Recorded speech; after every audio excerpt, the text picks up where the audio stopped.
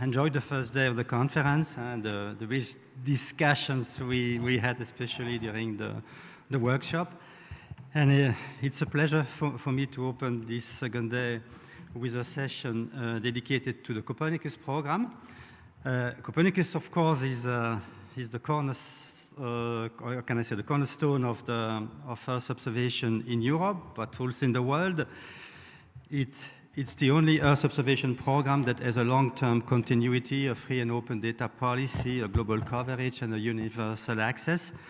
So in this session, we brought together some of its key institutional actors. So we have DG DEFIS, ESA, the European Environmental Agencies, and EUSPA.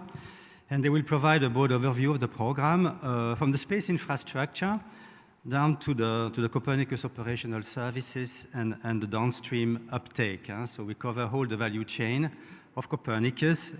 And we will start first with an overview of the Copernicus program that DEFIS will present, to present a bit the current status of the program and its strategic directions. Then it will be followed by ESA and Pierre Potin, who will present the status and the future evolutions of the Copernicus space component.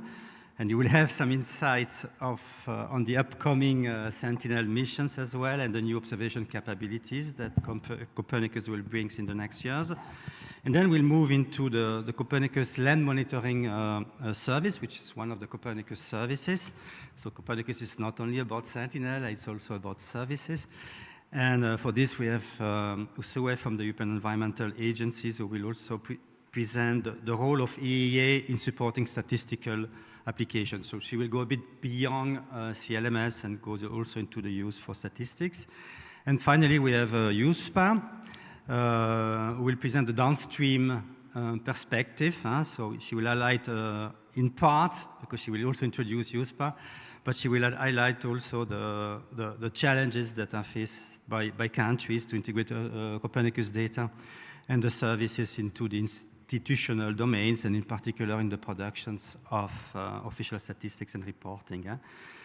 So this session is quite important for the objectives of the conference because it connects the full Copernicus value chain from data acquisition to uptake, and it will directly address the opportunities and the challenges that institutions in general and the NSIs in particular are facing when integrating Earth observations into the official statistics. So I really hope that you will find these presentations insightful and useful also for your work and for the program itself of the day. So I'll start with the first presentations. So it will be Tim Lemons from DEFIS, from the European Commission. He's a Copernicus policy officer in the Earth observation unit at DG DEFIS, which is the unit responsible for the management of the Copernicus program. And Tim oversees the Copernicus land monitoring services. So we are talking a lot about land today in this plenary. And as well as the cross-cutting coordinations of in-situ data. But I will not ask you any questions of in-situ data. So Tim, I think probably it's better if you come here to make your presentation.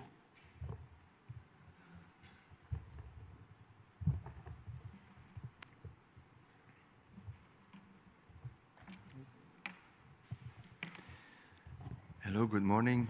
Thanks for attending so early today.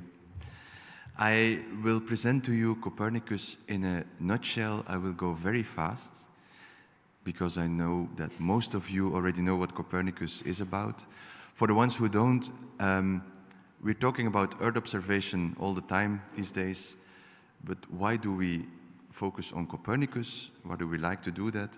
Because Copernicus is an operational program, so it means that if we offer something, it's there to stay. You can keep on relying on the products and the data offered by Copernicus. That's the intention. Copernicus is part of the EU space program. It's one of the components next to Galileo, EGNOS, and others. You may have heard of the governmental service. That's also an Earth observation program now coming up. This is not inside Copernicus, it's next to it. So it will be another component appearing on this slide in the future, probably. So we will talk today about Copernicus only. I have to say that I'm not popular with this slide in this house here, but Copernicus is not about space. Yes, we call it a space program, but the main thing is to monitor our environment. That's the goal. So Copernicus, as my fellow Belgian Magritte painted it years ago already, is not a space program. It's about you, it's about the users, it's about providing information and results. And of course, we do need space for that, because we do need to have our satellites up there in the sky, and we do need the support from ESA and EUMETSAT for that. But the core goal of Copernicus are the users, and we support them across many policy areas. This is not only for the EU institutions, but the Copernicus program is defined for core users across European Union, national administrations, even regional administrations. So that includes all of you statistical officers of the national statistical institutes. You are our core users as well. That means that Copernicus has to listen to your needs, to what you need. We need to give information that you can use at the end of the day. Just an overview of how Copernicus is structured is a very big thing. It's led by the European Commission, but in combination with, supported by the European member states. We talk with them in the user forum and in the committee meetings, and they really steer how the program should be led. There are three big components in the Copernicus program. We have the space component. Pierre will tell you all about it in a minute. We have the services component with 6 services delivering information in 6 thematical domains. And we have an in situ component, which is implemented by the member states, but there is a cross-cutting coordination which is led by the EEA. Also there, I invite you to follow the presentation of José Miguel from EEA tomorrow. I don't know at which time, but have a look at the agenda. All the data and information that is delivered by Copernicus is offered fully, freely, or full free and open to all users. And all users is really everybody, worldwide. You can all access all images, satellite images delivered by the Copernicus Sentinels. You can access all information delivered by the services. There is one exception, the security service. They have some limited access to some of the data, which you will probably understand why this is the case. But the basic principle is full, free, and open. Keep that in mind. If I go over the 3 components very quickly, we have the 6 services. 6 services are the land service, the marine, atmosphere, climate change, emergency, and security service. As you have heard yesterday from Mark Dowell already, the most relevant service, if we talk about policy reporting requirements, and related to that, if we talk about statistics to derive from Earth observation, is the land service. The others also have interesting products, but the land service covers more than half of your needs, I think, which is why in this session, Ushwe Donethar will also explain you more about the land service and what is offered by them. I will not go into detail with all of them, because that would be another separate session. Very interesting, but have a look at other workshops if you want to learn more about all the Copernicus services. Then we have the space component. There Pierre will give you all details, so there I will also not tell too much, but just to know, we have the Sentinels, which are owned by the Copernicus program, owned by the European Commission. They are implemented by ESA and by EUMETSAT. You have all the details of all the Sentinels here. And we have the contributing missions, which are third-party missions and where we kind of buy in those data to be used by the Copernicus community as well. For these are not our own satellites, so there are user licenses related to this. So also these data are not always full, free, and open available. But there again, you will have another session tomorrow by Peggy, who will tell you all about the contributing missions, the CCM. And then the third big pillar of Copernicus is the in situ component. I think after the session, the work session of yesterday, it's very clear that this is a very important one for us, and we want to reinforce this in the next programming cycle, because even in these days of AI, it's so important to have validation data, to have ground truth data, to have reference data. And you all agreed, so we are going to support that for sure. Also here, José Miguel is presenting on in situ, so don't miss him the next day. Then, how can you access all these data?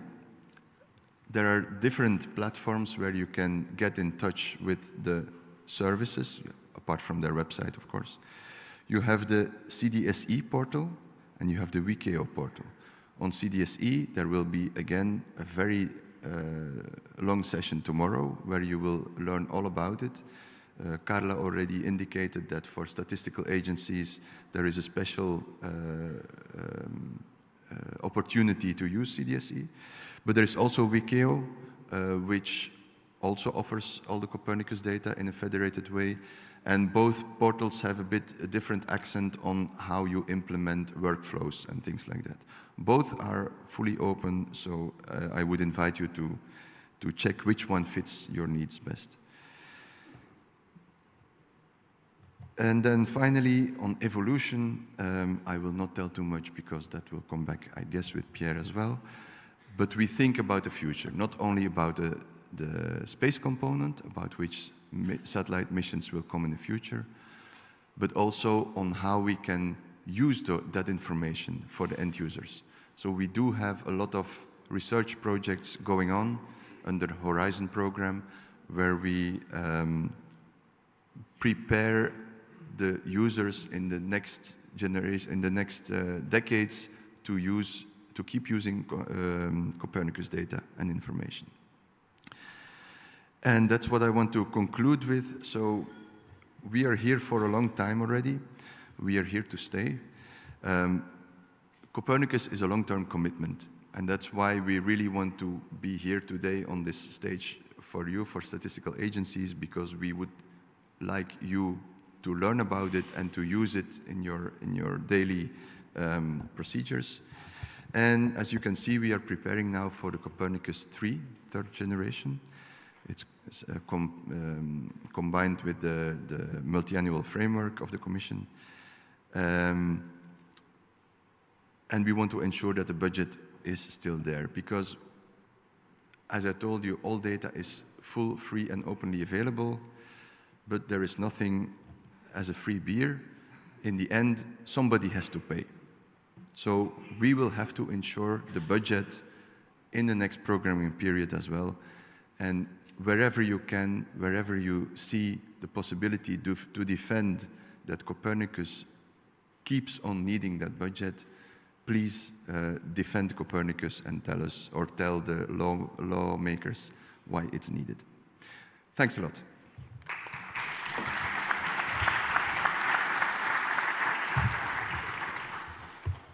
Yeah, thanks a lot, Tim. I think it was a very good overview of the program and of the different components of the program.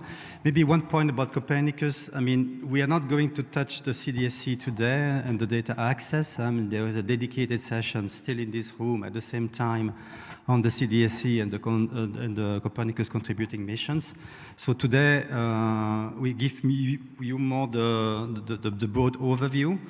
And now we are going to dive into the space, the satellite component, or the space component, which is a big part, of course, of Copernicus. And for this, we have Pierre Potin. So he's a colleague from ESA. And he leads the Copernicus Space Office at ESA, and is responsible for the strategic and coordination activities related to Copernicus. So Copernicus is really his main, if not only, topic. And he serves as well as the formal interface to the European Commissions for the Copernicus program. And he's been involved in many precursor activities like GMES. You might not know what GMES is, but it was the precursor of Copernicus. So this means that it has at least 20 years of experience on Copernicus. Thank you, Mark. A lot of time indeed. Good morning all. So I'll try to give in a few minutes time a short overview of the Copernicus Space Component. Starting with the role of ESA on the program. First, Copernicus is a co-funded program between the EU, the European Commission, and ESA member states. This is also one success of the program. I'll show you next a slide also to show the various milestones that we had over the past years regarding the funding aspects. So the mandate of ESA is basically being the architect of the space component, the development of satellites, of course with a contract with industry. Also, we manage the operation of some of the Sentinels together with EUMETSAT. We also manage the delegated activities from the Commission related to the Copernicus contributing missions that Tim mentioned, and I'll have a couple of slides of that as well. And the main goal is to deliver high-quality data to the 6 Copernicus services, but not only, it's also to feed the scientific community, the value-added sector, the commercial sector with Sentinel data. The main characteristic of the Sentinel is to provide a global mapping of, at a good resolution, at least for Sentinel-1 and Sentinel-2. And this is really a huge capacity in terms of mapping, in terms of with the large swaths, and I'll come back on that quickly. So there is a lot of information on these slides. I will not enter in the many details, but this is to show that indeed Copernicus started many years ago with the Baveno Manifesto in '98. And what you see on the top are the main milestones on either side, where the funding has been allocated systematically at the ESA Council at ministerial level, typically taking place every 3-4 years. Whereas at the bottom, these were the milestones on the EU side, where, as you know, the financial period is 7 years with the MFF. So we have to synchronize with the European Commission the development and the activities, and this is made through a so-called Copernicus Space Component long-term scenario, where we define exactly who is doing what on the long term, who is supposed to finance what. And the funding of ESA is mainly related to the development of the satellite, and this is shared with the European Commission, and the Commission finance basically all what is the rest in terms of operations, launches, access to contributing missions. So you can see in the center the various milestones we had regarding the satellites themselves. The first satellite, Sentinel-1A, was launched in 2014, and then subsequently we had the other satellite launched. And one main next milestone will be the MFF 2834. We expect a huge budget regarding to ensure the continuity of Copernicus. At the recent Ministerial Council in November last year, we had a successful subscription of member states on the development of Sentinel-2 next generation and Sentinel-3 next generation optical mission. At least half of the funding, the second half, is supposed to come from the European Union in the next MFF. Few figures, impressive figures regarding the space components. We have more than 600,000 users registered in the so-called CDSC, the Copernicus Data Space Ecosystem. More than 250 terabytes of satellite data distributed per day. We have nearly 100 petabytes of total published products. Data policy free, full, and open, which is really a characteristic of the program for the Sentinels. And then I'll come in more detail with the current satellites in orbit and the next the expansion mission. So these are the satellites we have currently in orbit, at least the first generation. So starting with Sentinel-1, which is a radar satellite in SAR in C-band. You see in each of these images these small dots. Actually, we should have the fourth dot, which should be white on Sentinel-1, because we just finished the commissioning phase of Sentinel-1D that was launched last year. So we are back with the two satellite constellation with Sentinel-1. Sentinel-2 is the high-resolution optical mission. Main characteristic is very large swath of almost 300 kilometers. Sentinel-3 is a medium-resolution optical mission for sea surface temperature, land temperature, but also there is an altimeter on board. The Sentinel 4, 5 are related to the monitoring of the atmospheric composition. Sentinel-4 being a payload on the geostationary orbit on the MTG satellite, and Sentinel-5 a payload on the post-EPS in the low Earth orbit. They were just launched a few months ago, and we have the Sentinel-5 precursor, which is a single satellite precursor of the Sentinel-5 mission. And Sentinel-6 is an altimetry mission, which is developed in partnership with the US partners and EUMETSAT, as well as the Commission, of course.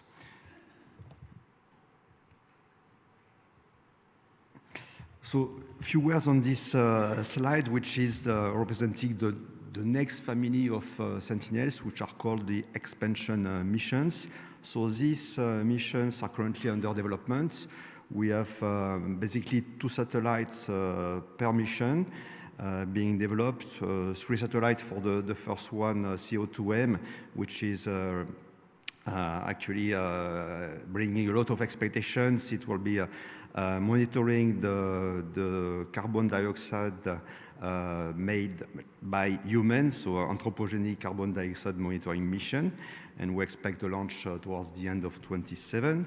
There will be 2 missions that should be very relevant for your community, which are LSTM, Land Surface Temperature Monitoring Mission, that will provide more parameters, observation parameters for agriculture, water resources, drought, urban heat islands as well. And the second key one will be a CHIME, a hyperspectral imaging missions that will also here with all the bands provide a lot of very relevant information related to crop health, raw material, biodiversity, water quality.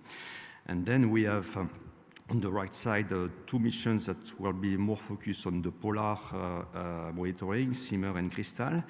And Roselle will be a SAR mission in L-band complementing Sentinel-1. So we'll have basically a dual frequency SAR system for Copernicus thanks to Roselle. And there will be also 2 satellites developed for Roselle.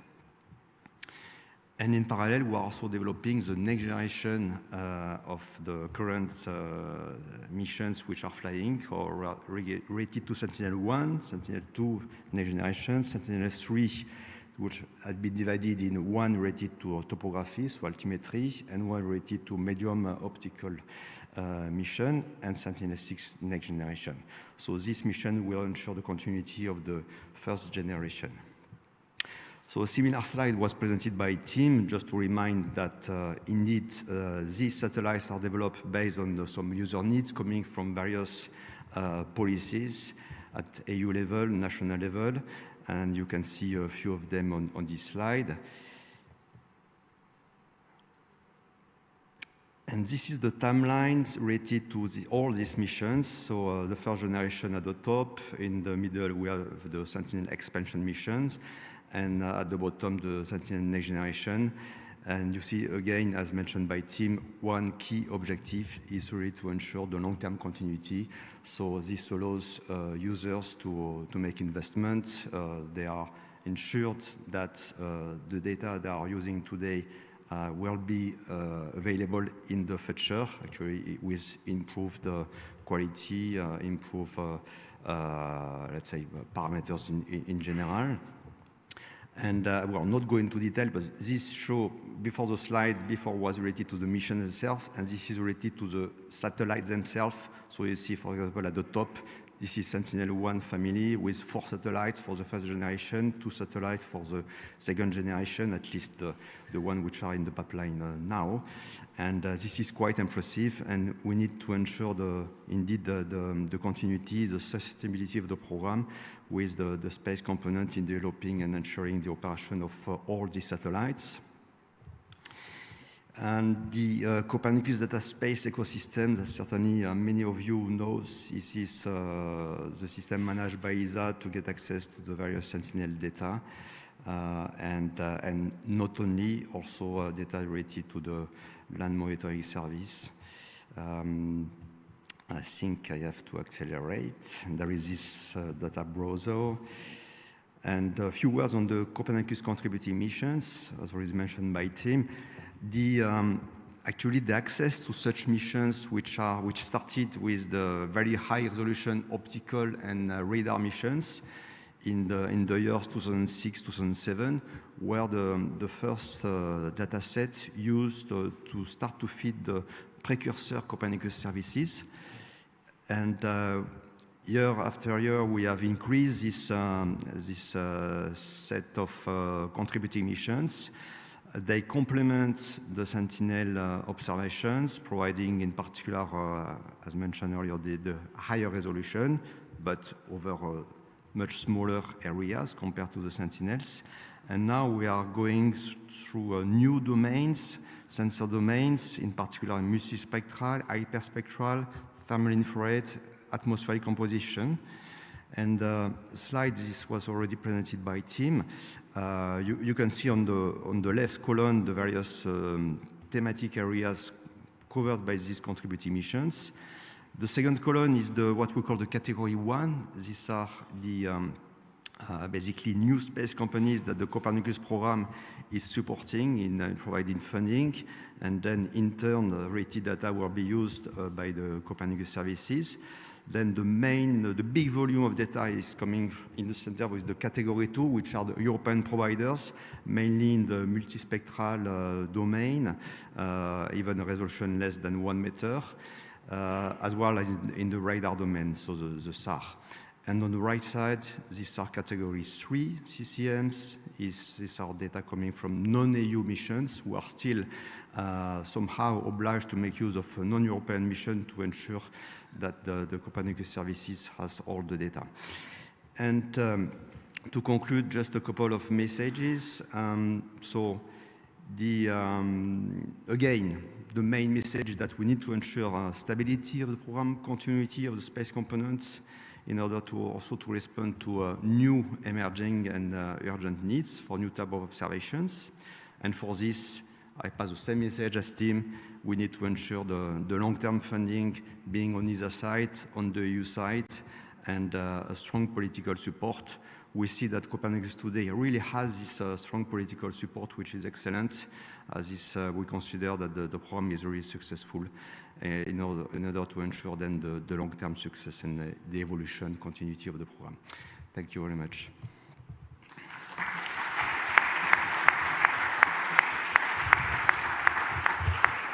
Thanks, Pierre.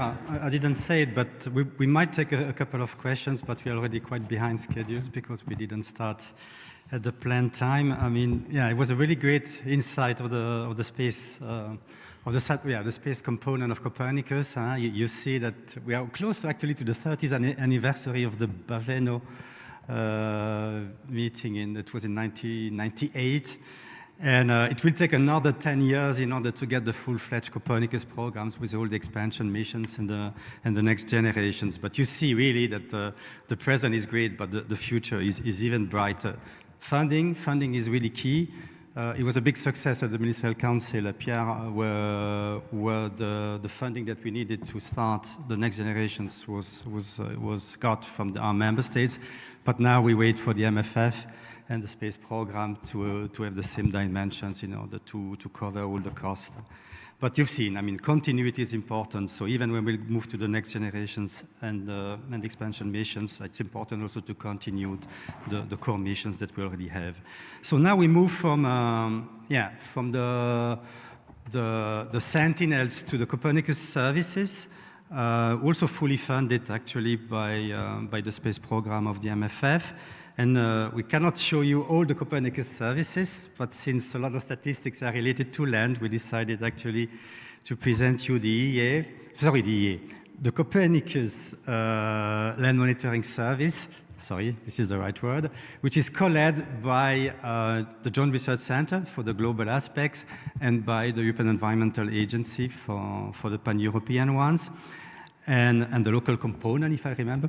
And for this, we have Usue Donezar she's actually the leading person for the Copernicus activities at the European Environmental Agency since 2022.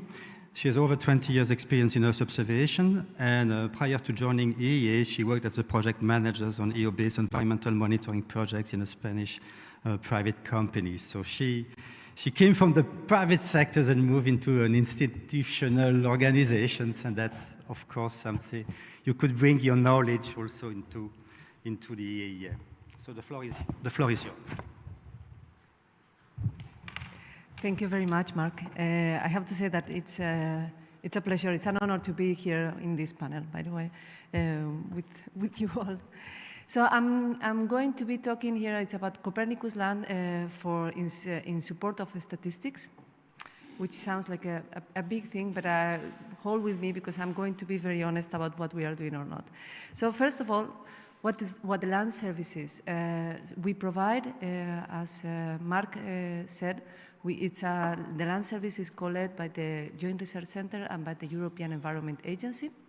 The European Environment Agency at the same time is leading this part of the implementation of the land service, but also we are leading the activities of the in situ, which is very, very popular and really one of the key take-home messages from this conference and the previous ones, by the way.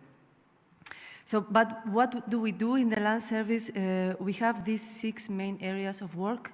We are creating land cover and land use mapping in a wall-to-wall classification. This means on all our area of interest. For EEA, that stands for EEA 39 plus the UK, and for the GRC, that stands for the globe, of course. And by the way, we do have a global land cover, and I really invite you, because I think that was mentioned in one of in the workshop yesterday. I really invite you to go and check our products. We also create what we call priority area monitoring products, and those are land cover and land use mapping on specific areas. An example is the Urban Atlas, but also GeoGlam in the global level. We provide access to satellite data on the Sentinel-2 global mosaic, and also the very high resolution coverage provided by ESA. We are also creating biogeophysical parameters, namely that this is continuous monitoring of vegetation and water. One of the products which is unique, and it's only created at the European Environment Agency, is the ground motion monitoring based on radar, and that's only available for EU. And then we are also providing what we call reference and validation data. That's GBOF at the global level, but also EU Hydro at EEA. But having said this, and because this is the status now, I want to talk about the future, because we are now preparing for the future, and what we know is that the portfolio has some challenges that we need to address openly, I would say. For Copernicus 3.0, so for 28 to 35, we have 3 main priorities. The first one is to increase the policy relevance. Second one is integrate new technologies and data. And the third one is to focus on data access and distribution of products. We are now in a good moment to actually assess the policy relevance, so see where we stand in our ambition, and introduce the changes that are needed to a portfolio if needed. One of the things that I will be focusing in this presentation is the fact that the European Environment Agency is one of the key stakeholders of the land service. We are using we use our products, and we use the CLMS products, and we ambition to use them more often. and really exploit the potential that the land service has. And what we did is, to prepare for the future, you first need to look back. And what we did is we mapped the use of the land service at the European Environment Agency, the current one. And we measured the relevance of the land datasets for this support to European policies. What you see here is a map of all of the products that are currently produced by the land service, by all the land service, but mostly by the ones produced at EEA, and the relevance in the different, and the relevance. When we talk about relevance is, if you wouldn't have this data set, what would you do? Meaning, if you don't have it, you have a problem. Let's put it in plain words, no? And you see that, for instance, there are the CLC Plus backbone, our land cover, is highly used and highly appreciated. You also see that most data sets, 85%, have high relevance in reporting activities. And of course, the ones that are mostly used are related to land use and land cover. We also see that Corinne land cover, for instance, is really used. But we also see that some of them are not so widely used, at least at the EEA, and we wanted to also understand why and how should we evolve them to see if there's something from our side that we should be doing to increase that use. So after this mapping, what we did is we created these slides on how we are supporting on these 6 EU policy area domains. So biodiversity, water, health and pollution, sustainability, soil and climate and land. And we mapped all the application areas, which are quite impressive, I have to say. So in biodiversity, we have imperviousness in urban areas, for instance, or urban green space maps. Forest connectivity and fragmentation for the tree cover density. Then on the water domain, I think that here we have a huge, with the publication of the water resilience strategy, we have now a whole new domain to serve. One of the first things that we are now doing is we started the implementation of the water thematic hub in the Copernicus, among the Copernicus hubs. But we are also really pointing at the water with the revamping of the EU Hydro. So we have we created a stakeholder group that is really driving the implementation. So really making the land a user-driven service. On the health and pollution, we also have, we are supporting the zero pollution monitoring, air quality assessment. I'm not going to go into all the details. On sustainability, we have ecosystem accounting. I will give an example of that. Sustainable land management or environmental inequalities. On the soil, we are now, after the publication of the SML, we are now seeing how our products should evolve to serve better the SML. And what also, when we talk about serving a given policy, we also need to establish this type of conversation. Maybe we are not able to go the last mile as it is described in the law, but we need to look for the best possible proxy. So try also to be pragmatic, because we also need to find solutions that are sustainable with time. So what Tim Lemons commented, this is very important. Our portfolio is operational and it's going to be sustained in time. And in that sense, we need to find solutions that we know that we can maintain for the next 10 years, for instance. And in the case of the policy applications, this is especially important. Then on climate and land, we have land cover, land use monitoring, but of course we have the most well-known is the land use and land use change and forestry so-called instance. This is a land cover and land use map. If you look at it, it shows like a land cover and land use map, which is especially made to serve the reporting purposes of the LULUCF regulation. And this is what I was mentioning before. One of the use cases is on ecosystem accounting. We have the Corinne land cover for this. The Corinne land cover is the most traditional of our products. It's also, by the way, this year we are celebrating 35th anniversary of the product. I'm very happy for that, I have to say. It's updated every 6 years. And we are going to release the next one in 2026. So actually it's going to be released in June, July 26. It is interesting because it is a different concept in this in our portfolio. It is created by the countries for the countries. But to serve better this application, what we know is that we need to go one step further. And we are now going to launch a call for tender to have a project to actually help us develop it further to better serve this specific use case. Because what we need, what I understand that we need from our thematic experts, that we need a 3-year update. Another case is the imperviousness.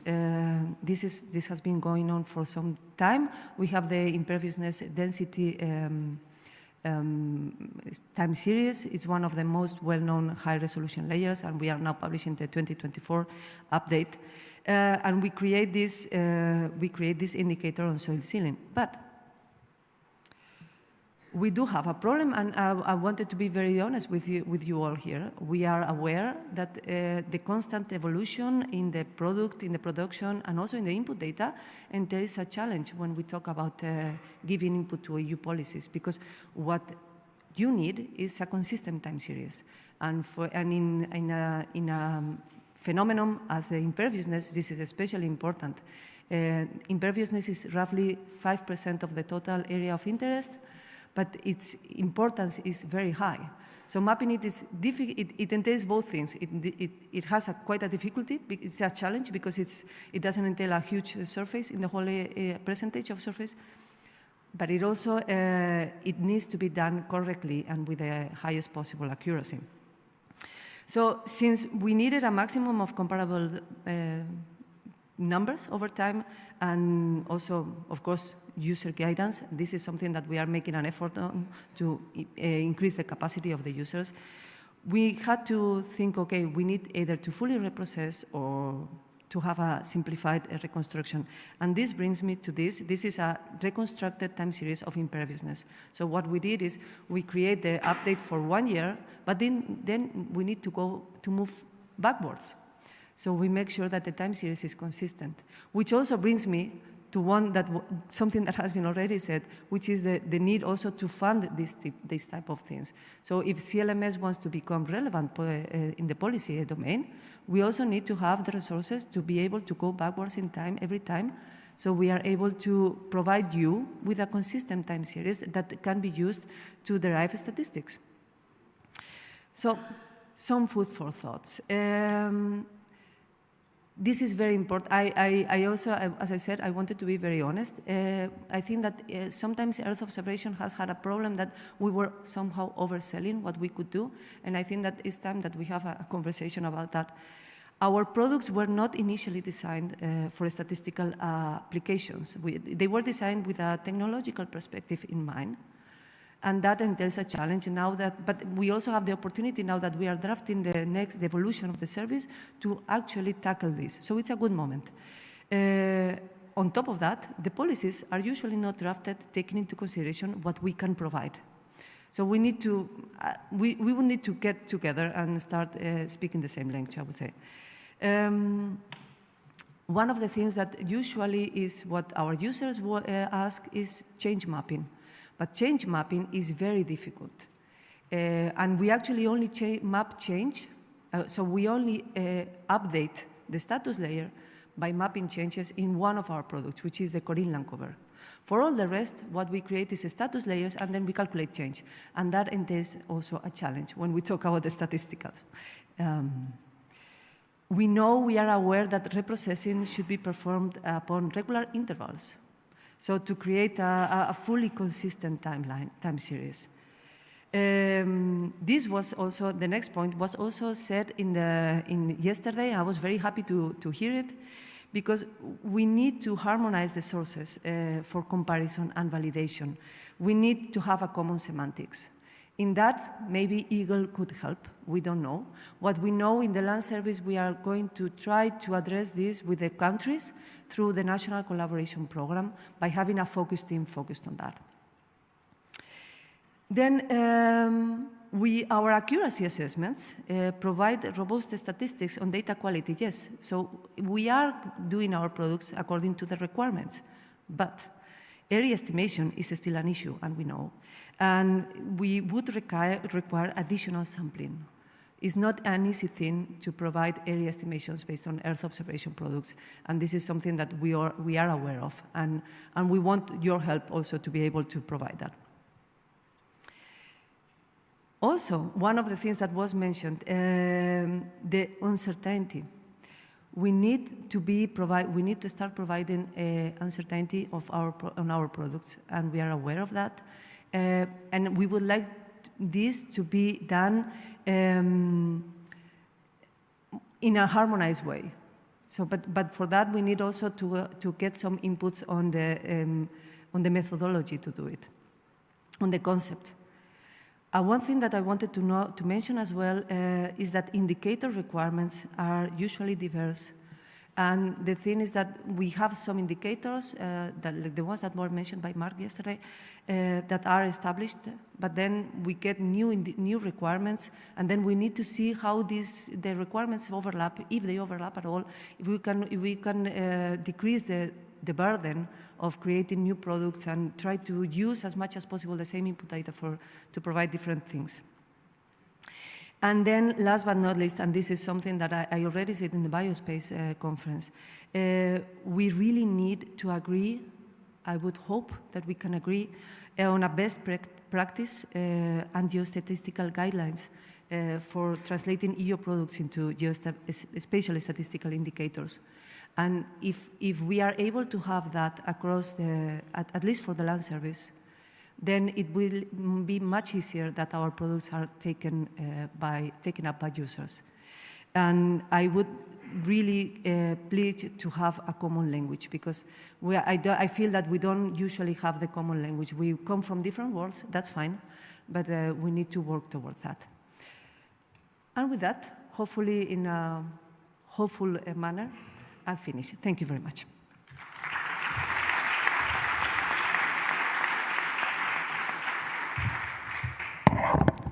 Sorry. Thanks, Usue. I think I very like, I like really a lot your presentations, especially the last slides, where you highlighted a number of areas where we need to do better with the Copernicus services. But the one take that you have to take from the presentations is the importance to increase the policy relevance. So I attended the General Assembly of the CLMS last year, and that was really the big recommendations. At the end, it doesn't require that much to move to what is already available, to have something that is statistically ready, or ready at least for policy monitoring, but this needs to be done, and you've seen the very great analysis that they've done on the policy reporting at EEA from the CLMS services. But changes, I hope that we'll discuss this during the workshops. I don't know exactly where, maybe in trust, but all reporting is about changes.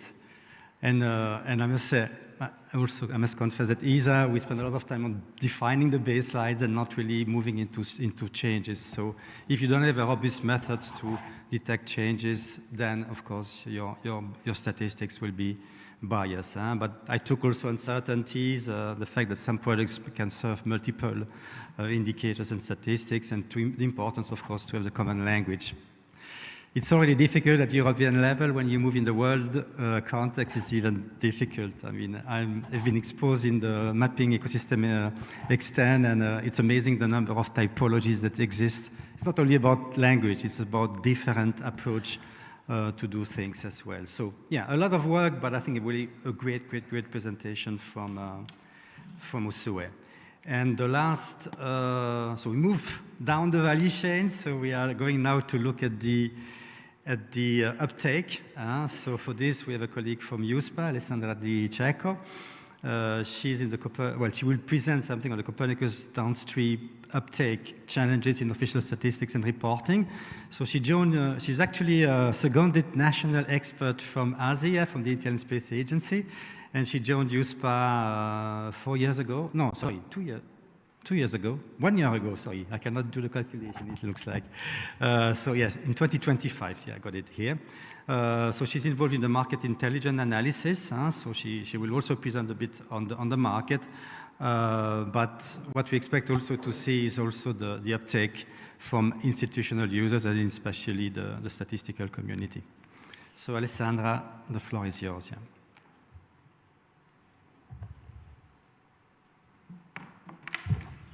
Yeah, so good morning to everybody. Thank you, Mark, for the presentation, and thank you for the invitation to USPA.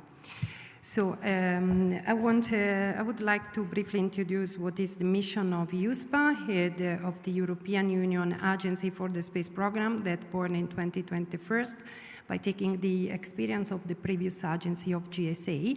We are based in Prague, and our mission is based on three main pillars. The first one is the exploitation of Galileo and EGNOS services, including the management, the maintenance, and the operational activities of the services 24/7. But we are also involved in the GovSatcom app preparation, and we manage the front desk of the space surveillance and tracking, that is a program related to the observation of artificial objects in space, including space debris. The second pillar is based, USPA has the responsibility of the security of all components of the EU space program that have been already mentioned by the colleagues from Davis, that is based on the Earth observation, GNSS, secure communication, and space situational awareness. The third pillar is based on the market development, on the market downstream development, and on the user uptake. The USPA role in Copernicus is mainly devoted to supporting the downstream market development. We have different actions that can support startup and SME from the simple idea up to the ready-to-market solution. For example, we have the Cassini initiatives that is managed by USPA together with DG Davis, but we also manage several calls under the Horizon Europe program, and we can also support specific business case and the utilization of the solution in the operational environment thanks to the new Make It With Space initiatives. We have a consultation platform with the user. We are it's a permanent consultation platform where leaders, business and business leader and innovation can express their needs and their requirements in order to support also what is expected in the call. For what concerns the market intelligence analysis, USPA published each 2 years the market report that address the revenue related to the Earth observation and GNSS program. In particular, we address 16 market segments. They are listed here from agriculture, aviation and drones, climate and environment, up to the new one, EU border and internal security, that we are going to include in the next report that will be published by the end of May. We address the revenue of these programs thanks to a forecasting model that help us to quantify the revenue of the different applications that we have, that we can analyze for each segment. For instance, here I present several applications of the urban development and cultural heritage segment. For what concerns EO application, we, for example, can analyze the light pollution, thermal auditing, and or also the urban planning. So we quantify the revenue of this application. And we can have an estimate of the revenue in a time frame of 10 years. Here I show the revenue of two different segments that we already published in 2024. And we can see the different color are the different contribution coming from the different application. And what we can have as a global result is the total expected revenue in after 10 years, but also the current picture, the status of the art of what is the global revenue. In 2024, the Earth observation revenue was around 3.4 billion euros, and what we expect is more than 6 billion, considering both the data service, the DO data sales and DO service sales. Here I present the result of a statistical analysis we made in PEST based on Sentinel-2 data. It was related to an analysis of the related to agriculture, and what we found was that in 7 years, we found that the important crops decreased by up to 13% in 2022. This is my last slide, and it's just to raise the point that we are in the AI era. And what we can expect is that some data, some images can be manipulated, especially during the provision of services that, for instance, startup or SME are producing. So we need to take care of this problem that can be that we expect in future, and probably we need to establish a secure chain to ensure that DO data remains a source of truth. So thanks you again for this invitation.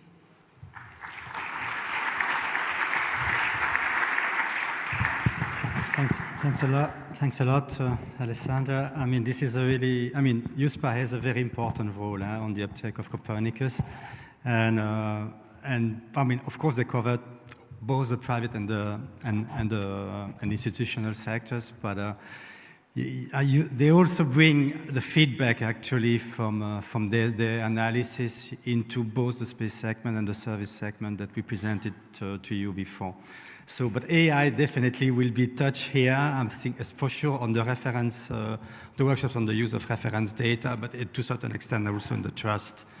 That we'll have a trust and uncertainties that we will have on Thursday. So if I can have the slide, I would like to give a round of applause to our great speakers. I hope that you get a very informative presentation of.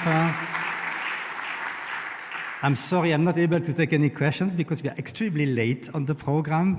But I would like to guide you a bit on the program today. So today we don't have any workshop. So we only have oral sessions and a number of demos, hands-on demonstrations. So from this time, we will not gather anymore everybody in the same room, except at the very end where we'll do the wrap-up session just before the icebreaker. So, and this is, I was discussing with Hannes yesterday, this is important because what we hope is that with all these oral presentations, you will have good insight of the state of the art in the different topics, and this will bring you ideas to discuss during the workshop that will happen tomorrow. Tomorrow we will do only workshops in a similar way as what we've been doing yesterday. So let's go very fast on the program because I need to guide you a bit.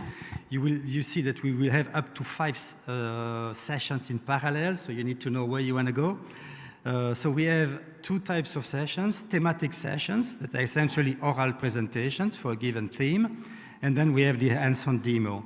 So we will start hopefully at 10:15 with 2 thematic sessions. So one here on SDGs and environmental policies, we decided to bring the two together, and the second agriculture thematic sessions will take place in the Magellan.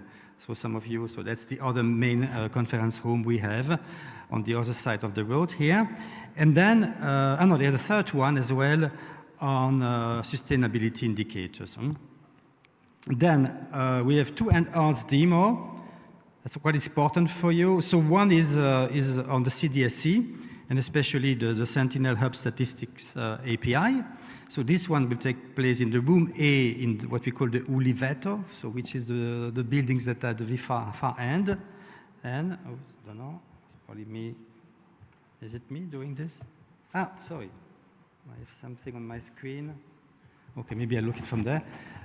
And then we will have in the Science Hub, I hope that you'll find a way to go to the Science Hub, a very important platform called RES. No, go back to the previous slides. RES4SCA, which is a toolbox used to do ecosystem accounting. We mentioned this and we saw a slide for Usue on that.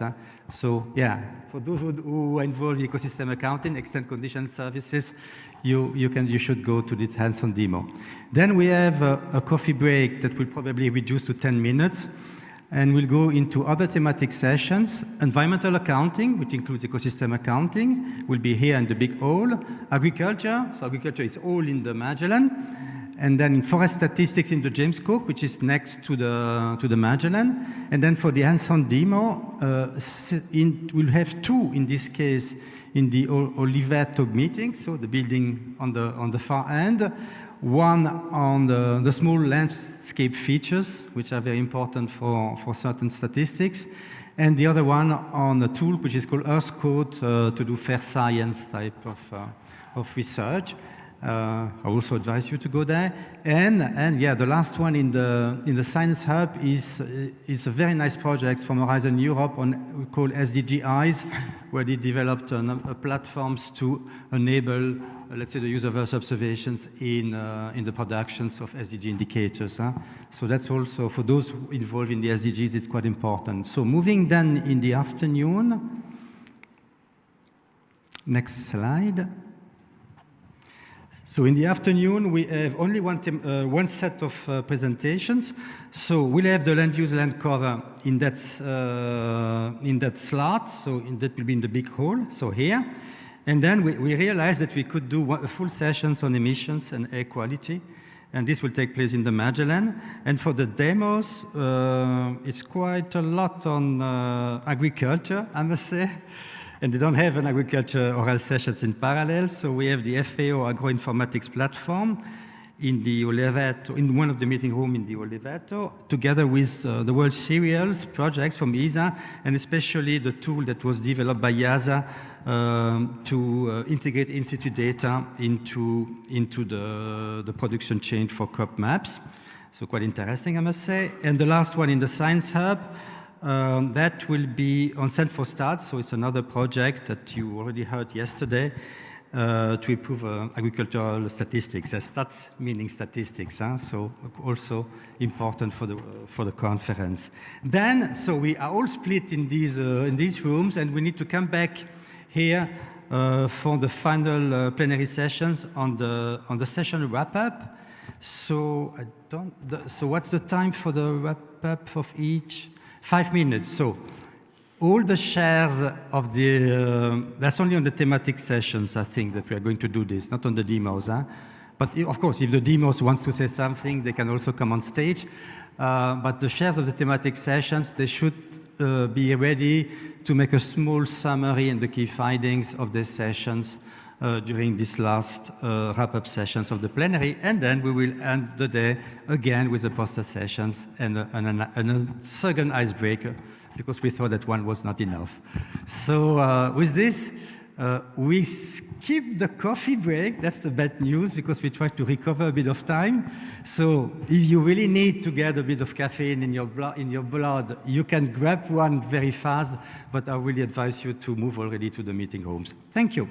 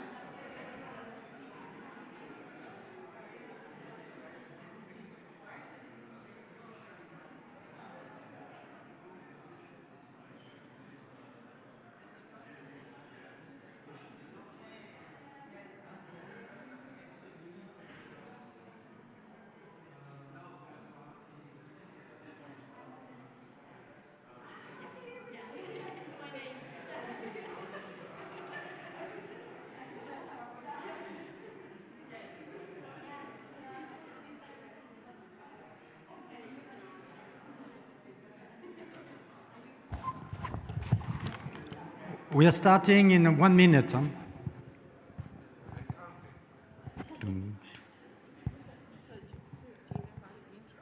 Yeah. Okay. No, sit here. No, just us. No, it's better to be here.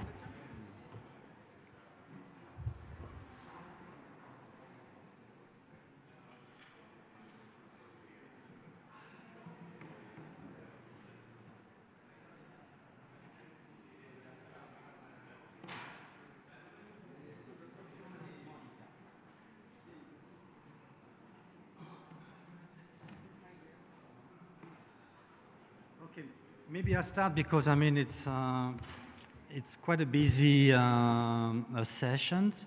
So so it's a thematic session. So we are going to have only oral sessions now. We give 10-minute slots for each of the speaker. We have 90 minutes. 90 minutes divided by 9 is 10 minutes. So we really ask all the speakers to stay within 8 minutes to allow 1 or 2 questions.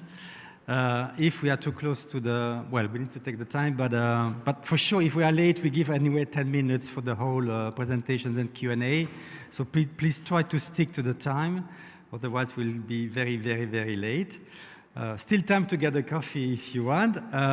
So the subject was a session that we wanted to do on the Sustainable Development Goals, on the indicators. At the end, it ended up that we didn't have enough or abstract submissions that were really responding to the global indicator framework of the SDGs. So we decided to extend it a bit and go into indicators that are still important in order to monitor and reporting on policies. So that's why the title is SDG and Environmental Policies. Huh? And but I can already invite the first speaker. I guess it's Daniele, giusto? Sì, Daniele. So it's actually a project funded by ESA, by MIM, so I know it quite well. I'm not going to ask more questions that I used to ask you before, so I hope that the audience will do it. So it's actually related to one of the SDG indicators on 15.3.1 on the land degradations, but moving to high resolution. So it was quite a new development, and this was done by, the project was called CEN4LDN, and it was done by Vito as a prime, and yeah, Daniele will present on behalf of Vito and the team. Thank you, Mark. Thank you for the presentation and also the support in the project. I think it was very nice to collaborate on this project. So I'm going to start with a bit of context on the United Nations Sustainable Development Goal 15, and in particular the indicator 15.3.1, which measures the proportion of degraded land over total land area, and it's used to monitor land degradation neutrality. The goal is to maintain or increase the amount of healthy and productive land, as this is critical for food systems, carbon storage, water resources, and biodiversity. The problem with this indicator is that currently it's being estimated using sparse data sets at lower resolution. So the objective of the CEN4LDN project was to develop and demonstrate a robust and efficient system that could provide this indicator at a constant annual time frequency, and also at high spatial resolution, starting from open data, so using Sentinel, and that could provide a reliable source of, for measuring this indicator. In the project, we collaborated with local partners over 3 selected pilot countries, Portugal, Colombia, and Uganda, which were selected based on the challenges regarding land degradation. The local partners were involved across all phases of the development, provided feedback on the prototypes, and steered the development until the final demonstration of the national prototypes. The indicator in practice is obtained by combining different sub-indicators. The first sub-indicator that we developed is the land cover one, is the trends in land cover, where we developed an automated global land cover algorithm, where we focused on temporal consistency so that we could obtain reliable changes, and also basically to provide a continuous and flexible system for customization of the index, because different countries might want different transition metrics and so on. Here at the bottom you see an example of the indicator. We start from the land cover maps, and then we obtain the land cover transition maps, from which we obtain the land cover degradation sub-indicator. Here is a more detailed example where we can see also the continuous transition probabilities, which are in an intermediate step. The advantage of using continuous probabilities is that we don't lose information in the discretization process, and we can maintain all the information until the end when we perform the discretization to obtain finally the land cover transition maps and the land degradation maps, which is the sub-indicator. The second sub-indicator is the land productivity sub-indicator. Here, time series of vegetation indices are used to estimate the accumulated green biomass, which gives a measure of the productivity of the land. And in this sub-indicator, we first estimate a trend value, so whether the place is improving or degrading, a performance, how every pixel performs compared to a baseline that is estimated over a regional area. And finally, we combine the trend and performance to provide the land productivity degradation sub-indicator.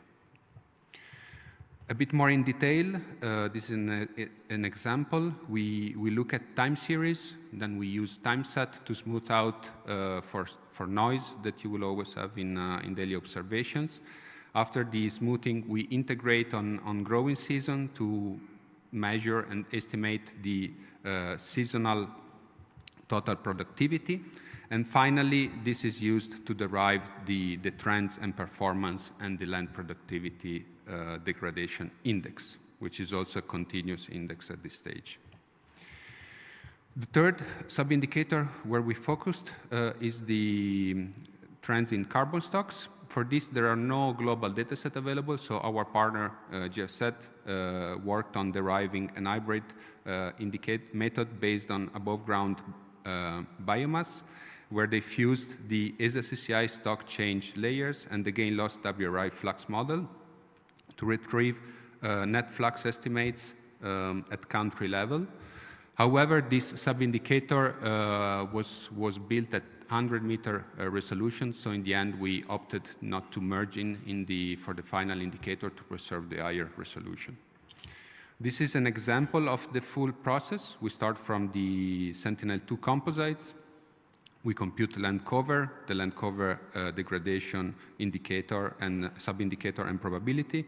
We compute the trend, performance, and productivity degradation sub-indicators. And finally, we merge this into the actual SDG 1531 indicator using the one-out, all-out method. But what we developed, and it's a bit of a novelty that we proposed here, is also a continuous counterpart of this sub-indicator, which actually contains more information and offers more possibility for customization by selecting custom threshold, integrating over areas, and so on. The prototypes were published in a Google Earth Engine apps and are available publicly. I'm just going to speed up for time. So concluding, we demonstrated this new methodology, an automated global land cover algorithm, productivity estimates, and we show how this can be integrated to measure the sub-indicator at 10-meter resolution on an annual basis, which was the point of the project. We provided national demonstrations, and we demonstrated the impact of Central LDN. In the future, we're aiming to extend this going back in time from 2000 to 2015, improve the thematic details, so mapping certain network forests or against plantations, improve local fine-tuning and challenging areas, and furthermore, integration with CDSE and OpenEO for broader uptake. Okay.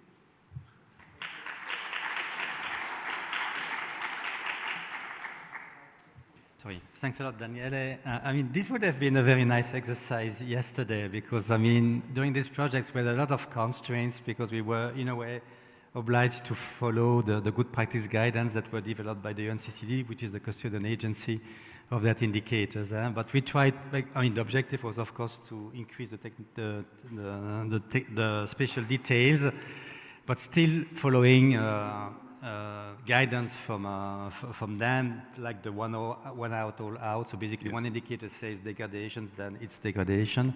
But we managed to provide a lot of good,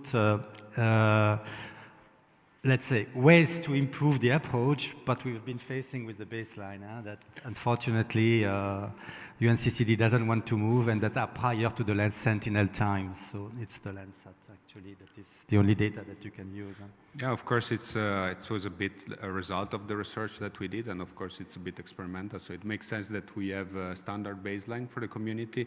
But I think with more modern technology and methods, I think looking at continuous data, it offers an opportunity to have more accurate information, because of course we know that there is uncertainty, noise in the signal.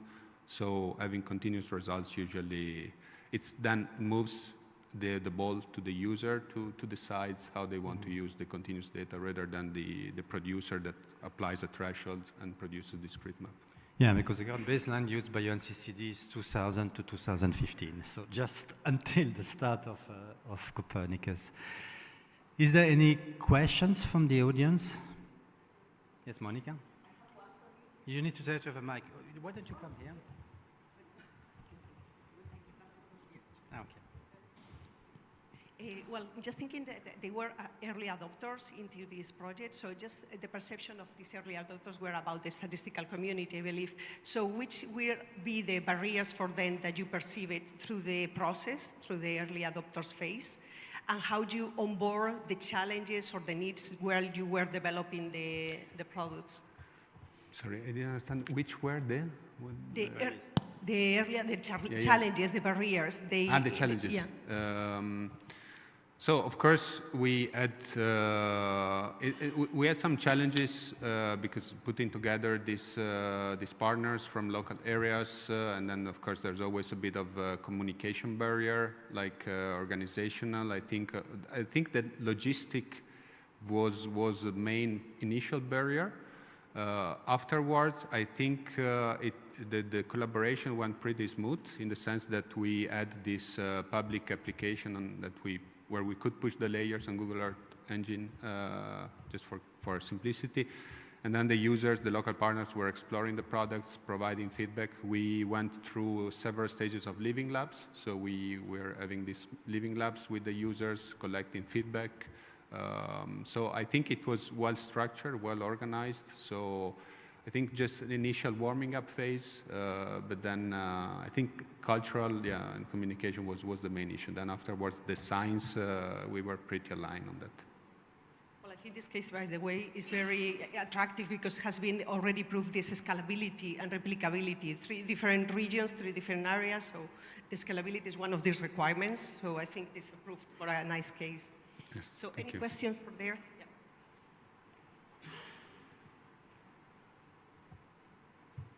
Yeah, thanks very much.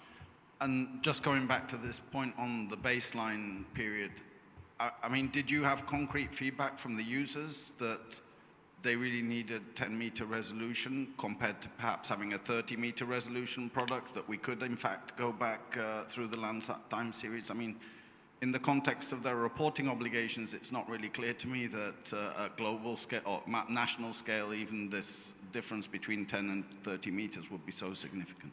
No, indeed. I think that you're right. And in fact, the idea, we are indeed exploring and seeking funding to actually go back in time using Landsat. And ideally using Landsat Sentinel Fusion to have a consistent baseline that would start in 2000, in the year 2000 and continue up to modern days, then switch into Sentinel. But of course, the challenge then is like the sensor switch, right? But We are looking into it, and I think it's a logical next step. There are many, but this is definitely very interesting. But I say, I mean, Mark, just to add one point, I mean, moving from 10 to 30 meters does not change anything. I mean, now they work at a very coarse resolutions, close to 300 meters to 1 kilometer. The point is more how to do, especially the land productivity, where we don't have enough observation, because we look at the phenology. But there are efforts with AI to downscale MODIS to Landsat. I don't know if you've seen some results. So yeah, we need to investigate a bit that. But there will be an extension to the projects. We still don't know. I mean, the top priority from UNCCD is of course to come to the baseline. Yeah, we are discussing. Okay, I think yeah, great work, by the way. Oh, you forgot to mention the link to Copernicus. One word. Yeah, so actually this work was very useful in the development of the methodology for LCFM, which is the new land cover forest monitoring service from the Copernicus Global Land Monitoring Service.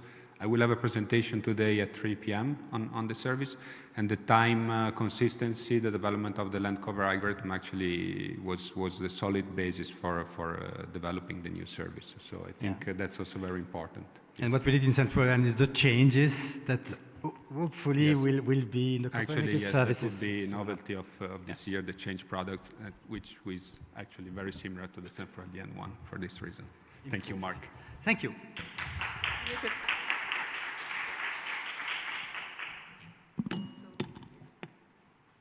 So we move now for the next speaker, but I think it's Michael Mays from the OECD. Oh yeah, he's here.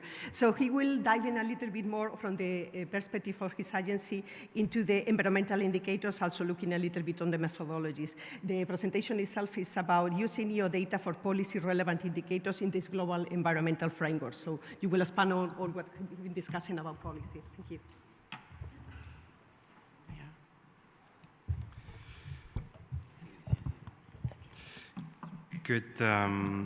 Good morning.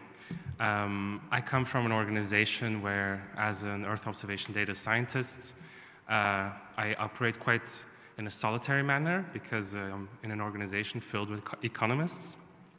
And so one of the challenges that I face and some other people in my team face is really trying to translate Earth observation data into policy relevant indicators to hopefully for decision makers to use them, and sometimes also interpret them in very creative ways.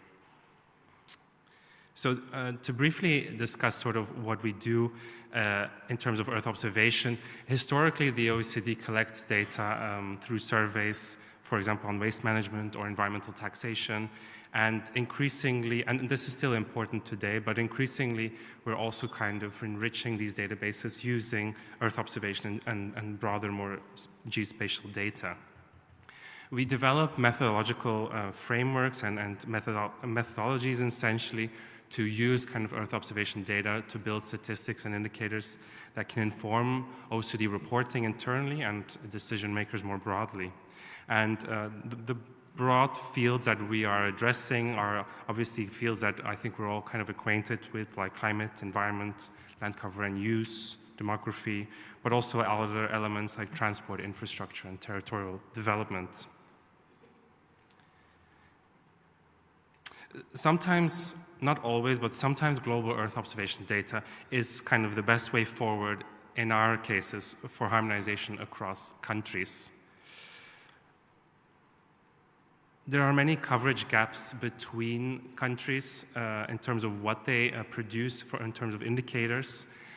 This is something that needs to be addressed, and only global Earth observation data sources can address that. There are also different ways in what countries report.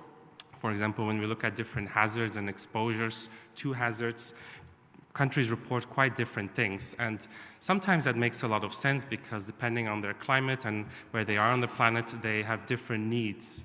Extreme heat can be measured in many different ways, like the number of hot days using absolute thresholds or using relative thresholds.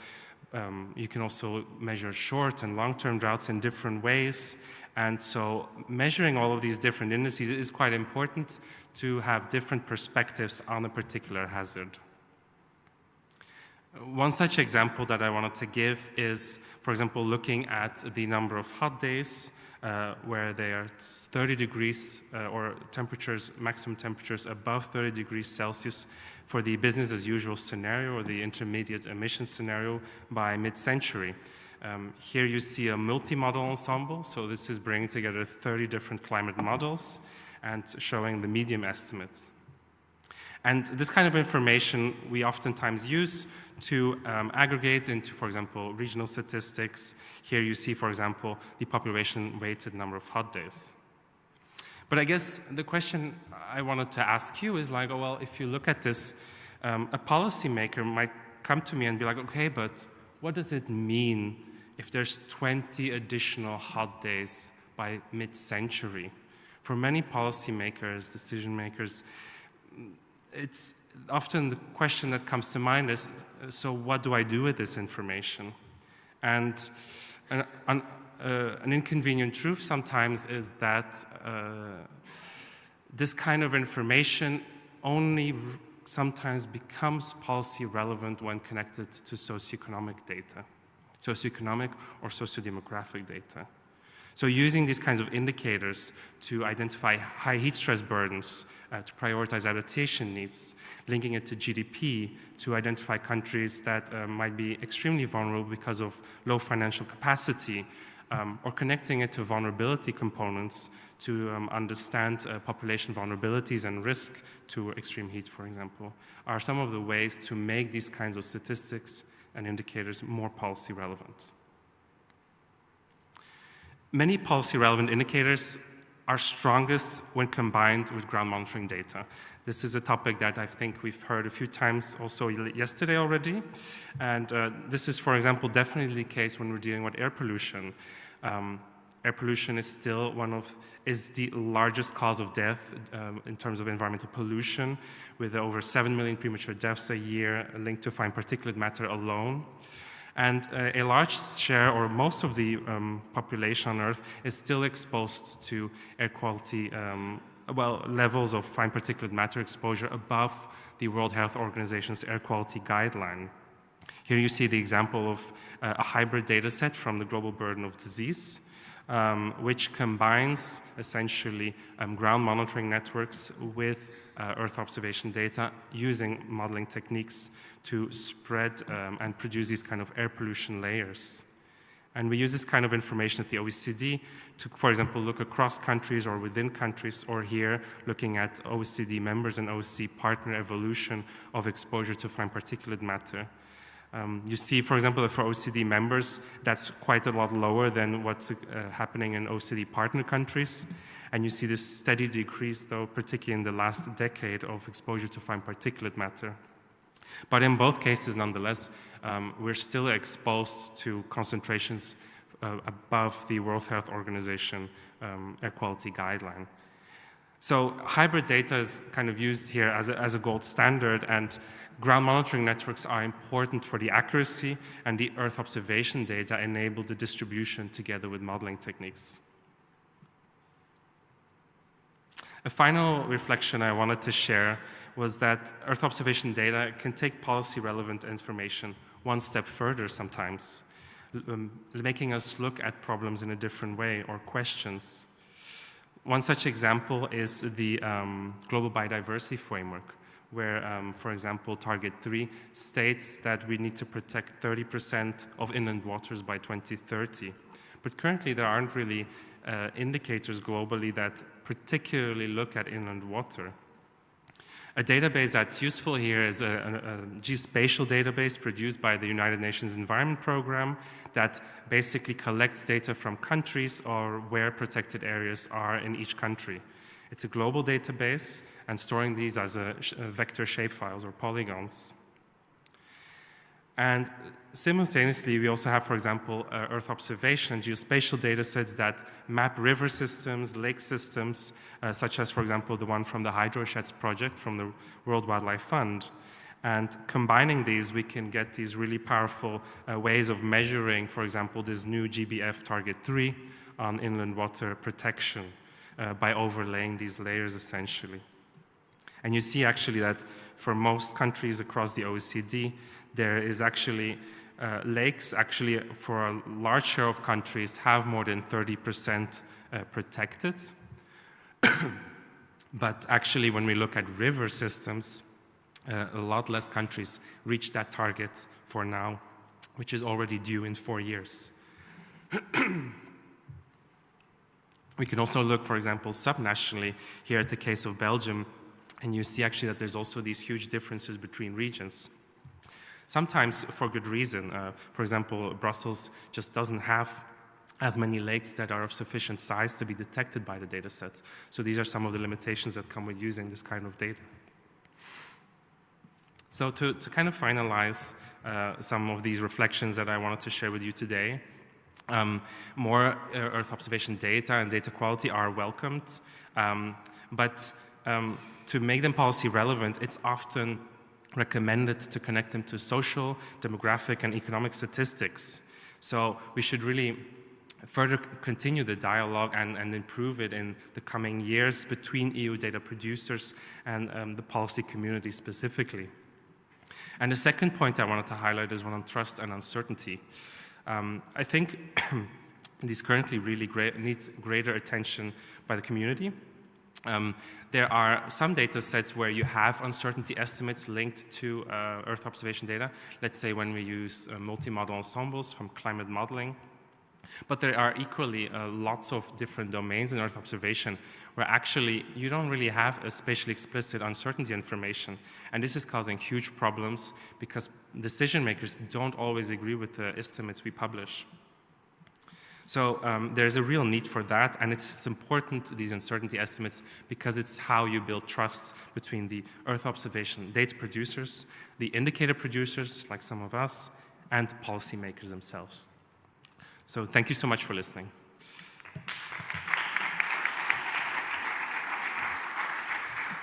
Thank you, Michael. I think, well, this final slide talking about uncertainty, I think is a good topic to follow on.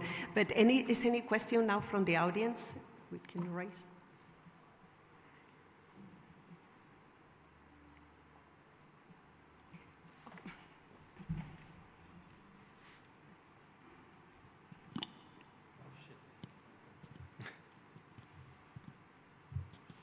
Yeah, sorry about continuing to take the floor, but if no one else is asking, I can go ahead. Yeah, I wanted to, well, first of all, many of your findings on your final slide are very consistent with what we see in our analysis of EU policy in particular. And I just wanted to give one example, which interestingly, I think, is almost combining two of the examples that you showed, which is we've seen interest. So in different EU legislation, there are what they call force majeure clauses. So certain commitments that member states have to take, there are exemptions to this under certain circumstances. Yeah? And so one example is, for example, on emissions, both for greenhouse gas emissions and air quality. There are sometimes clauses that say if there are extremes in temperature and either high or low, depending on the time of year, then there can be exemptions for member states on emissions being higher than the kind of the set limits.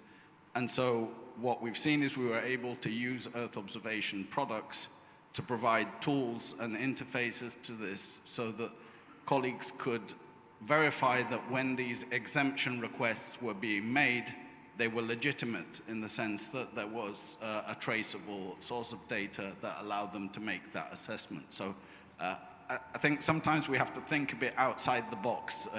It may not be the main policy indicator that we're addressing, but it may be some kind of secondary aspect to that policy implementation. So just a comment. Thank you, Mark. Yeah, I think, well, just drop my question for me. You mentioned about the importance of the socioeconomic data to integrate with other data sets, but I'm concerned about when you localize this information in a municipality, for example, and this very sensitive data, how are these perceived by the integration of data and be publicly somehow exposure to the people, this socioeconomic data? Yeah, I mean, one project we work on, we kind of connect, for example, socioeconomic data with vulnerabilities to exposure to hazards. And by that I mean we mostly work with publicly available data, so in that sense it's not very sensitive.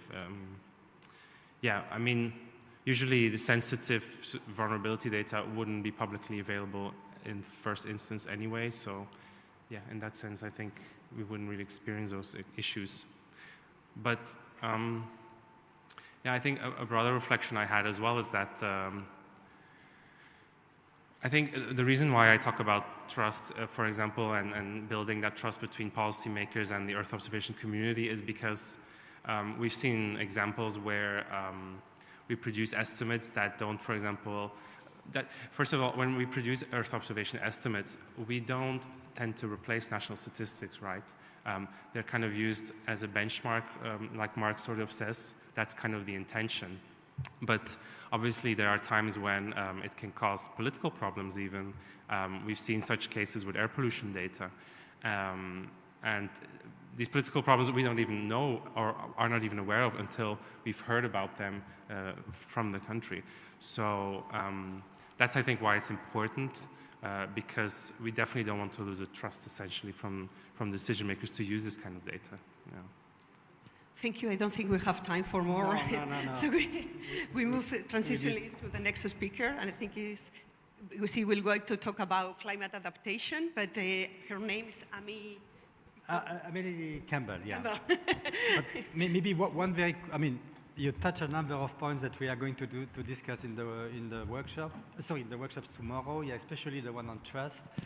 And I just want to say that what you said about statistical confidentiality and data protection is one of the code of practice of Eurostat. So in the trust, I hope that you got what I said. So no, what I said is that among the code of practices of European statistics from Eurostat, there is one which is on confidentiality and data protection.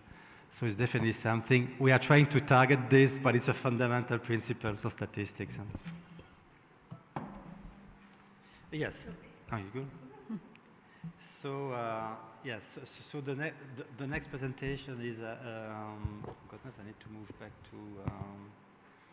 Yeah, we are moving now to another topic, actually, climate change adaptations.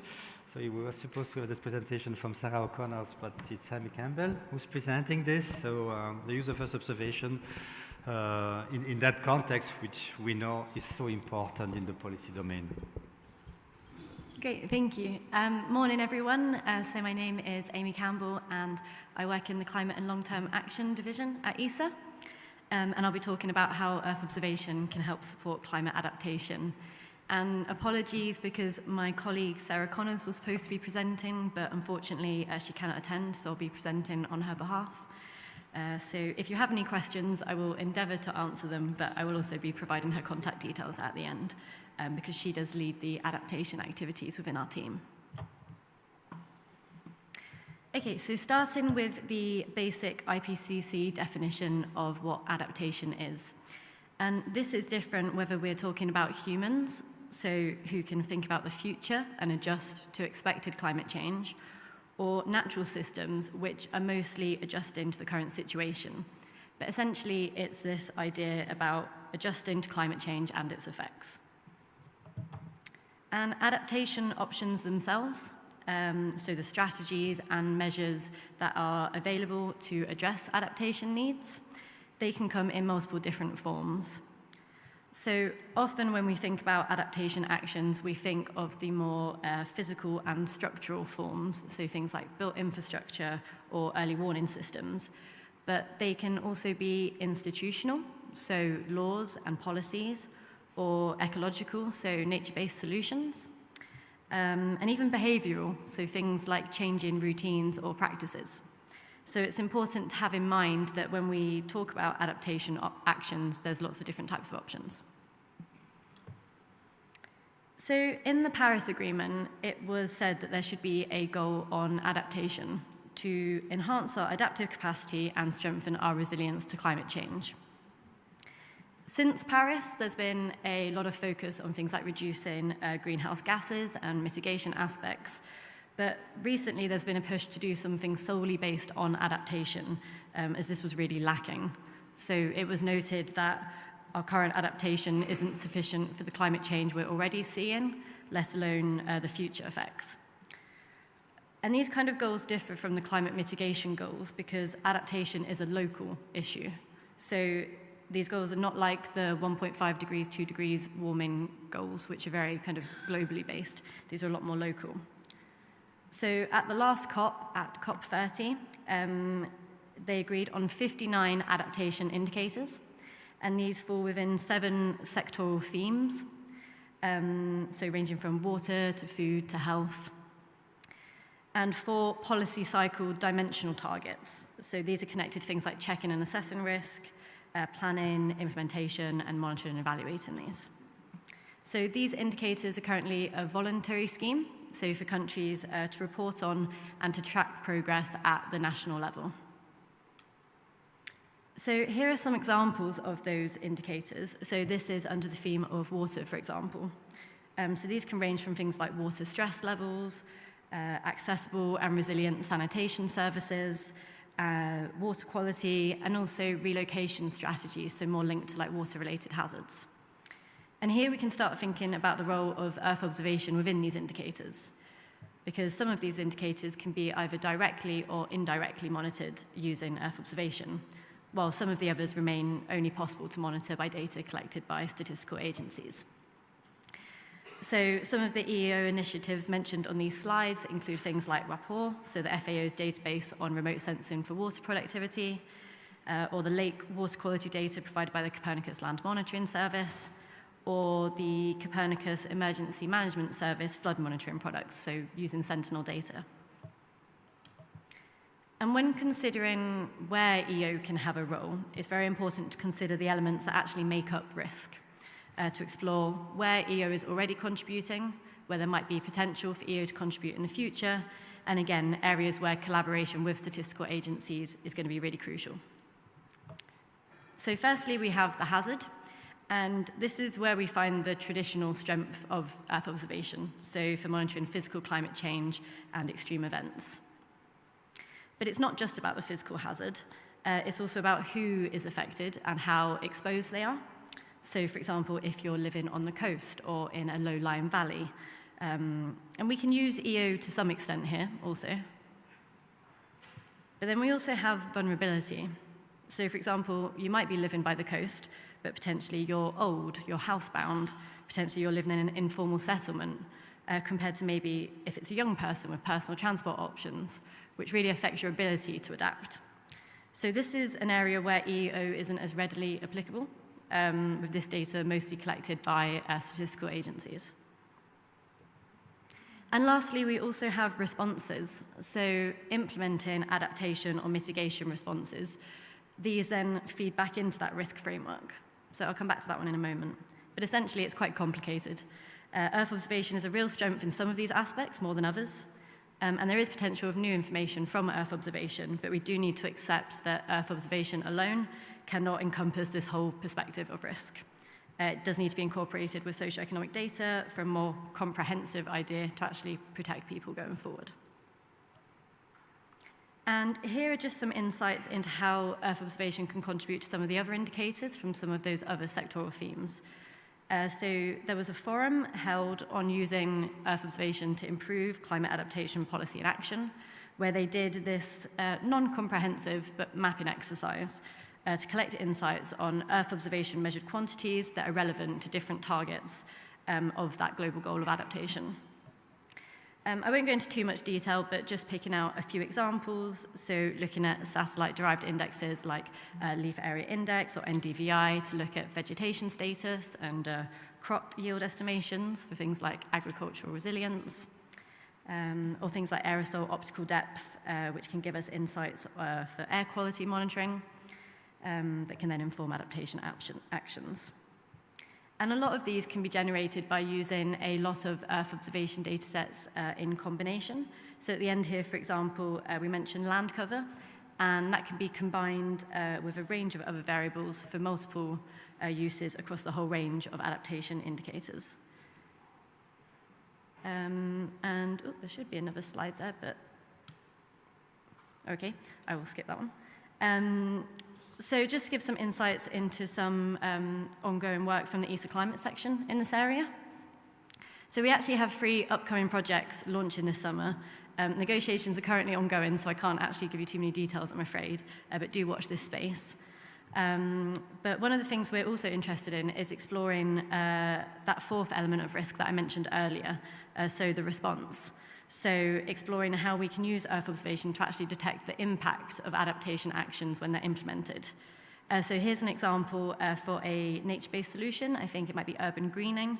So here we can compare how the vegetation metrics compare to the baseline before the adaptation action and afterwards. And we could also do things like compare the effect that this also has on things like temperature, so like the temperature in urban heat islands, for example, which can be then supported by attribution studies to actually see how much those changes are actually a result of the adaptation action itself and not anything else. Oh, there's that slide. Okay, I'll go back. So essentially, this is just a visualization, if I can get it to play. Here we go. So here's just a quick visualization of using 2 data sets from the ESA Climate Change Initiative to look at how maybe we can layer up these data sets to start giving us an idea of adaptation options. So here we can see our land cover data set interacting with our Earth observation-derived fire data set. And what you'll see is that as land use changes, so as the land cover changes from forest to agricultural land, it becomes kind of a much drier landscape, and we actually start seeing an increasing number of fires in these areas, so both human and natural. So we can kind of build up the information in these layers like this to help understand which actions might need to be taken to adapt to this change in land use and change in climate change, as well as when and where, to deal with things like increased wildlife risk, for example. So to summarize, there are some exciting new projects coming from our side and strong potential for EO to contribute to supporting climate adaptation, particularly when working closely with statistical agencies to ultimately become a bit more resilient to climate change. So thank you for listening, and again, if there is time, I'm happy to answer any questions, and I will also point you to the contact details for Sarah, who is leading the adaptation activities from our side. Thank you.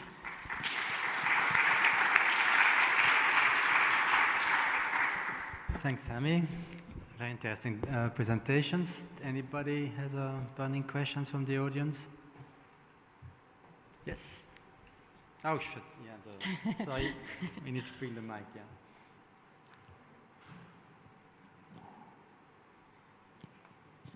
Thank you so much for the presentation. I guess I briefly wanted to ask, is there any intention for the ESA working on this topic on the global goal on adaptation to help countries connecting, for example, different kinds of data, like you said, some of the socioeconomic data which needs to be integrated to build these GGA indicators? Is there any such plans in the future to do that? Yep. So I know that the call for our recent adaptation projects, as I say, hopefully they'll be launching soon so I can give you more information, but very much within the criteria for those projects, they were asked to ensure that the consortium driving those projects had both Earth observation experts and adaptation experts. So there was, hopefully the consortium for those projects will contain a nice collection of representation from both the statistical agencies and Earth observation experts. I think, hopefully I can give you more details on that in the future, but if you watch, hopefully they're launching this summer. And then I think lessons learned from those as well would be really interesting. We have a workshop next month, which is joint between ESA and the European Commission Joint Research Centre, which is focused on using Earth observation to contribute towards these indicators. So hopefully there'll be some representation from different groups and agencies there as well, which we are hoping to kind of really focus on adaptation. So I think registration is still open for that. So if you want details about that, please, I'll make sure I share it with you. I have a very quick question, sorry to take a bit of the time. You mentioned examples of adaptation applications, but you also, before in your presentations, when you were presenting the global goal on adaptations, you mentioned these 59 adaptation indicators. Normally an indicator is a way to measure progress on targets or on goals. And they are very different, they are very different to provide solutions for adaptation. So did you do an analysis of these? I guess these indicators are the ones that are the close link to statistics. Yes. I'm trying to put myself in the context of this conference. Absolutely. Can you say something about that indicators and how easy we can contribute to them? Of course. So the indicators, as to the best of my knowledge, are very recent. They were literally agreed on at the last COP30, at the end of last year. So the indicators themselves have currently been launched and adopted. The methodologies to actually answer and track those, I think, is still undergoing a lot of technical development at the moment. So it's why it is a good opportunity to see how Earth observation can be integrated into that process. And as I say, the European Commission are currently doing, and the Joint Research Centre are doing a mapping exercise to try and understand this. So that's kind of ongoing and being refined. So it's a good opportunity to,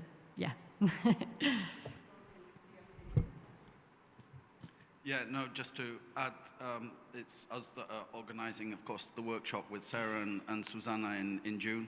And one of the objectives there, Mark, so there's like this 2-year window since COP30 where parties have the opportunity to come back and discuss or make proposals of how the indicators will be implemented.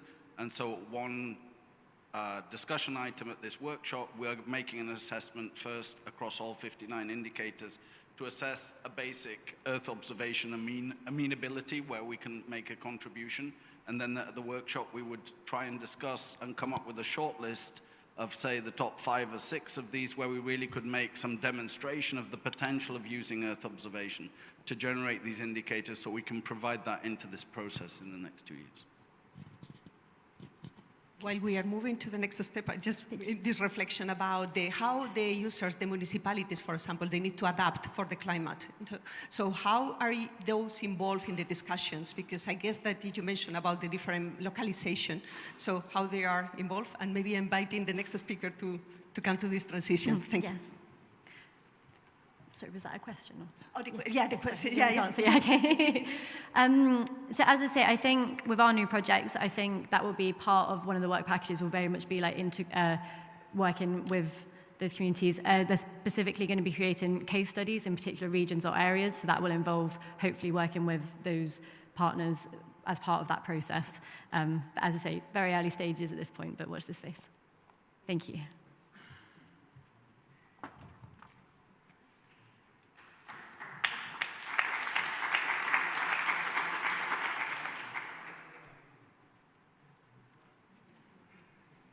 Maybe I'll do it.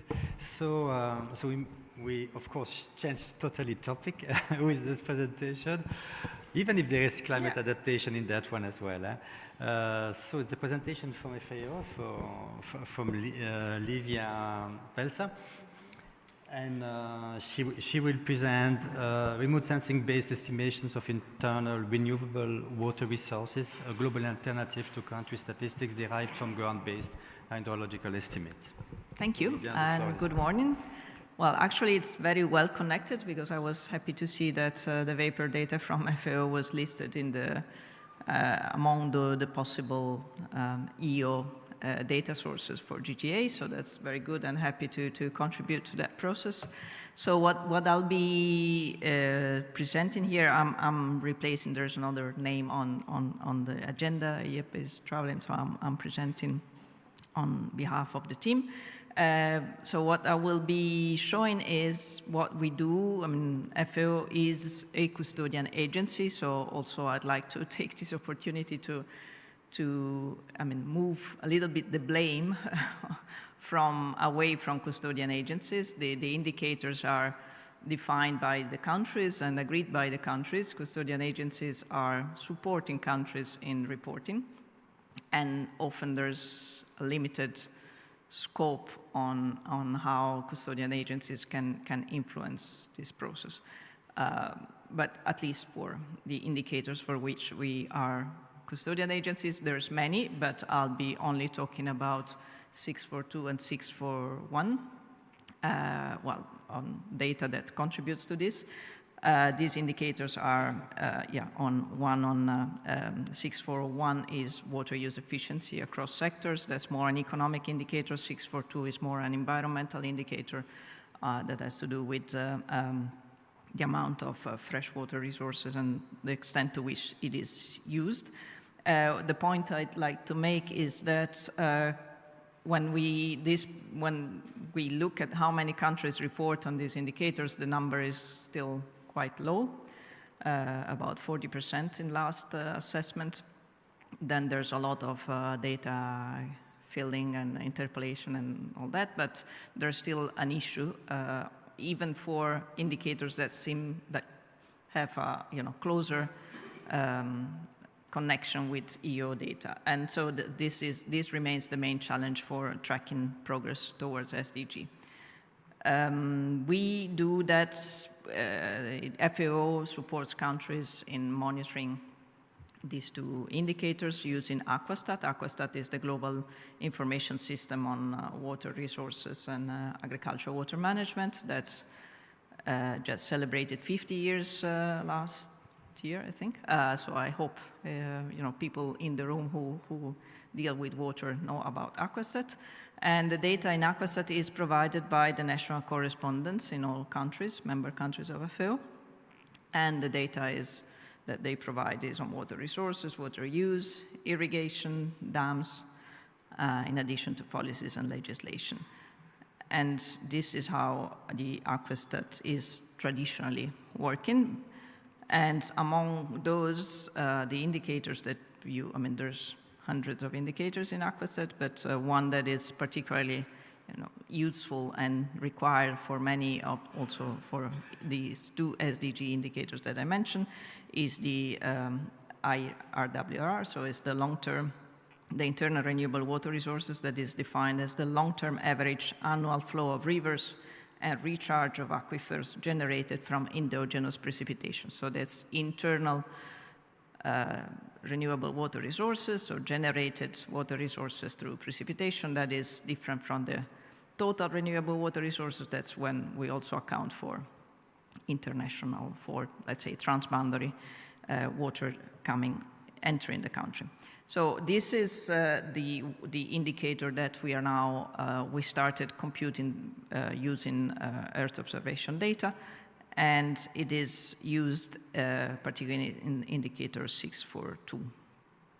If you want to have an idea of what Aquastat provides, the snapshot for 2025 is available on the online, unless you want to dig the database, which is also interesting.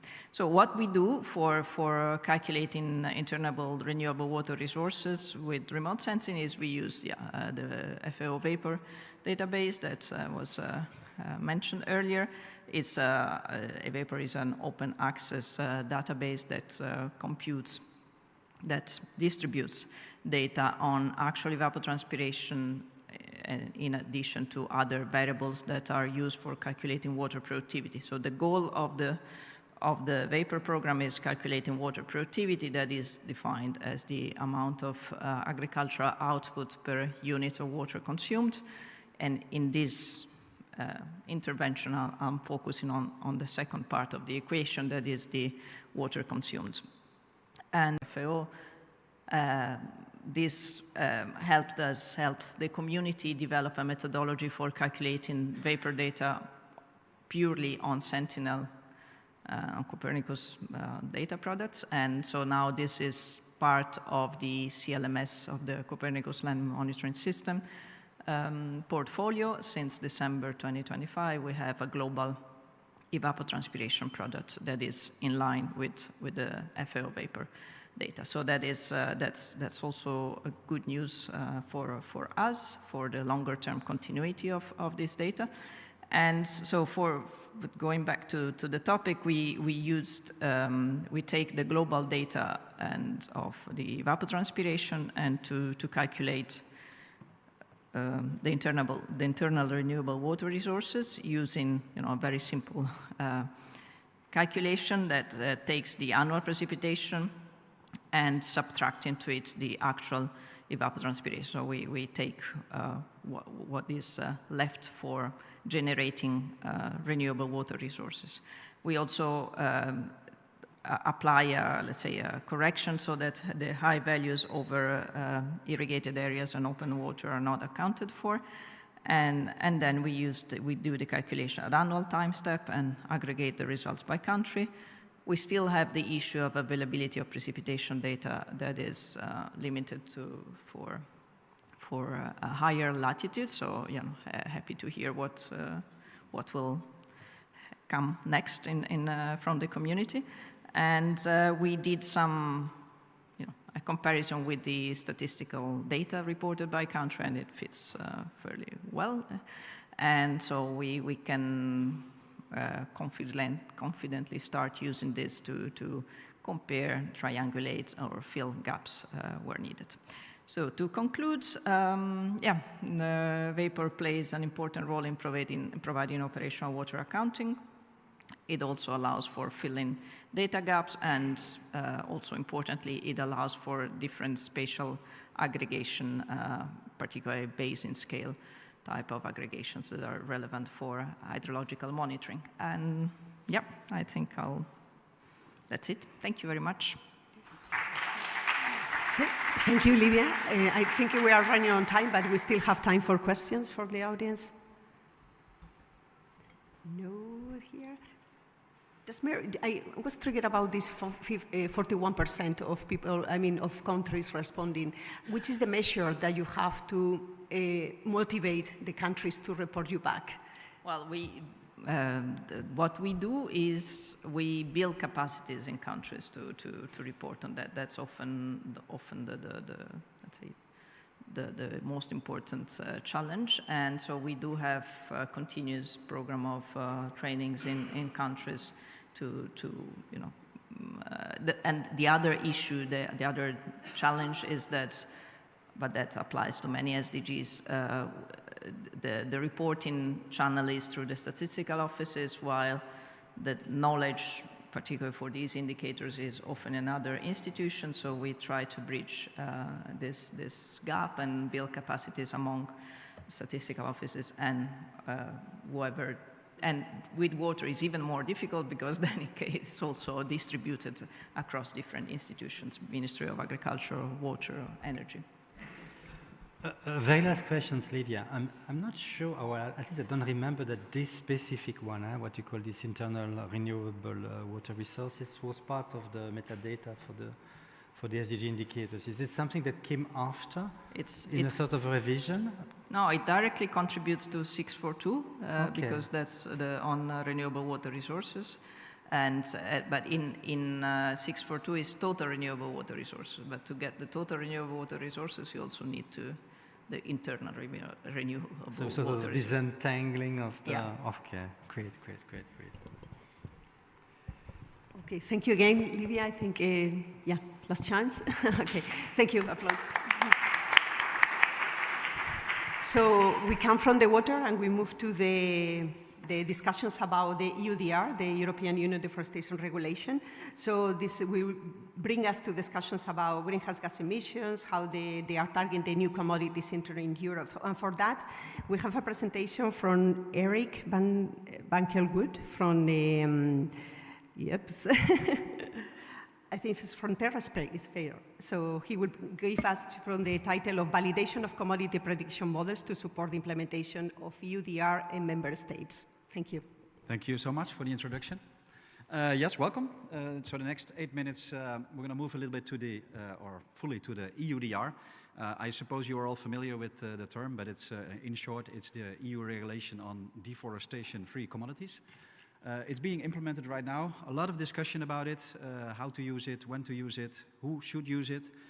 But it's also important who's going to check it. So national authorities are responsible for implementing this regulation, and they need tools to do that. So we're building, in an ESA project, we're building a demonstration of how Copernicus tools and Copernicus data can be used to implement the compliancy checks for the EUDR. So like I told you, we're doing this within the scope of an ESA project. The project is called ESA World Agro Commodities. It's implemented by a lead partner, GAF from Germany, with partners Vito, Wageningen University, the GFZ Potsdam, TerraSphere, which is me, Meridia, and EGEOS, the Italian parent company of GAF. So the project runs approximately from 2024 until the end of this year. The goal is to development of a pre-operational monitoring system to support the implementation of the EUDR by member states, largely based on the classification of Sentinel-2 data. The system should be able to assess the absence of deforestation after the cut-off date, which is the end of 2020, as well as the presence of the actual commodity that is being supplied through due diligence statements. So any operator and trader have to hand over due diligence statements to the national authorities, and they are going to check if your cocoa shipment is actually deforestation free. So the work that we already did in the projects, we did a benchmarking. So we tested a lot of different classification models to see how Sentinel data could be used to classify these commodities, cocoa, coffee, rubber, and so forth. The 6 commodities that are mentioned in the EUDR regulation. So the attention unit model has been selected as the most appropriate one based on F1 scores. This model is now being implemented on the OpenEO infrastructure by Vito. So this is already running. So the work that we are doing now is for many sites all over the world. We are doing a large-scale validation of all commodities in many countries to see how accurate this system actually is. So this is the quantitative validation approach. And it will be based on real field work, but also on VHR interpretation, because obviously not for every part of the world we will have real field data. So as mentioned, these commodities that we need to validate on accuracies are beef, cocoa, coffee, oil palm, rubber, and soil. These are the 6 commodities mentioned in the EUDR regulation. So the product output will be raster files, and it will combine in many layers all the 6 commodities as well as forest maps. And we do classification on both the 2020, the cutoff date, as well as the current date, which is now 2026. So depending on when the due diligence statement comes in. The sites are being selected together with the so-called competent national authorities. These are the national authorities of all member states who are responsible for implementing the EUDR regulation. So we have a number of CNAs that are cooperating with us in the project. They help us with selecting sites, and obviously they're selecting sites where there is a high suspect of illegal cocoa, for example, or coffee, that we can select that as demonstration sites to see if our system actually picks up these locations. As reference data, we try to use as much in situ data as possible. For example, through the COP4 GeoGlam project. Maybe some of you have seen the presentation done by Christophe Sagnier yesterday on this project. So this is a project, in short, that is gathering as well a lot of in situ data in many African countries, which overlaps largely with the main sourcing area, for example, of cocoa in Ghana, Ivory Coast, but also of rubber and coffee in Honduras. And it will be supported as well by visual inspection. So we use VHR data, Sentinel 1 meter super resolution data, and Google Earth Pro, in which we can use the time slider for deforestation detection after the 2020 cutoff date. So we're going to measure, we're doing quantitative and a qualitative analysis. The quantitative analysis obviously is we're measuring the accuracy, user-producer accuracy, and the overall accuracy of the maps that are being produced by this system. The qualitative measurements has more to do with the map consistency, visual alignment, and so forth. So we were planning to do, in case of in situ data, we can use those. In case of absence of in situ data, we're going to do a stratified random sampling approach where we use a grid of regular points, and we're going to interpret that on VHR data, and that gives us ground truth data that we can then compare to the output maps. I'll give you a small example because we had just started the large-scale validation. So we started with a site in Honduras. This is the country of Honduras. To the left you see here actually is an output of the system. This is a 10 by 20 meter block of coffee classification. So it's a black and white. So the scale is from 0 to 100%. What you see here is a coffee probability map. So this is one of the layers shown here. So the actual output contains multiple layers of all commodities, probabilities of all commodities, as well as the probability of forest. So it looks a bit black and white, but if you zoom in a bit, you see that on the edges there is also lower probabilities between 0 and 100%. Superimposed on that, you see an example of actual fieldwork that we did. So this, the fieldwork is being done in Honduras in the 2025-2026. It's just from a few, these points are just from a few months ago. Most of these points are coffee, so both agroforestry coffee, shaded coffee, but also full sun coffee.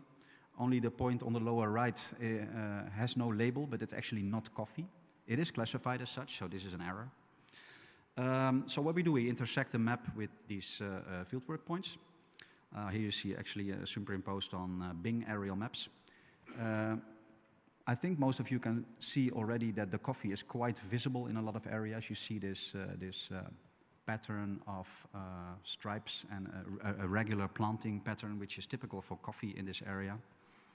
But you cannot always see it because it's, in a lot of cases, it's also grown under trees in shaded conditions. Anyway, when we gather all these points for this location, we have about 77 points, and we can do a simple accuracy matrix in which we show the fieldwork and the output map. In this case, the overall accuracy comes to about 90%, which is good. There's not much recall. Precision is also quite good. This is obviously only one side, but it is based on actual fieldwork recorded recently in a circle of 50-meter radius, including photographs. So we're pretty sure that the coffee is actual coffee in the field. Future work and recommendations. The validation work is ongoing. So for all the EUDR commodities all over the world, we have selected around 50 sites or 50 by 50 kilometer, where we're going to do a similar validation, both in qualitative as well as quantitative.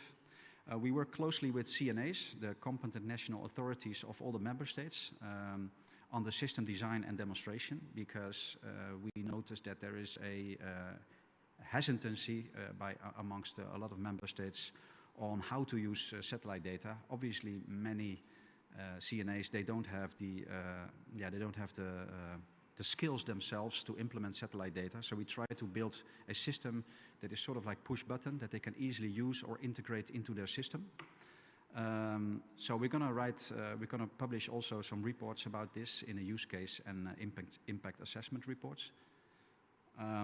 That brings us also to the recommendations. It is really important to highlight the advantages of using satellite data, because it's not required. And that brings us maybe to the most important point of this whole presentation. I think the only way to leverage Copernicus data is to try to lobby for a mandatory use of satellite data in EUDR. So currently it's not mandatory. That means that a lot of member states are very hesitant to use satellite data because it's difficult, they don't have the skills. But we did it for the area monitoring system within the Common Agricultural Policy in the European Union. If we, and I'm actually looking at people in the audience, not me, you know who you are, have some power on lobbying for this, this is of course very welcome, because I think this is the only way of really leveraging the power of Copernicus if we can make it mandatory in this EUDR regulation. Thank you.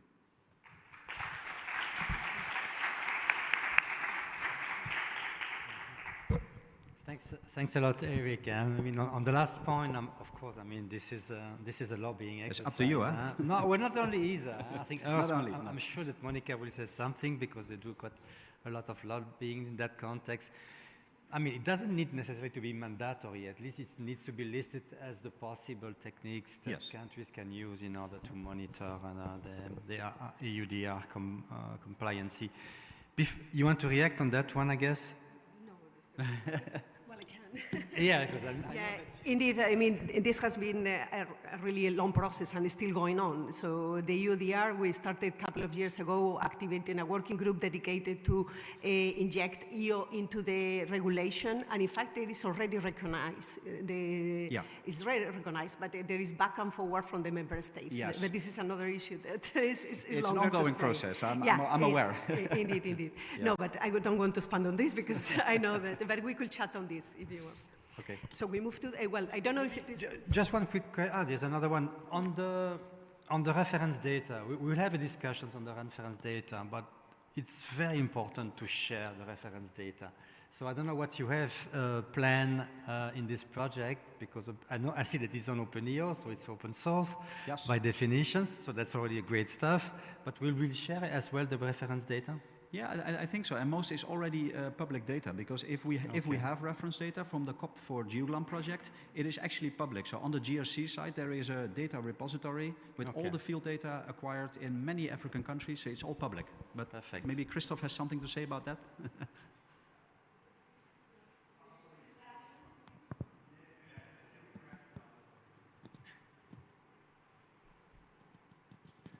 Just to comment on this, there is, even though we were trying to make the data as open as possible, there is still some confidentiality issues because, I mean, some of this data, they come from operators and traders, and what we're trying to advocate is for competent authorities as much as possible to make available some of the data that has been qualified from the EU information system to be shared, and so that it can further improve the quality of the predictions and so on. But it's a difficult one because it's a bit of a balancing act. Anyway. True. Thanks. We have one question here, and that's we move to the next speaker. Thank you so much. Thanks for the presentation.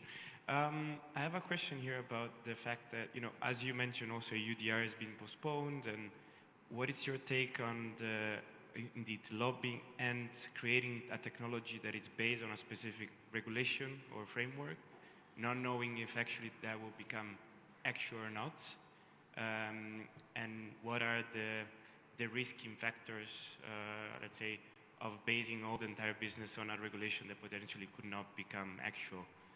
Do you start already? I guess that's what you're doing, but what if this is postponed all the time and then you risk to basically not have the need for the technology? What comes first, tech or policies? Yeah, this is obviously a risk, but there's a constant back and forth in the policies when it's implemented, for whom, for SMEs, not for SMEs, when it's fully implemented. And there is a risk, of course, on the data use. It's never 100% accuracy. So indeed, there is a risk of using it. But what we have seen with some CNAs is that they will never rely fully on satellite data. They rely on they use any ancillary data that they have, like forest cover maps, forest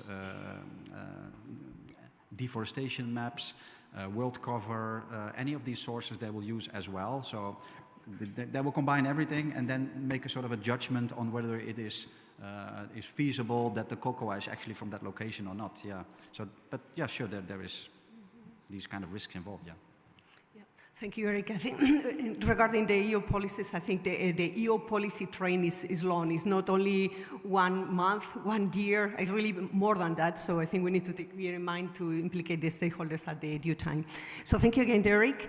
It's a pleasure to have that. And we came from one piece of regulation to another piece of regulation from the Commission, and it's about the EU carbon farming certification. So it's EU is the EU carbon certification agriculture in mineral soils. And the next speaker is coming from GRC, Timo Breuer, and he will dive in a little bit on the other piece of regulation about carbon emissions, carbon storage, carbon farming. Thank you.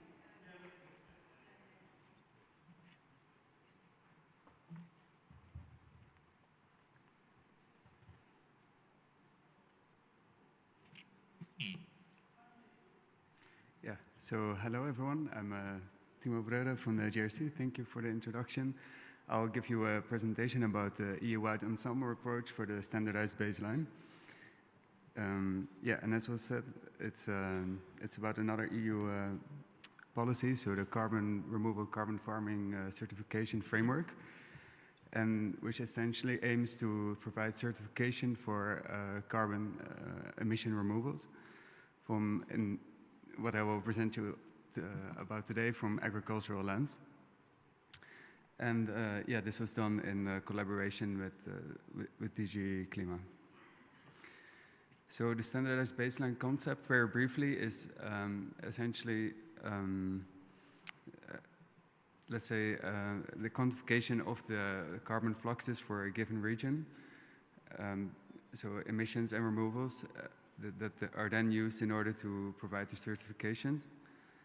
And the standardized baseline in itself, providing that it's unbiased, can be a fair method of using in the certification, because it equally benefits over or under-credited operators.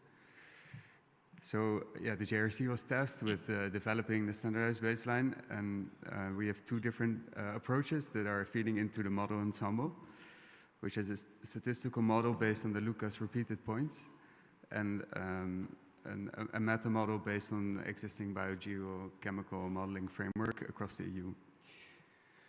So the first one, essentially, is based on the Lucas soil survey. So we have repeated sampling across 2009 and 2018. And we built a model in order to predict the changes in the topsoil carbon that we have observed from the Lucas survey. And this is based on a previous publication, but we've changed the classification of the land uses and brought it more in line with the Copernicus HRL layer, with some additional land use classes as well. So here you can see the implementation. So on the top row, it's the Lucas in situ data that feeds into the model itself with various covariates that are then used for applying it to a regional case study area. And the Copernicus Land Monitoring Service there's been an extensive presentation on it this morning, and we use specifically the VLCC layers, which have then been checked on their consistency across the 5-year time series for which they were published. This was done in collaboration with the EA. And this gives us the main land use classes that are being used for formulating the standardized baseline. So permanent cover of grassland, arable land with or without cover cropping, and lake cropping systems as well. And then the second part is the meta model based on process-based results.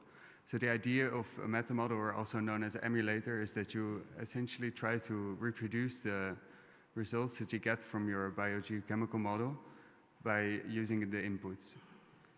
So you have the descent 1 kilometer grid across the EU, and you use the model inputs to then,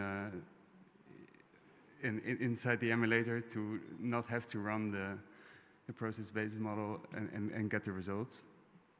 And the good thing about this is that in this approach, we can also account for the management data activity, and upscale also using the modus NBP. So really briefly, how did we do it? So yeah, we have the time series for 1991 to 2023, which were extracted on the 9-kilometer grid, and then separated for 1999, 2008, and 2009 to 2018, which coincides with the Lucas survey time point. So these were then systematically sampled by the GPS coordinates and the validation set as well. But we tested the forecasting capacity. So we trained the model on the earlier time series and tested on its forecasting capacity. So two different approaches. So quantile random forest, where you're looking more at, let's say, statistics derived from the time series. So it's a more static approach. And the deep learning as a benefit that you can use the entire time series on its own. And these are then tested on the forecasting capacity, as I mentioned before. And we also include a set of static variables which are used to condition the RNN. So yeah, here are some results. So both of the models performed quite well on the training data set, but then yeah, on the forecasting capacity, the RNN performed better. So we decided to continue and move forward with that. We also did some sensitivity results, so this was quite, yeah, to improve, let's say, the trust in what the emulator is doing compared to the process-based model. And yeah, we saw that once we were changing the main driver of carbon changes, so the inputs, so either through MPP or the carbon inputs directly, it performed in line with the first order kinetics that you would expect to see. Although there was a weaker sensitivity for the NPP compared to the carbon inputs as well in terms of this. So then we collaborate with various Horizon projects, or actually mission projects, that are developing regional approaches for the standardized baseline across the EU. And we compared our results to them as well. So we have a kind of a range of pedoclimatic conditions by comparing it to the regional results. So here are some that I picked out for Emilia-Romagna and Extremadura. So in green we have the RNN, and in red the original descent, and then the Lucas-based results in yellow and the ensemble in blue. So you can see that the ensemble has a mitigating effect, although the relative differences, of course, are, as you would expect from so a science perspective, are small over this time period, but you can see that it tends to be a more conservative estimate, the ensemble. And we also dove a little bit in, okay, why do we see these differences between the emulator and the original simulations? And we found out that these can be yeah, quite well tracked to the difference in the layers that we used for applying it to the regional. So this was the inherent submodel on the net primary productivity of the descent was used for the training, but we used the modus MPP for the application. And we used the EEA HRL for the application on the region, whereas we used the Corine for the training. So, for example, here you see, okay, the NPP is consistently lower over the 10 years for modus, so you would actually expect a lower delta SOC. But then this was actually compensated by the relative differences in the land use classes that we had in the EEA HRL layer versus the Corine. So where most of the arable and lay cropping was actually replaced by grassland in these regions. And then, yeah, another interesting one, so it's not only about, let's say, different models in your ensemble, but also the inputs, as I showed before. And this also came to the forefront once we started comparing it to this regional approaches that were developed by the Mission Soil projects. So they provided us with carbon inputs and their delta SOC results, which we actually then corrected to NPP values, because that was what the emulator was trained on. Yeah, and you could see that even though the NPP values then, yeah, let's say approximated each other, there was still quite a bit of variation for this time period. But the encouraging thing was that once we performed these corrections, let's say the emulator was closer towards the estimates in most of the cases. Yes, yeah, sorry, this is the last one. So yeah, very briefly summary. So yeah, model ensembles was also mentioned before by one of our speakers. They can provide a more conservative estimate and reduce structural uncertainty due to different methods. Then, yeah, I showed you how, let's say, the different Earth observation layers were changing the estimates and the SOC changes as a result of aggregation. And then there was also a need to incorporate the management time series data for a dynamic baseline. So, yeah, using the modus MPP.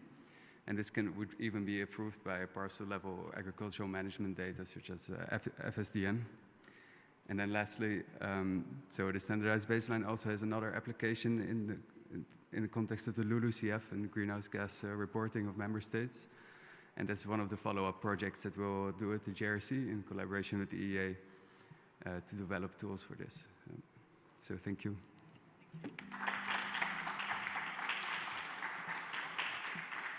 For questions of time, we don't take any questions because we're extremely late. So if you need any coffee, go there, grab a coffee, and come back in the room. The other session will start a bit later. I don't know if they're already in the room, probably a bit after 12. But we cover the time during lunch. So the next presentation is from Matteo Moreno. Am I right or not? No, sorry. Thank you, Michael. Yeah, I was a bit Michael. surprised. Yeah. sorry. I was. Okay, thank you. It was Michael first. Thank you very much. So I was fearing I'm not presenting anymore because of the lack of the time. So I try to do it very quickly. And I skip a bit over the slides because I've seen what already was said. And I bring a bit a new perspective in here because I come from a national project. And we had a lot of other projects, but this one is national because is that working? The next slide? No, it's working. Okay. Because in Germany, and this national project comes from Germany, we have a different national guideline, which is the Federal Action Plan for Nature-Based Solution for Climate and Biodiversity. And this is quite interesting because it somehow supplements the Nature Restoration Regulation. So if you say, okay, the guideline is the Nature Restoration Regulation, this guideline, this is more a funding. So if you have really something to do, if you have really measurements you have to implement, you can use that. And these fields of actions you can see here are very similar to actually the articles of the Nature Restoration Regulation. So we have peatlands, rewetting, we have forest ecosystems, and so on. And what's interesting, because we already had this, make it mandatory, make remote sensing mandatory. In this regulation, in this national regulation, remote sensing is explicitly named as a monitoring method. So we really have to do it, and we just do it now for this federal action plan, but it's basically or implements the nature restoration regulations somehow. So, and that's why we started this project, because we do the monitoring for this federal action plan. So it's and we try now to implement a portal, a nationwide monitoring and application portal, which brings together data, mostly national data, actually, from different partners from science, business, and public, and tries to provide reliable information.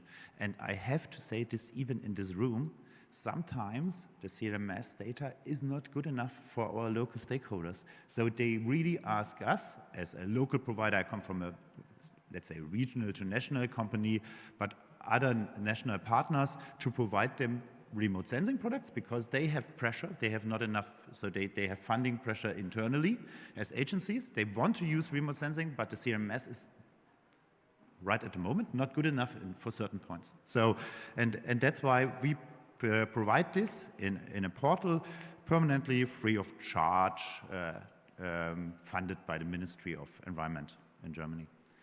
Okay, we do this for different, let's say, levels, federal, state, federal level, but down to the municipality level. So really, we bring that down to really stakeholders, and we talk a lot with stakeholders. I skip over that. So we do a monitoring with a lot of thematic maps. I come to that in a second. But we don't stop there. We try to implement already applications, because most of the partners, most of the local stakeholders are not interested in the data sets. They say, okay, fine, is a data set, is another data set, but I want to solve my problem, which is often a regulation, might be European, might be a national, might be a regional, and we try to provide within this portal already applications, like a really very small GIS, which can solve your problems. So we have a learning platform as well, and as well as lots of stakeholder participation. These are our data sets. These are all national data sets. So we have it on peatlands, on forests, protected areas, floodplains and soils, settlements and transport to marine and coastal areas. So all these data sets, it's 20, and if you count the indicators, it's even more than 20. I don't go into detail here. And then you have at the same time applications, as I already said. So sometimes you can create an alert system if something changes in your municipality, or you can have routes and alternatives. And we go even to the point that we try to suggest optimization for certain areas. So where could I actually plant my new woody feature in my municipality? Yeah? That's a really important question. So this is all in plan. We start with the portal 2028, but some of the services are already in place, and that's why I just show them. So one is on forest vitality. This is already used by lots of, let's say, regional forest users, which want to know where actually is the forest declining to have prevention measures. This works quite well. As well as we have services for the fields of action in settlement and transport, where we provide, I had a talk on this yesterday, for example, canopy cover, urban green spaces, areas. Even on this level of detail you can see here, this is just one park in the city of Leipzig, so small city in the southeast of Germany, where you can really see changes in the tree cover density between 2018 and 2023. And this is working, so the municipality people there use it to just check on that. Yeah? So is there something happening? Okay, the portal might look like that. Yeah, it should include not just one service, so you should not just see the tree cover density or just the forest vitality, but you can combine them to ask a question. So has my forest come through the last heat wave well? And then you need forest vitality, but you might need some information on tree species as well as soil moisture perhaps, or heat stress, and then you can combine this and even bring that down to your municipality. So eclipse this just for your municipality, and you have some sort of a login where you just can upload your own local data and just have an information on your local data as well. Okay, just for the outlooks and recommendations. So we try to add more emission services, which seems to be very interesting for lots of even local stakeholders. We try to obviously implement the new sensor technology. We try to add harmonized administrative data. For the users, the administrative data is really, really important because they want to have it always on these polygons they already know. Yeah, and we try to add new specialized apps on special protected areas, is the bird regulation, management planning, which is on a local level really important, potential support for municipal specialist applications like tree irrigation, and potential support for the nature restoration regulation, Article 8. So, and we should give 3 recommendations. So this is my last thing. So we should continue and deepen the stakeholder engagement. I heard lots of indicators which come from the Commission or wherever, but we have a grassroots development in remote sensing as well. So we have people who want to use it from the local level. So we should listen to them. So, and expand EO-based monitoring into operational climate and biodiversity services. So it should be not just, we have a data set and then we are ready, but we should bring this to some sort of applicability for users. And we should embed AI-supported nature, or for us, AO for nature applications into standard planning processes. They are all local standard planning processes which might be, where remote sensing might be feasible, and we should promote not just our data set or our indicator, but how we can use it. So thank you very much. Thanks. Thanks, Michael. It's a very nice initiative. You deserve a few questions, but for questions of time, because the next session should actually start at this time, so, and we still have 2 presentations to do. So thanks a lot and great work. Want to do it? Okay, so now in the transition, thank you to Michael, but now we move to Mateo Moreno from the OpenGeo Hub, and he will discuss about the framework for global assembling land cover mapping for 30 meters. Thank you.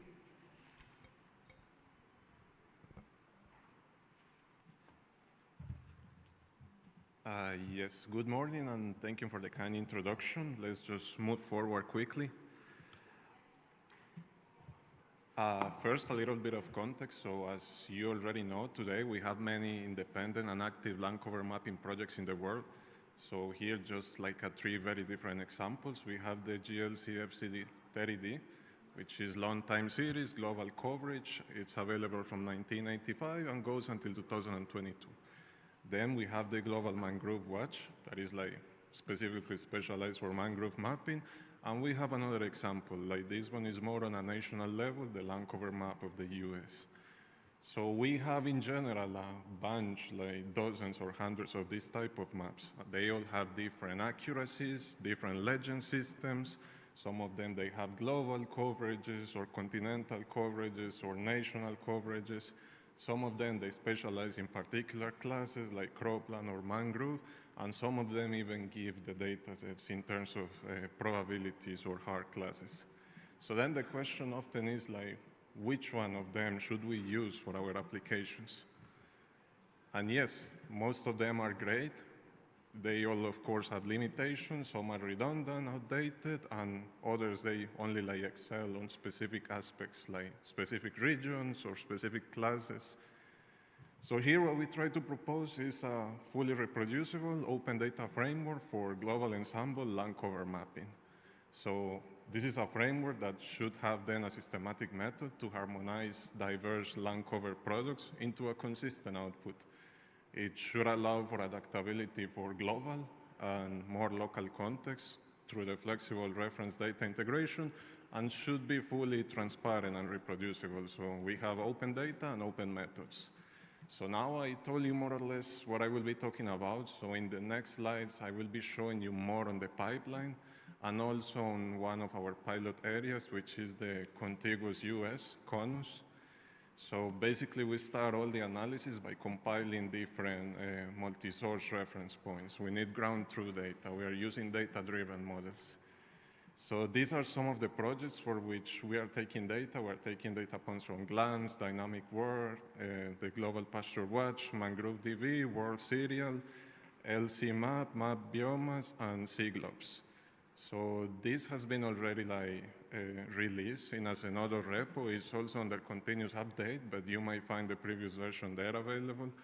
And compiling all this leads us to 77 million points.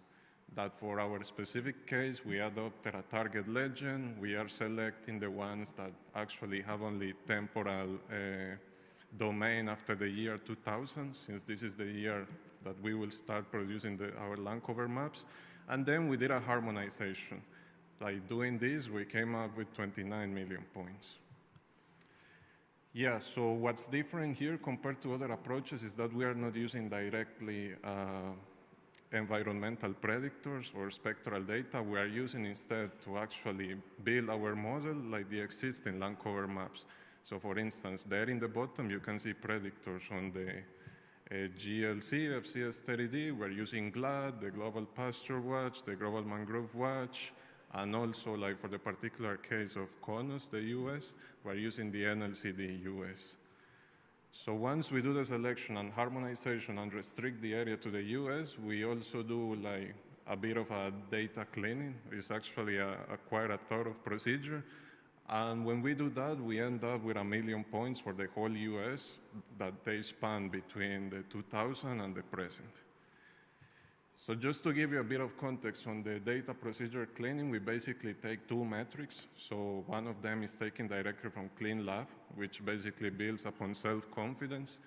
This gives like basically a quality label for each one of our points. And the other one is basically comparing the disagreement between the different maps that they give for each one of the points. So based on that, we apply basically the bias theorem and we compute the posterior probabilities. So having these two metrics is basically, we are able, combining the two of them, we are able to derive this Euclidean magnitude in which we say that basically whatever falls below this arc, this umbrella, are the points that they don't have let's say they don't have the highest quality. This is actually equivalent to 7% of the total sample of the US, so we are not dropping still too much. And when we go and check the points that we're actually dropping, we see points with this kind of problem. So our target resolution is 30 meters. So you see there in the red box, the size of the pixel. So we see that many of these, they have problems because they fall between boundary classes. So here we see a point that is actually labeled as cropland, but it's quite close to a forest. So this is the type of points that we are excluding. And also we see problems with the seasonality. Like here, this is a point labeled as shifting sun, but we see that for some years, this is actually quite covered by water. So yeah, once we do all the data cleaning, now I'm just using a very conventional machine learning classifier, random forest. This is the legend we defined. We have 14 classes in the level 2, which are later aggregated to level 1 to 7 classes. So these are some of the accuracy results, 0.86 for level 1 and 0.74 for level 2. And this is also a report on the computing time for the production of each year. So for instance, for the US, it's 1.5 hours to make the whole prediction per year. This is then just to show the Conus pilot. This is how it looks for the 14 classes. Also, an advantage of these methods is that other than the hard class, you are also able to extract the probabilities for each class that might be interesting for other types of applications. And also, since we get the probability, we can also get a measure of the uncertainty. So we see how much confidence we have for a specific pixel. Yeah, just to quickly conclude, so this is still quite on an early stage. This is being tried out now also for the continental Europe. So this is our next step. Eventually, we will extend this to the global level. Also, ideally, sooner or later, we would have then basically a global land cover map, which is built by existing land cover maps. And also, we have the possibility of zooming into continents or specific regions or countries where we can actually incorporate also the land cover mapping into the methodology so that we have something more refined. And this is all then planned to be released. Also, the reference data was already released, the model outputs as well. And this is all as open access resources to support community validation and reproducibility. And with that, I'd like to thank you for the attention and for still being here. Yeah. Thank you, Matteo. As you know, there are no questions now, but please take it as student. You mentioned really important things on reference points. Again, the scalability, I think, is very interesting to go through that. So we have the last question. The last presentation is coming from Aureline de Broek. She will go for the ocean side on these things, or the coastal, because she will talk about the blue carbon, new products for seagrass and coastal wetlands, conservation, restoration, and climate adaptations. So you see a lot to learn. Thank you, Aureline. Yes, thank you. Hi, everyone.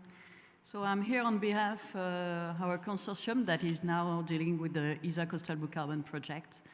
And the project 2-year activity is reaching an end, or a first hand, because ESA is quite keen in continuing with the activity. So this is also why I'm here today, to evaluate how many in the rooms would be keen in continuing the activity with the consortium.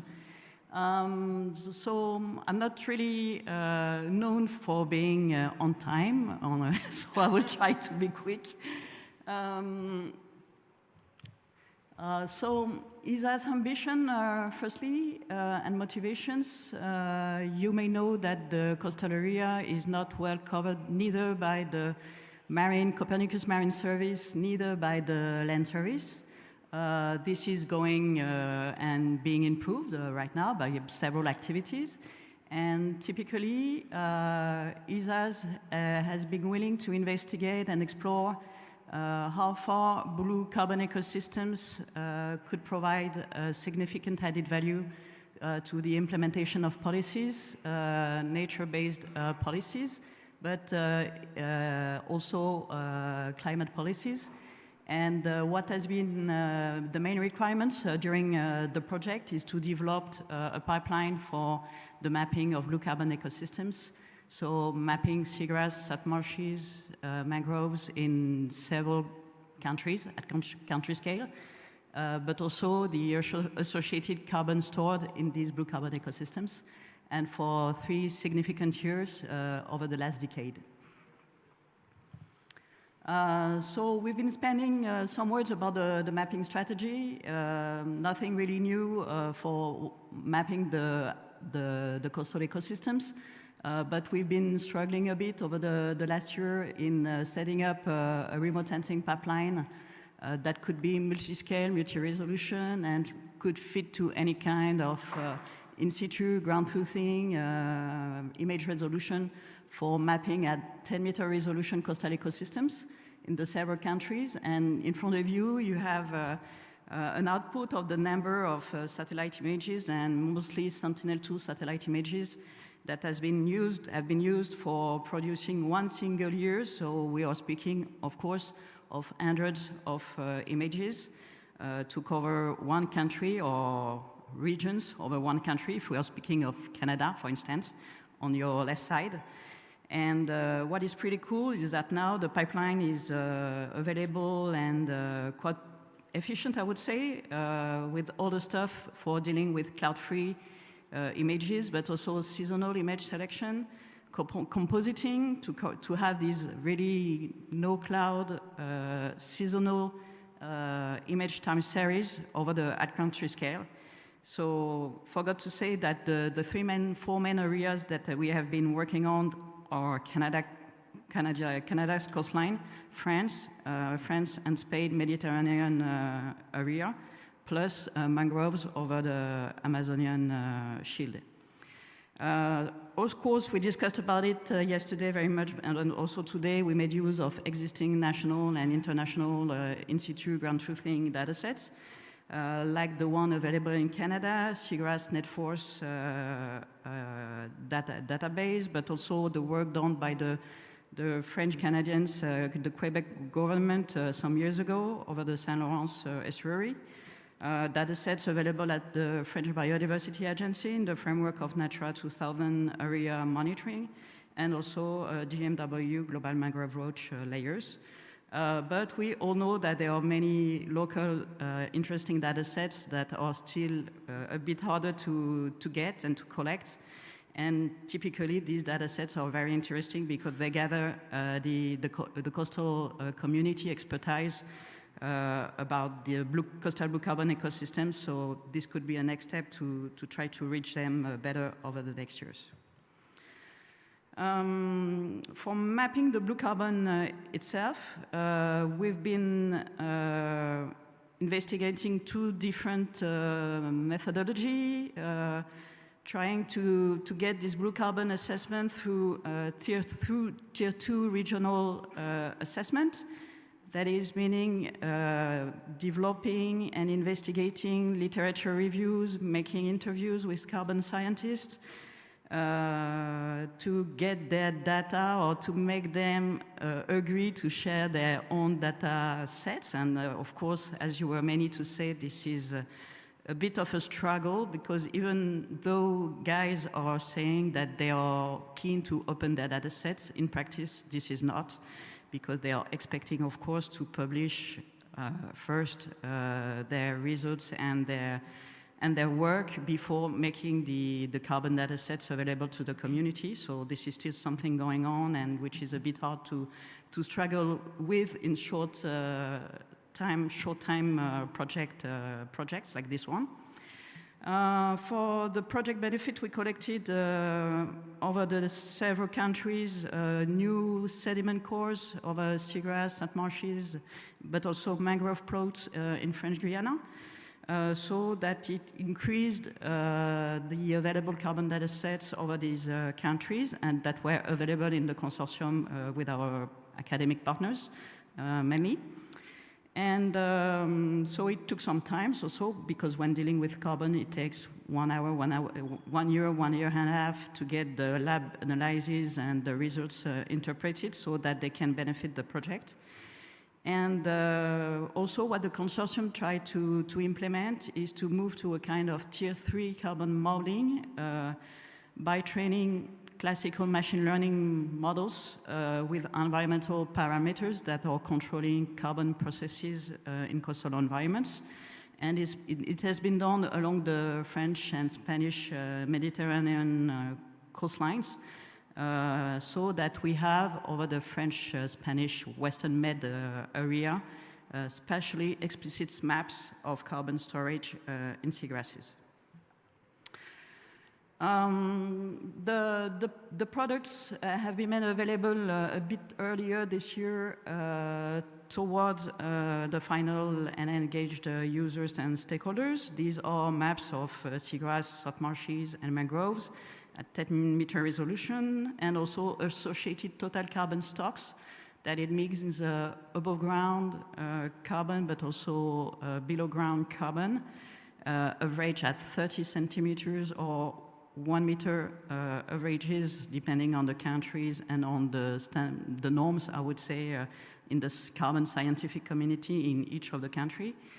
Of course, we've worked with and trying to provide, not trying, but delivering maps of confidence levels, because you may know that their coastal environments are maybe a bit more difficult to deal with with mapping with this coastal ecosystem, because some of them are underwater, so we have to deal also with some specificities in remote sensing constraints and environmental constraints when dealing with seagrass mapping, for instance. So it affects also the ability to accurately map the associated blue carbon stocks.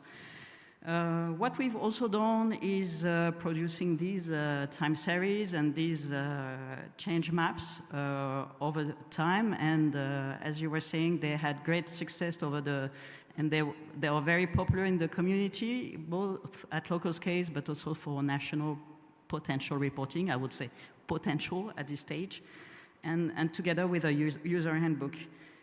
All these data and products are made available through the geoportal we are handling at geoportal@ic.fr.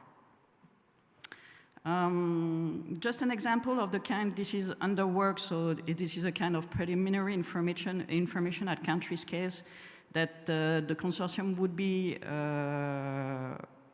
able to provide in the next coming months or following years, in the next coming activity, I would say.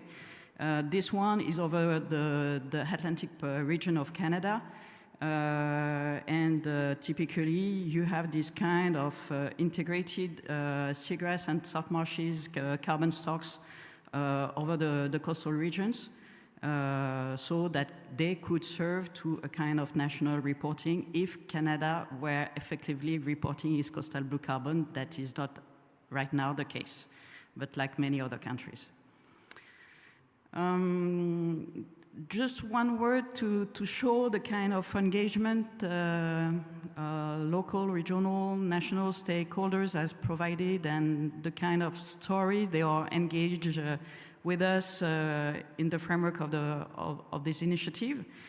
This one is about sharing the work and how Nature Conservancy of Canada, together with the consultancy company, climate company Silvestrum, Climate Associates, the two of them together, they are trying to implement conservation and restoration projects about mainly salt marshes, in salt marshes areas, but at country scale. And on this picture, you can see that the bright dots are the area where NCC, Nature Conservancy of Canada, is implementing these conservation restoration projects in Eastern Canada. And what they'd like to do now is claim for carbon credits as financial support for conservation and restoration activities. So they've been the first very recently to look at the relevancy of these coastal blue carbon products and see how far they could serve their overall goal and activity.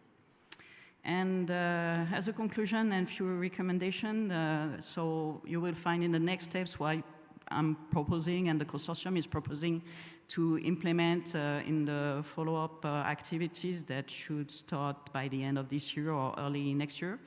Of course, there's still a point about product accuracy and strengthening product accuracy both for local and national use.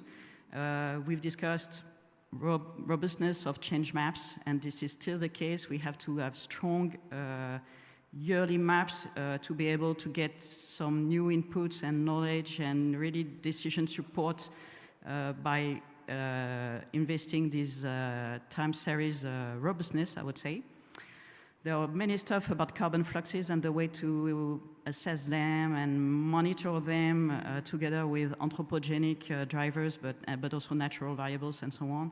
And of course, collaboration and strengthening going on the long run, as you were all saying, with national institutions that are discovering, to be honest, over the last months, the project results, and most of them would be keen on getting on the board, I would say, but also local practitioners. And this is maybe one of the reasons why I'm here and we are all here, is that typically for any recommendation I could say, with regard to coastal blue carbon, there's no relevant policy or no relevant indicators targeted by any policy, be it the nature or the climate ones. And this is typically something that is a barrier or the rock or the anchor in the boat, that without any clear targeting of blue carbon indicators, being for the nature or for the climate policies, there won't be any national agencies doing so. So this is maybe, yes, my main message and conclusion for today. Thank you. So, thank you, Aurélie. And apologize again for not having been able to keep the time. So we will straight move into the next sessions. Actually, what you've been doing and presenting is very closely linked to ecosystem accounting. I don't know if you have, because you said that there is no policies. Actually, there is one, because, I mean, if you look at the ecosystem accounting, you were on one side the extent, and I think you have worked quite a lot on the extent of coastal ecosystems, and then the blue carbon is definitely one of the ecosystem services that these coastal ecosystems are providing. So there are links, definitely links to policies. But I think it's a very nice transition. And actually, we don't have any break because we go straight to the next session. So those who want to follow the next sessions can have a coffee and then get back in the room. And I think we still have time to recover the time because, I mean, what do we have now is about a bit more than 1 hour for 1 hour, 20 minutes before the lunch, so we can go a bit in the lunchtime. So thanks again, a round of applause for all the speakers.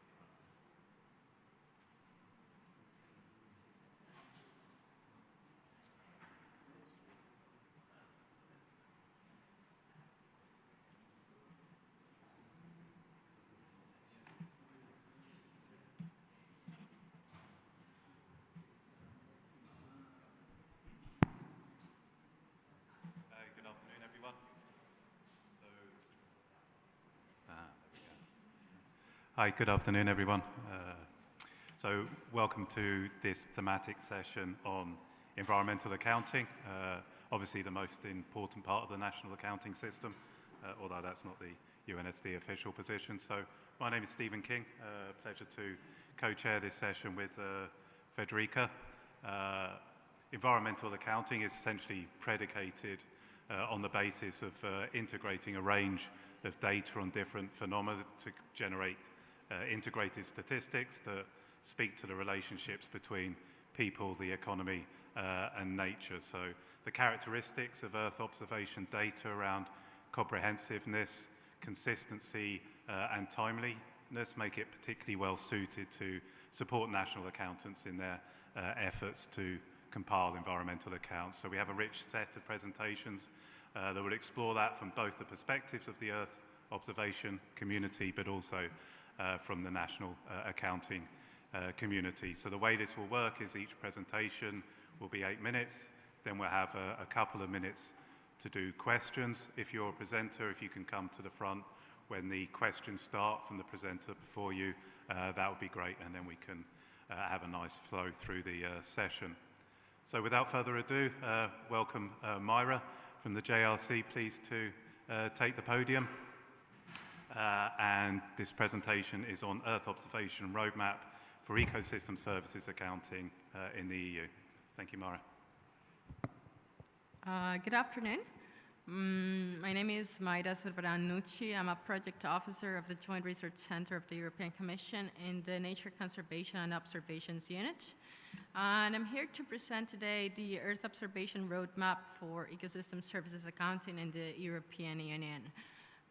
So it's no longer a matter of whether Earth observation can support ecosystem accounting, but where is it doing so and where there are still gaps. So this presentation will cover where this is already embedded, provide alternative products that can fill potential data gaps, and cover broadly, more or less, not in depth, the ecosystem services modeling underneath the accounting for time purposes.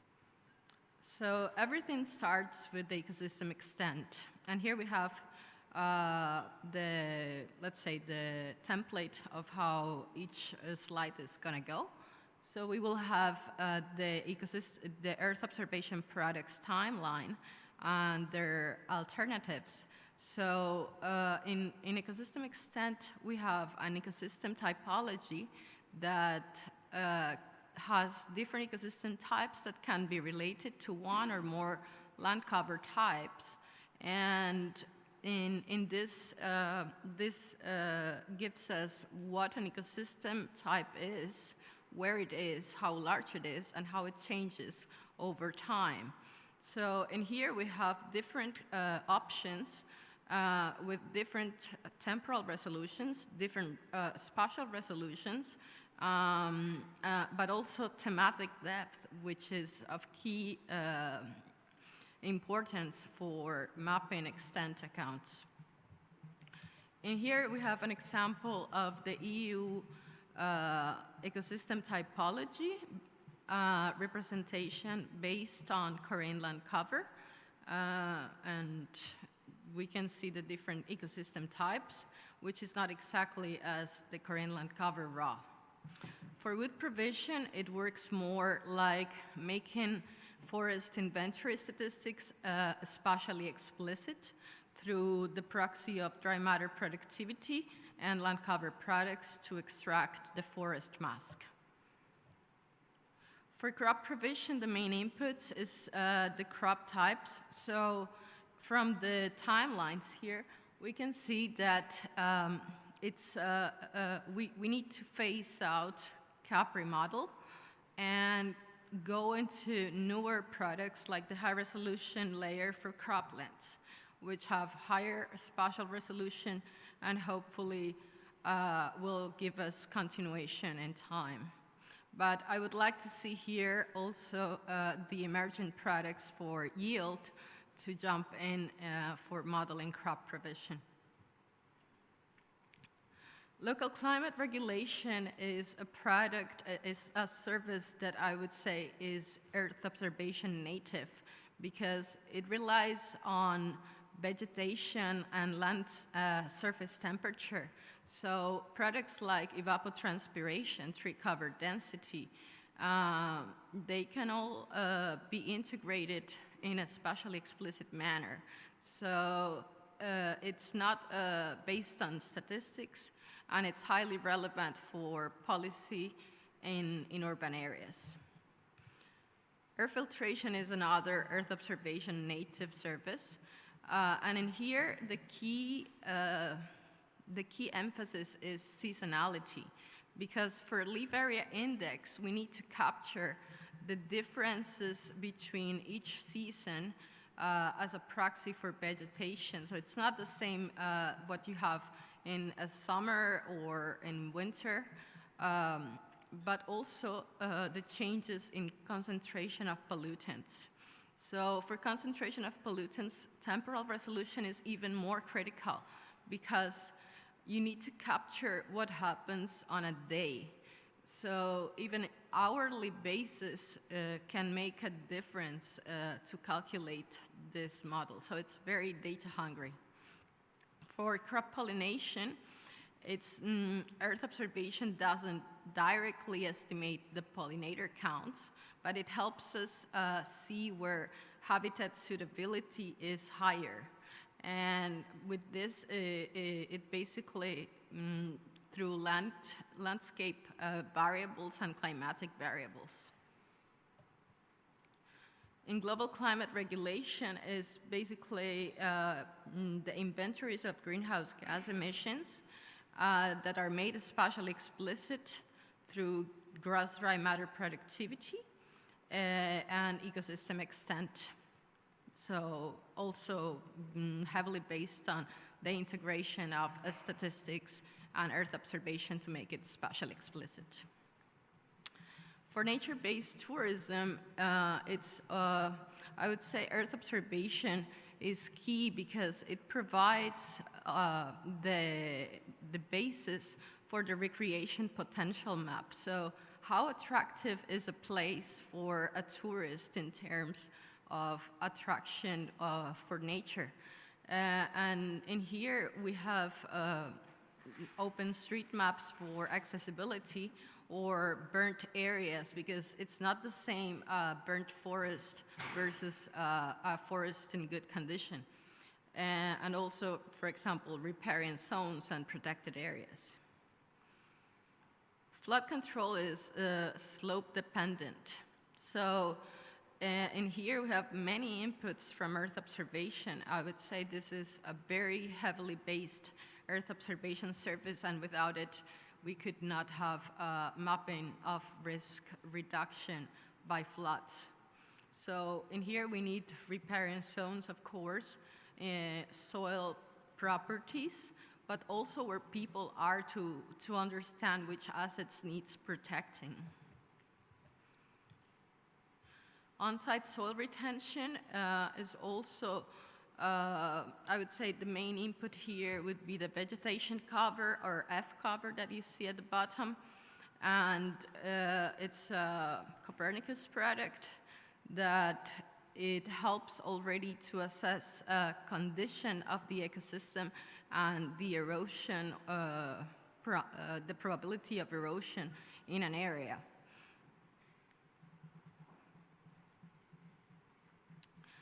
So conclusions and takeaways, a spatial dimension is crucial.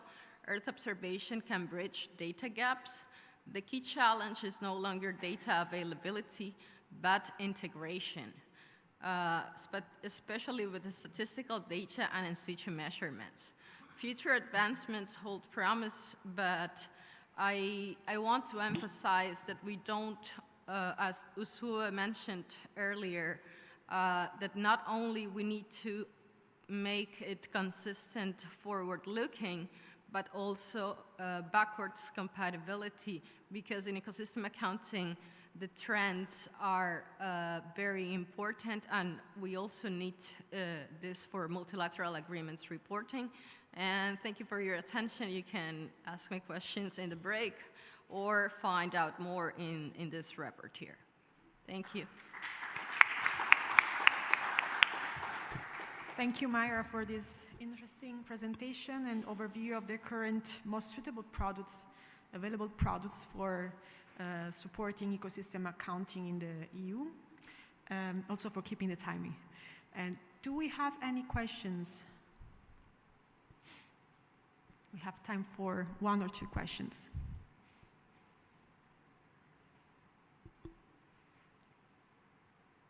Okay, if not, before passing to the second presentation, just to briefly mention that I think it would be also interesting to think about the future missions and how they can effectively support ecosystem accounting, as we saw today in the plenary session. I think something interesting is coming, for instance, LSTM for land surface temperature at a higher spatial resolution could really be helpful, and so it's useful to maybe exchange with the colleagues here.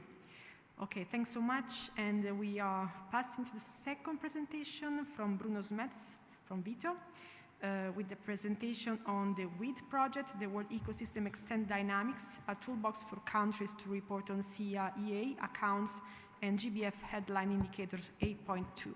Thanks, Bruno. Okay, thanks, Frederica. So good afternoon. So I'm presenting on behalf of the consortium, which is BC3 Research, EASA, and IDIF in Germany. I will present the World Ecosystem Extent Dynamics toolbox. So I think, as Maya said, at least ecosystem extent is one of the bases, at least, of ecosystem accounting. But despite it's there, and despite there are a lot of land cover maps, at least more than half of the world's ecosystems are not mapped. A lot of countries have problems with mapping it, and we see a large need, not only by the accounting, the CIA accounting community, but also by the Global Biodiversity Framework, which identified at least some headline indicators based on extent, as well as in the business and financial world, where you have TNFD, CSRD. So that's corporate reporting for green finance, at least on becoming nature positive. So there is a large need. I want to come back. A land cover is not the same, or an ecosystem is not the same as a land cover. So a land cover measures what is on top. So it's more like the structural part, while an ecosystem also measures how it functions. So it's more like the structure is in there, but also a function is there, and like plant traits. So for instance, if you take like a savanna, for instance, in a land cover, it could be kind of looked into as kind of a degraded woodland, while in an ecosystem, I mean, the fire and the grazing, for instance, from animals, that's part of the process, and that's really part of the ecosystem itself. So there is a difference between the two. And for the rest also, I think land covers typically map by 10 to 15 classes, it was on the slide, but ecosystems, we talk about 50 to 100 plus classes that we have to map, which is of course not that easy to do. So what we try to do at least is we develop a toolbox, so not a map, but a toolbox at least that can run across the globe, so global applicable, scalable, using AO data and other data to map the extent in terrestrial, freshwater, coastal, up till intertidal zones, so we do not map the marine at this stage, and monitor the extent changes. So what does the toolbox provide? So 5 outputs. So first is the ecosystem characteristics. As I said, these dynamics are important, like fire, etc., etc. So it's not just the AO data, but we add at least different AO data sets, Sentinel-1, Sentinel-2, but also, for instance, Pulsar. We do add additional data sets, both global as well as national, in such a way that we can work context-aware. So if countries have specific data sets which are better suited or more regional acquainted, at least, then we can use them. And we make them also semantic interoperable, such that they have a meaning. Second output is, of course, the extent map itself. So we use multi-topology. So we support not only the IUCN Global Ecosystem Topology, IUCN GET, which is used, for instance, in the Global Biodiversity Framework, but also in Europe, UNIS, Habitat Directives policy, as well as the EU Ecosystem Topology for accounting. We map at 10 to 30 meters spatial resolution, and we have multiple models. I'll come back on that in the next slide, or one of the next slides. Then ecosystem dynamics, so we keep it at the moment at least in the Sentinel-2 era, so 1824. And what is important is we have a separate workflow. I think Uzo told this morning that a lot of the change is currently taking two status maps and you take the difference, so that's not the case. We have really a separate workflow that detects the change and not just comparing two status maps. And then the indicators, so towards the statistics then, so we focus currently on the GBF 8.2, so that's an extent indicator, and the CIA, the accounting table. And of course there is also documentation coming out, so we have like a full transparent input, so if somebody puts in a national data set, it will end up eventually in the documentation and the full workflow is documented, such that it's full according to FAIR principles and available for documentation purposes. Okay. Coming back on a couple of things, so ecosystem characteristics, as I said, that's important. So that feeds basically next to the EO data cube, where we use a lot of statistical data derived from the Sentinel-1, Sentinel-2 time series, as well as Pulsar at least. We also add like 50 plus unique data sets and 14 groups, which are needed at least to describe a bit more these functional characteristics, which we cannot always derive from EO, or at least they require additional processing. So we started with decoupling at least the topologies, which is described in text at least, into, okay, what kind of variables or characteristics really drive at least the different ecosystem types, and from that at least group them and derive at least data sets that we then include into the system. The second part is then we do a twin classification. So I even didn't add a slide on the EO machine learning because everybody knows what that is. I mean, we just use the EO data sets as well as some of the data characteristics to drive machine learning. We have like typically like 22 models that we generate. So for every leap, it's in hierarchical topology. At least we make different models.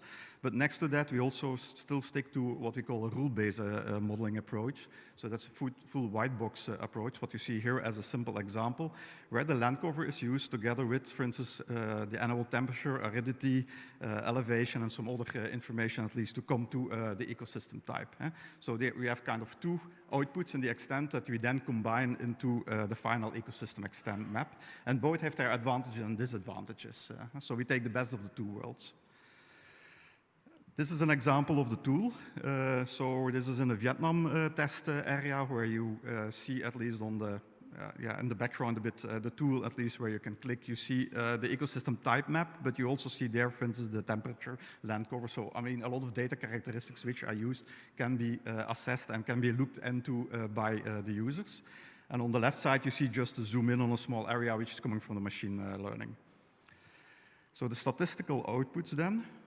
So the fourth output from the toolbox. So we focus on two. So one is what I said already, the GBF 8.2 indicator. So that's extent of natural ecosystems. So we basically compare the ratio of what's natural versus the total or non-natural, and you track that over time.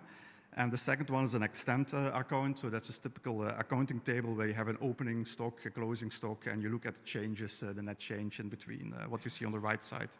Now, what is important here is, and I think it was mentioned before, that the uncertainty, the reliability is important. So I would like to mention at least a nice publication from Venter, Sander Venter at least, which describe at least how you cannot just count the pixels together. You need to do area-based estimates, and that's important.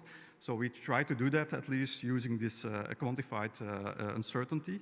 The machine learning provides you, of course, a probability, so you can directly derive uncertainty. But for instance, for the rule-based model and the final output, which is kind of the combination of the two, you cannot do that. So we use what we call an offline validation scheme. So this means that we have like validation points across the entire globe, which are really validated, quantified at least, and we use them through distance and different weighting mechanisms at least to quantify the uncertainty. Then how can users interact with the WEAT toolbox, which is also, I think, a difference compared to just providing a map at least. So first, it's global applicable. So this means that we do have pre-trained models. So whenever you are in one of the countries across the world, you should be able at least to generate the first ecosystem extent map, either through the IUCN GET or the EU ecosystem topologies. But what is important is that it's context aware. So this means that whenever a user or a country at least puts in an own characteristics, like an own soil map or one of the other characteristics, or they have some own reference data, which they have collected at least, then the system will know it and will use that data instead of the global data, or even retrain the standard model that we have pre-trained on that one. So as such, we can make it context-aware and local. It's an integrated system. Like I said, it starts from calculating the characteristics, the extent mapping, the change, as well as the providing the output, the statistics, as well as directly also the validation results. So the confusion matrices are coming out, etc. And we even established an in situ protocol based on experiences also on habitat mapping or in collecting in situ reference data for habitat mapping.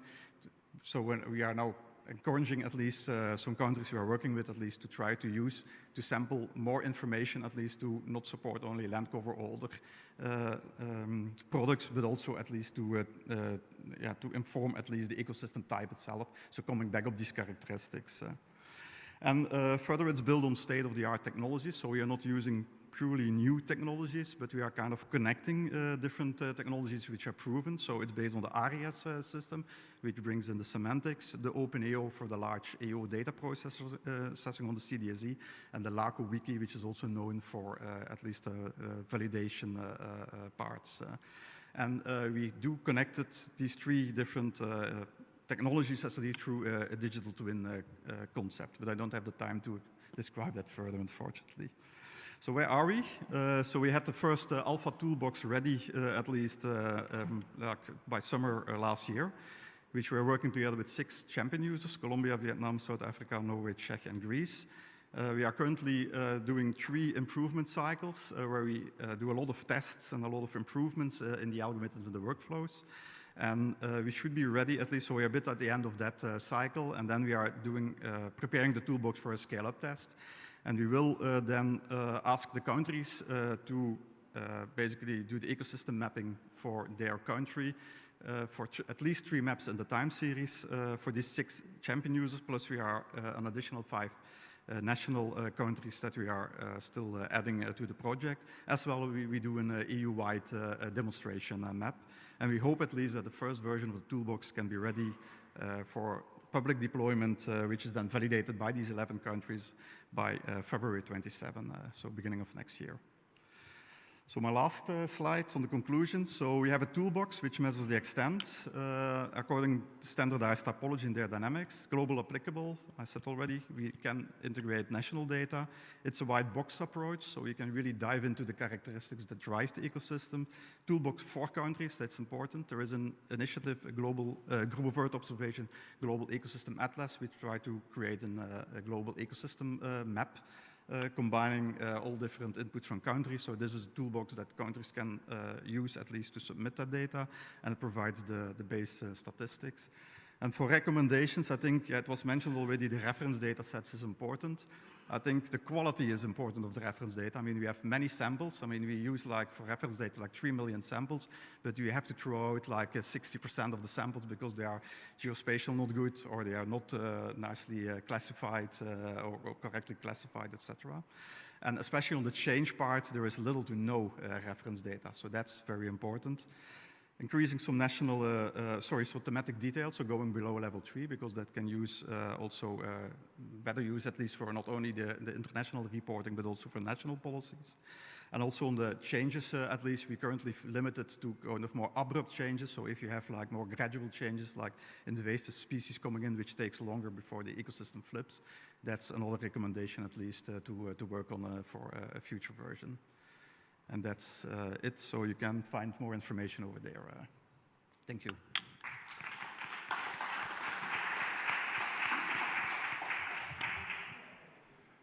Many thanks, Bruno, for the presentation on the WEED toolbox, and a really important tool to help people integrate different data and go beyond land cover to more ecologically meaningful representations of ecosystems for accounting. Are there any questions? We've got time for about one question maybe from the floor.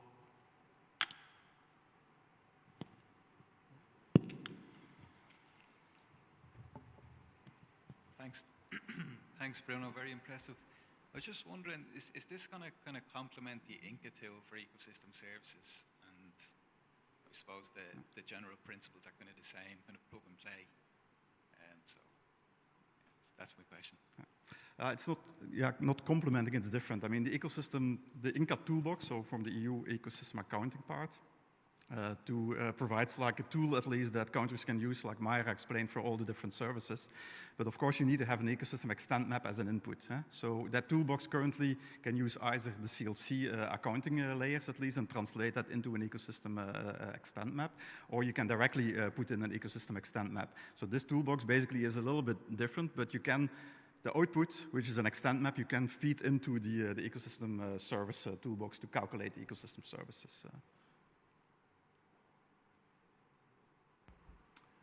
Okay. Thanks very much, Bruno. I'd like to invite Sam Belton, please, to the podium for a presentation from the Central Statistics Office in Ireland on peatland mapping using Sentinel-2 and a case study on ecosystem accounting.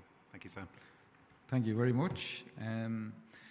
So yeah, I'm just going to talk about a very specific use case of Earth observation for ecosystem accounting in Ireland.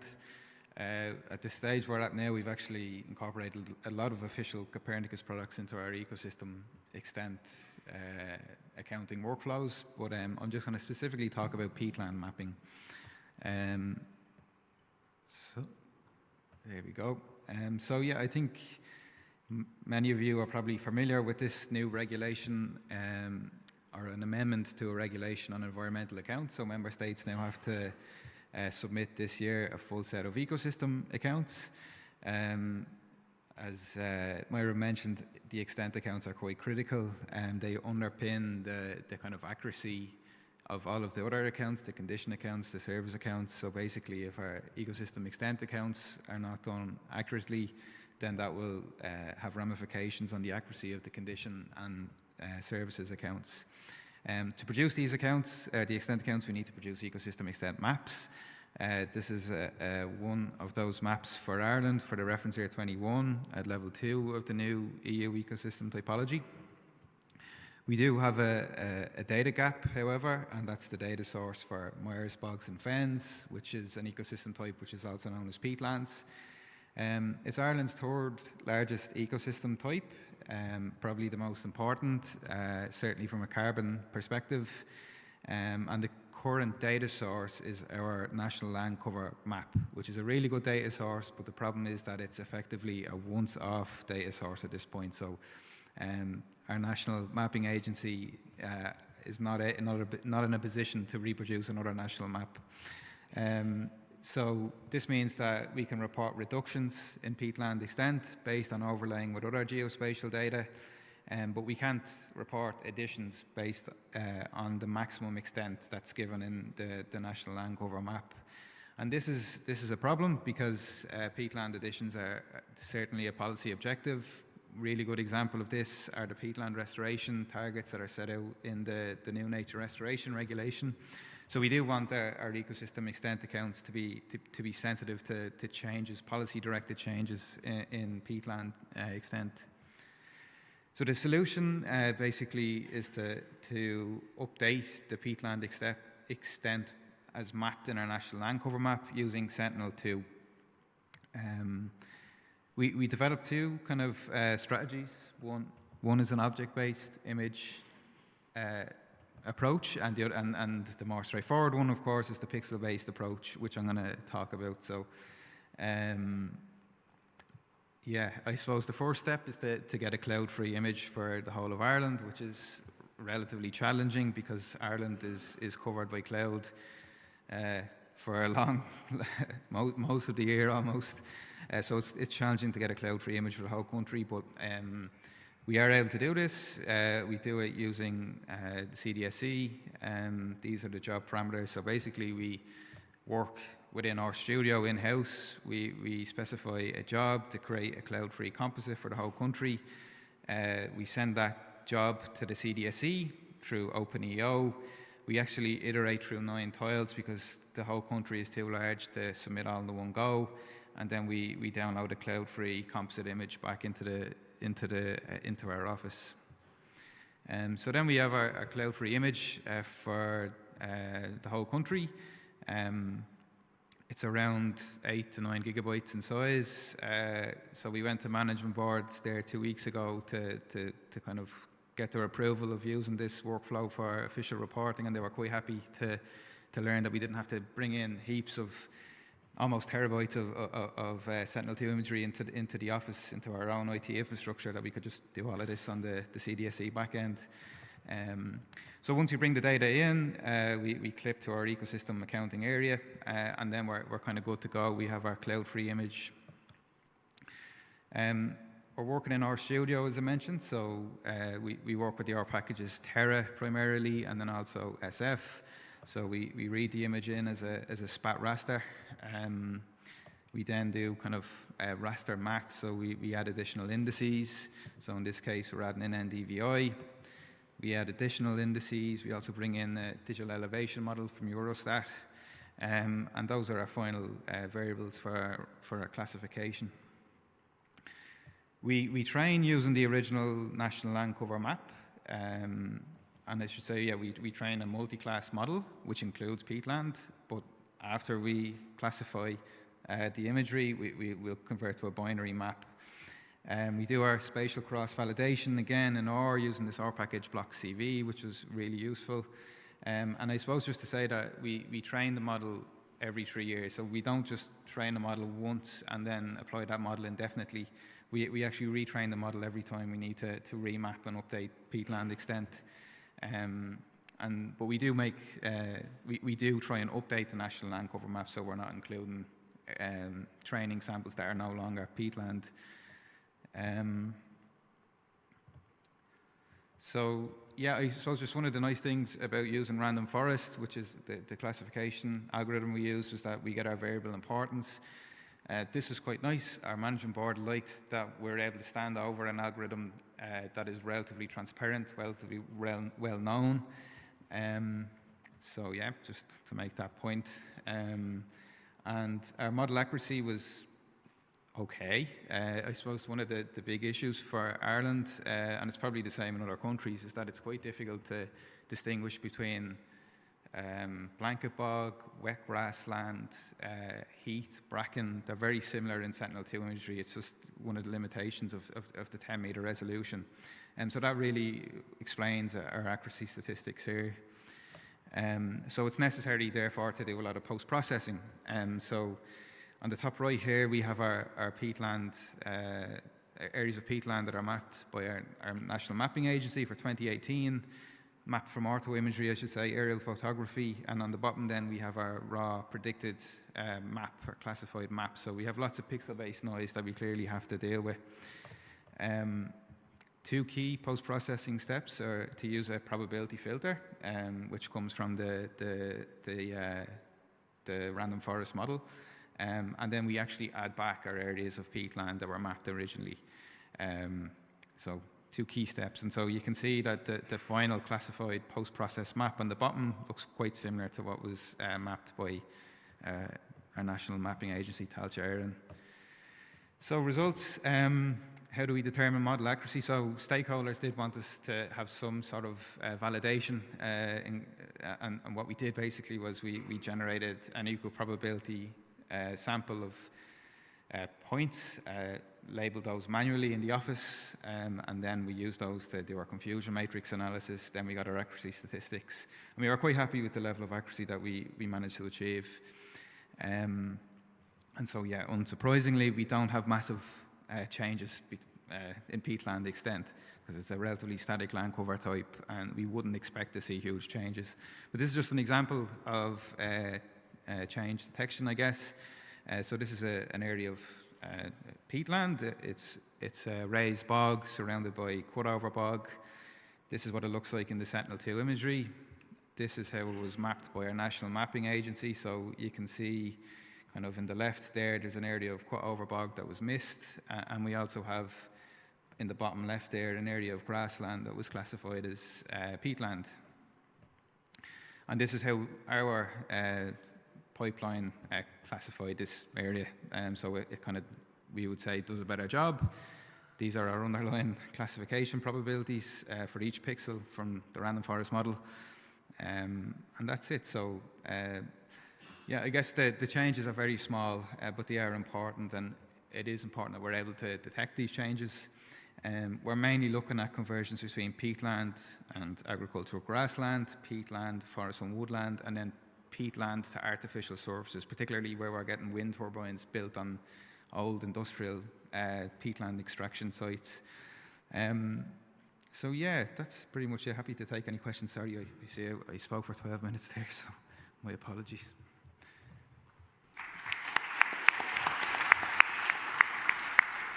Thank you, Sam, for the interesting presentation.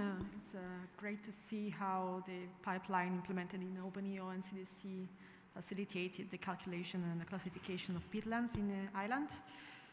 We have time for a very quick question.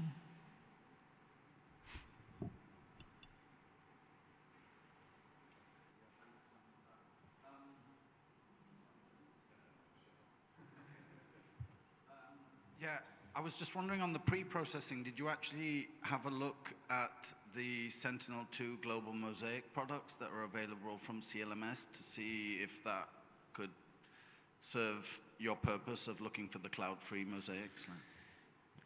Yeah, that's a good question. We did have a look, but that was a while ago now, but I don't think they included all of the bands that we needed. So that's why we decided to produce our own annual composite. So, yeah.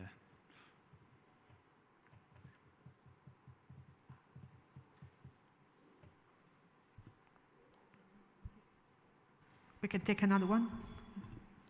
Just a quick one. Have you thought about using, for instance, Sentinel-1 data to capture the changes in, I don't know, peatland is going to change based on water level, for instance, just to capture these temporal dynamics, not only relying in a kind of annual composite of Sentinel-2 data?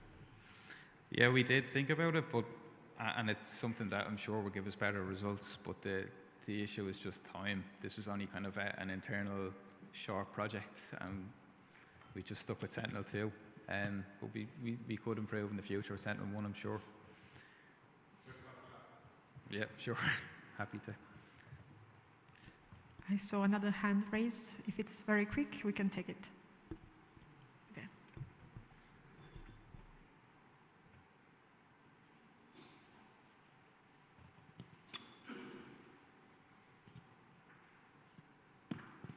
Yeah, I mean, I think a little bit connected to the previous question. Could you share some reflections as to whether there is any thought process in the thickness of the peatland? That's obviously, sometimes the extent doesn't change, but actually the thickness is changing, so that has huge carbon impacts. And I think, yeah, I'd be interested to kind of see if there's any intent in the future to maybe work on that as well. Or? Yeah, we haven't thought about peatland thickness. It's just basically what we can see in the imagery. And so, yeah, I suppose we're including peatland regardless of its depth at the moment. I guess, sorry, there is a post-processing mass where we restrict to areas of peat soil. So we, in theory, shouldn't be detecting peatland and very thin kind of layers of peat. So, but yeah, sorry, don't know if that answers your question. Okay, thank you, Sam. Thanks. So I'd like to invite on stage the next presenter, Domenico Pisani from the European Commission's Joint Research Center, with the presentation title Ecosystem Service Accounting Compatibility Assessment Tool, SACAT. The floor is yours. Thank you. Hello, everyone. I'm Domenico Pisani from JRC ISPRA. I am presenting the Ecosystem Service Accounting Compatibility Assessment Tool, and we will see how to integrate the Earth observation in this tool. But first of all, let's have an introduction on what is the SACAT tool. It is a self-assessment tool that aims to help the compilers of the ecosystem service accounts in compiling and develop their accounts. And this tool could be also useful to do some considerations also for like already existing accounts. But why we need a compatibility assessment tool? Because there are different ways to measure the same ecosystem service for the same area, and this could bring to some different measurement that could change in terms of magnitude and trend direction. And this could lead to some confusion. It's true that there are international standards, but like the CEA, and it's important to underline that this is like a general framework and doesn't provide operational procedure to how to do and how to do or what to do and how to do the ecosystem service assessment. It's important to keep in mind that the ecosystem service assessment is a very difficult exercise because we are talking about ecological process and we need to choose a proxy to assess it. There are two, let's say, main ways to assess ecosystem services that are like using already existing metrics, for example, tabular data from statistics, or build like biophysical models. When we talk about ecosystem service accounting, it's important to underline that we need to follow in the assessment of the ecosystem service the ecological feature of the ecosystem service and the accounting mechanism. To do that, we need to follow the ecological pillars for the ecological part and the accounting pillars for the accounting part, because not all assessments are fit in the ecosystem service accounting. The accounting follows like very restricted rules and is more structured, while the assessment in general could be used like for reporting and let's say that has more flexibility. What this tool, the ISACA tool, provide is underline if there are some deviation of the assessment from the system of national account, and if there are some deviation, it explain why these are deviation from the system of national accounts. But let's have a look on the different component of the ISACA tool, and we will see each component in detail, and we will understand how the Earth observation could fit in this tool. The tool is composed by 6 components. The first 3 are like general for all ecosystem services, while the last 3 are, let's say, ecosystem service selected. It's based on the ecosystem service under study. You could ended up in one of these components. But let's have a look of each component. The first component collect information on the classification, and so the accounting pillars. Collect information on the ecosystem accounting area, so if it's a study at continental level, national level, province level, and so on. Collect information on the ecosystem service that is under study, the classification of ecosystem type that is used by the compiler, and the economic sector that benefit from the ecosystem service. The second component is more on the accounting basics. So if the assessment follow the accounting principles, so if the assessment has been done following like the supply and use table, if the accounting identities have been respected, so if the use is equal to the supply, and if there is a monetary valuation, and if yes, which kind of methodology has been applied. Then we have the component 3 that is more on the data quality and collect information on the type of biophysical assessment, and so if has been used models or tabular data, the temporal resolution of the assessment and the spatial resolution. This is because the ecosystem service assessment could be spatial explicit, made spatial explicit, and not spatial explicit. And in this case, the Earth observation could help the compiler to make spatial explicit their assessment. In particular, how to make an ecosystem service spatial explicit. If we start from tabular data, we can use and integrate the Earth observation in our assessment. An example, for the food provision, integrating the tabular data with the forest distribution is possible to know where the ecosystem service is provided. The second possibility is that the ecosystem service is assessed using developing a model. So based on the feature of the ecosystem service that could be already spatially explicit or spatial made, it's possible to have an assessment that is spatial explicit. This is, for example, the case of the soil retention, where one of the key characteristics of the assessment of this ecosystem service was the slope. And thanks to the Earth observation, was possible to know the distribution of the slope and so assess the ecosystem service at a spatial scale. Then we have the last three components of the tool that are ecosystem service specific. So based on the ecosystem service that you are analyzing, you can end it up in one of these components. The first one is the potential demand interaction and analyze if the match between the actual supply and the actual use is respected, and is the case for like tourism service, pollination, or coastal protection. The component 5 analyze like that kind of ecosystem service where it's important to disentangle the contribution, the human contribution from the ecological contribution, and this is the case of wood provision or crop provision.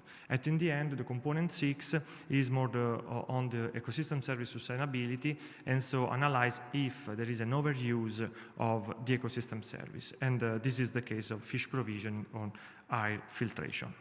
So just to wrap up, the tool collects different information, and after the computation of this information taken by the decision tree, the tool provides an automatic reporting. Automatic reporting that has also a standardized text that summarizes the characteristic of the assessment.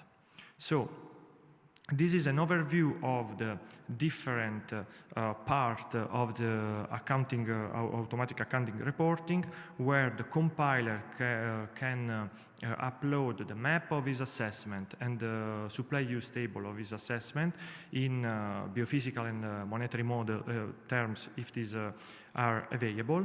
Then we have the feature of the accounts that summarize the different deviation of the accounts done by the compiler to the SNA, if there are. And then we have the spider graph that summarize in graphical terms the characteristic of the account. Then we have this descriptive component that describe and summarize the characteristic of the ecosystem service account, and also describe eventual deviation that have been done by the compiler. We have identified two different types of users for this tool.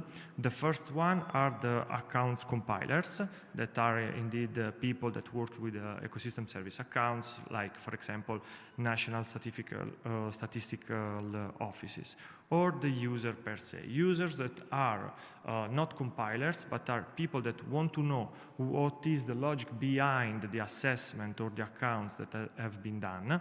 And this could be like people responsible of sustainability reporting, that maybe they want to know what is the logic of the metric that is available, and if this could fit like their purpose, because not everyone is interested in the accounting, but could be also that someone wants metrics to explain an ecosystem service. Then, in conclusion, how the Earth observation could help the ecosystem service accounts purpose, providing data to measure in a spatial explicit way the ecosystem service, and also to make tabular data spatial explicit. And if you want to know more on this tool, please feel free to contact us. Thank you.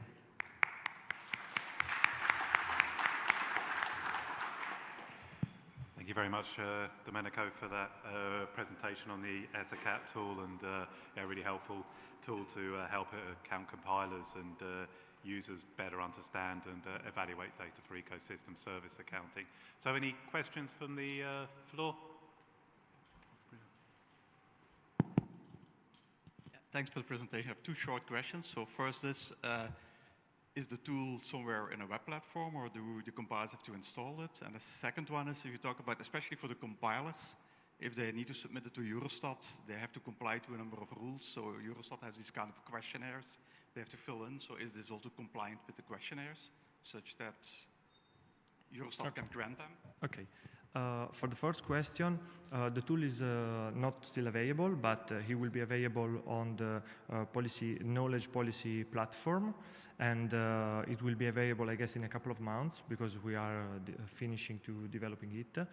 And about Eurostat, I mean, this is a tool where everyone could use it, and so could be also useful for member states before they compile their accounts to use it and see if there are deviations from the different accounting rules.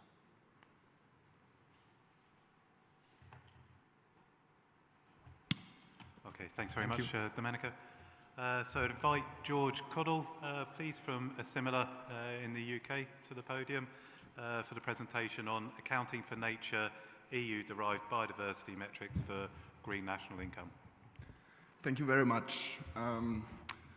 So I'm presenting this project, which is part of LEON, funded by ESA, where we try to leverage Earth observation for nature finance. And this particular pilot is developed by Assimila, where we do the EO side of things, and our colleagues in Copenhagen who do the economic side of things. So biodiversity is declining at an unprecedented rate, and this may lead to irreversible tipping points. In Netherlands, for example, the mean species abundance declined since the pre-industrial baseline to only 15%. So 85% got lost along the way. And how did we get there? In the last centuries, economic growth came at the cost of nature, where conversion of land was used to create commodities, productivity, and was squeezing out nature. But this shows actually a deeper mismatch, because the economy is relying on natural capital. All air, soil, living things provide ecosystem services for humans, and our economy is relying on this. So how can we solve this problem? We need a measurable biodiversity metric that measures biodiversity alongside the economy, not in spite of it. So what we cannot measure, we cannot manage. So Earth observation is the obvious choice. It's how do we do this? Sorry, it's the green national net income, where we track the GDP and account adjusted for the natural capital change. How we do this? We're using Earth observation. It's scalable. We can monitor the whole globe. It's comparable and frequent. We cannot measure directly species due to scale restrictions, fungi, insects, plants. They're too small to be actually measured, but we can measure habitat suitability. And this is a direct proxy how we use our lands, so land use intensity. This is something we can derive from space. When we're combining this with biodiversity data collection, so we make use of the Predicts database that samples globally biodiversity and linked to land use intensity, we can derive the BII, the Biodiversity Intactness Index, shows us how intact is the biodiversity relative to its undisturbed baseline. And we're asking the public, what are you actually willing to pay to restore biodiversity to our baseline? It gives us actually a valuation how much the public is willing to pay to restore biodiversity. And that allows us to translate this into national accounts, making it actually a trackable measure.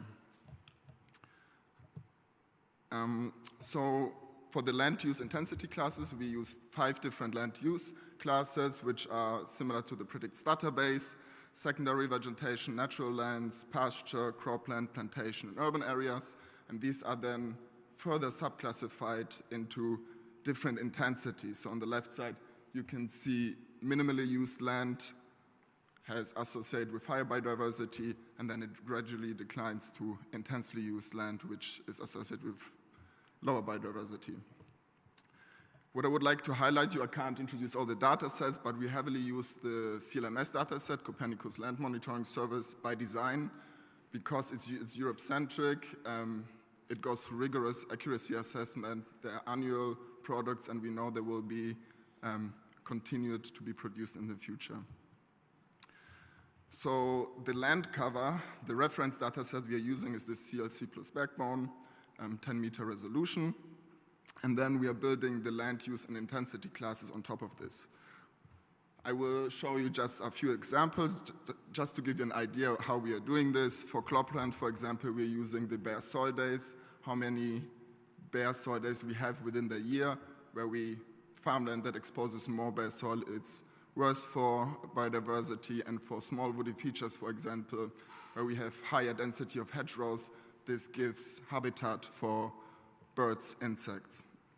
For urban areas, we're using the population density from GHSL and also the nighttime lights to account, for example, for areas where there's low population, like industrial areas, to capture also these intensities. For pasture, we are using the net primary productivity, which allows us to estimate the biomass, which is produced off the grassland.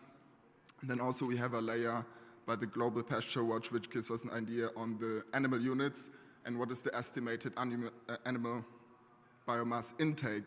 When we are dividing the carrying capacity by the animal intake, it gives us an idea if this area is overgrazed or not.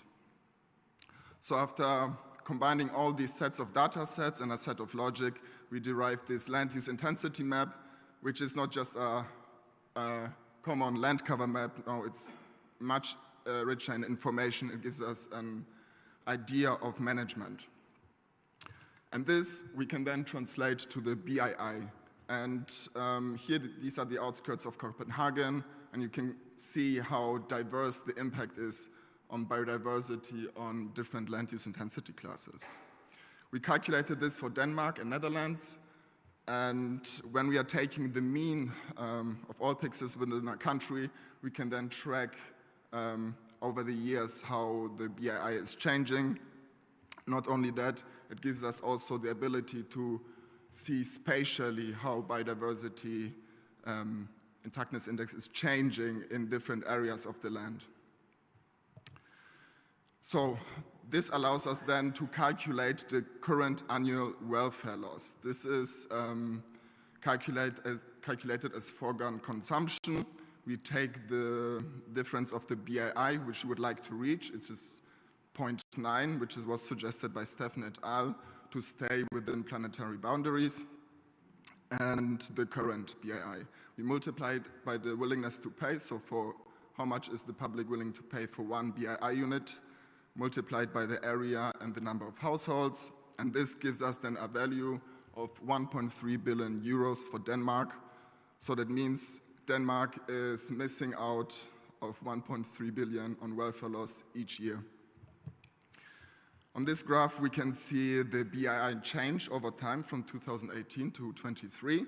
Overall, we can see a decline, and also the welfare loss, which is increasing. You can also see that between 2019 and 20, we have a slight increase, but the welfare loss is also increasing, and that's because the number of household and the household income increased during that time, so the welfare loss also increased.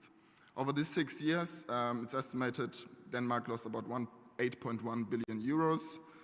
And if we use the same study willingness to pay we have from Denmark and also applied from Netherlands, then we get a number of 22 billion euros about.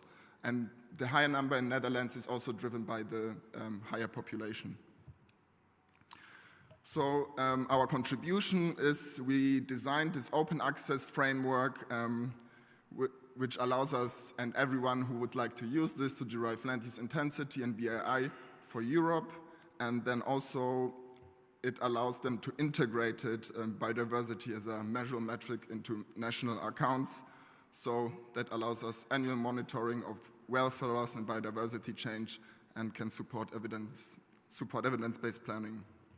Our next steps, we would like to scale it up from a European-wide LUE mapping to a global mapping, test and adapt it in other regions, also test whether there are other ways to value biodiversity, not just the willingness to pay. We also would like to connect more to nature finance, statistics and policy people to understand what are the needs and how these maps can be used so it suits their needs.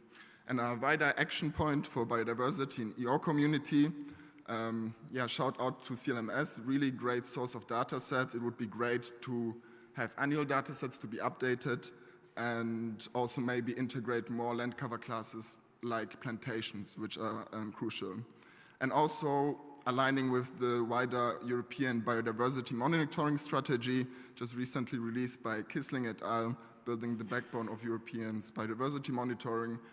If we manage to align the sampling strategy so we can also make use to understand how this sample biodiversity is linked to land use intensity, it would greatly improve our maps, make them more robust.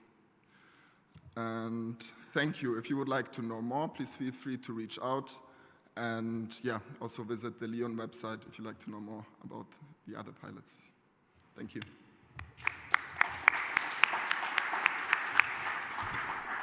Thanks so much, Georg, for giving this interesting presentation. Indeed, biodiversity sometimes is a bit of a missing part of the puzzle, a bit of an overlooked part in the more classic ecosystem accounting framework through the lens of the CIA. So it's really interesting to see how we could possibly integrate this as information as a complementary insight.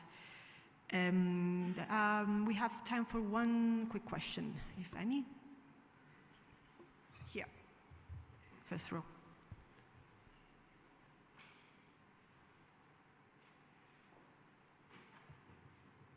Thanks a lot. Is it working? Two short questions. How did you do like the land use intensity? Like, is it a number? Is low urban the same as low picture? And the second question is your baseline spatially explicit? So how could you come up with this baseline? I don't know this data set. Okay, so to the first question, it's we have 24 different classes. So each land use layer, for example, urban has 3 classes: urban, minimal, light, and intense, and that's for each classes. And we have 8 different classes, land use classes with 3 intensities. So we have 24 different classes.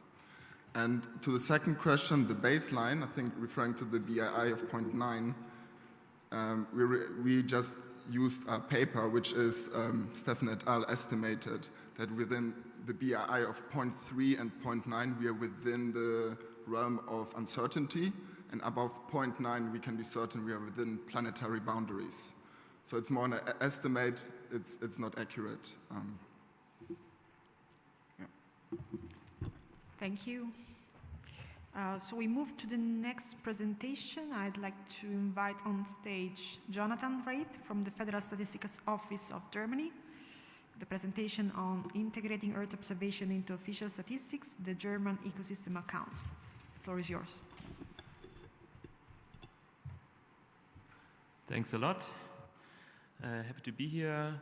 I want to present the German ecosystem accounts with a focus on air filtration, and I'm speaking on behalf of my colleagues down below. So let's go right into it.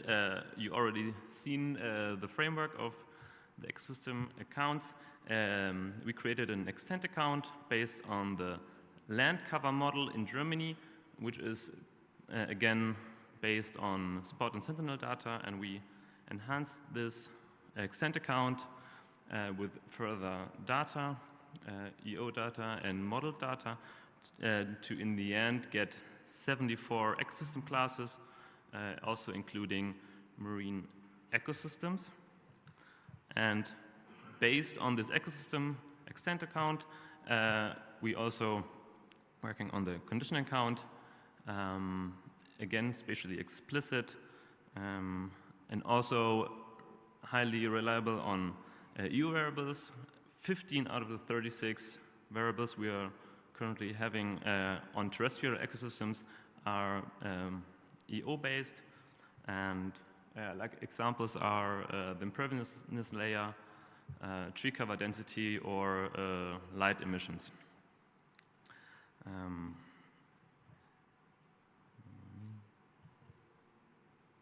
Yeah, so next account is a service account.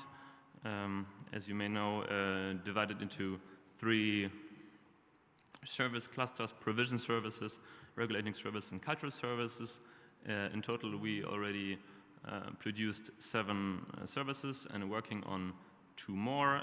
Pollination and erosion control is again in progress. And as I said, today I want to focus on air filtration, a regulating service.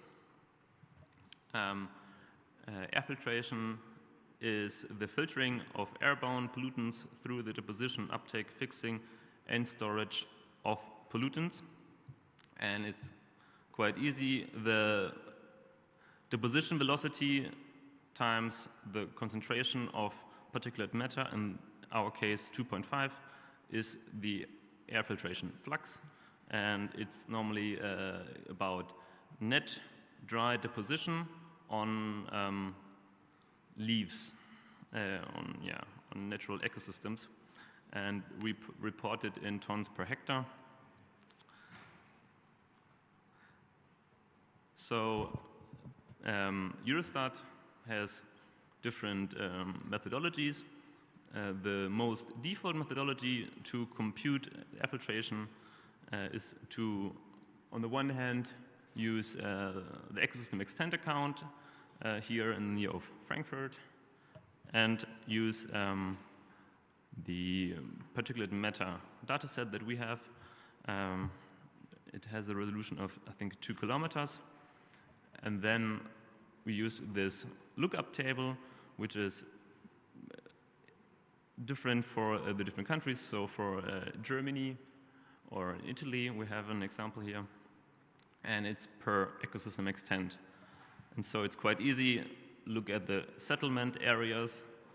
Look at the same pixel in your particulate matter dataset, and you get a value for the deposition velocity of 0.00098 times the concentration of particulate matter. So this is the default option by Eurostat. Then there's an advanced version, which includes the leaf area index in wind. And here you can see the Copernicus dataset of 300 meters of leaf area index. And the wind dataset, a bit more coarse. And the graph is showing the deposition velocity as a function of wind speed. It's nonlinear, but with increasing wind speed and turbulence, more particulate matter is depositing on leaves.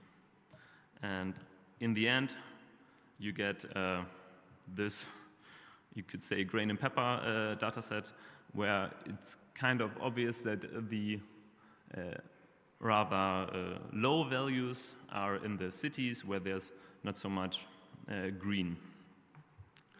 So coming to our national approach, the German Environmental Agency and the Association of German Engineers and others are currently part of a national expert group tasking to publish a new set of national deposition parameters. And these parameters are, like, at the moment, work in progress and not yet published, but they are based on the paper up here by Plime, a new aerosol dry deposition model for air quality in climate modeling. And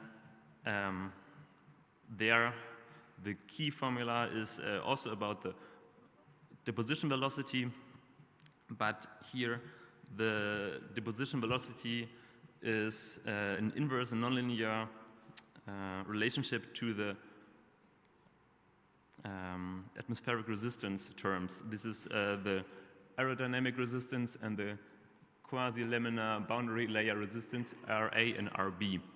And these resistance terms, again, are functions of leaf area index, of wind speed, of land cover, and other terms. So it's quite complicated, but in the end, it's a nonlinear, more detailed version of the approach before. And we try to simplify these terms and use as not so many data sets. And our first results is, this is the advanced approach you can see here. So leaf area index and wind approach for urban and forests. On the x-axis we have quarterly results, and on the y-axis you have mean deposition velocity, and now our national results. You may see they are way lower than the leaf area index results. And some more results, again, urban and forests. Now we plotted the years on the x-axis and the air filtration service in tons per hectare on the y-axis. And you can see that the default approach, so the lookup table, and our national approach that we are currently working on are really similar, and that the leaf area index wind approach, the advanced approach, is way higher. In forests, it's even 3 times higher. Instead of 0.5, it's 1.5. So that leaves the question, what's right or what's wrong? We are quite glad that Eurostat funded us with a grant to work on this. And now I would say it's good to look further into it, and if maybe the leaf area index is a bit too high. Maybe as a takeaway in general, we are really happy for our accounts to use ready-to-use EO data that we can use and do not have to work on so much anymore. It's always good to have timely EO products that are so that we can work on them a bit till we have to send them to Eurostat, and long time series is always a plus, and even better if the methodology is consistent. Thanks a lot, and if you want to have a look at our ecosystem atlas, only in German, and some publications there in English.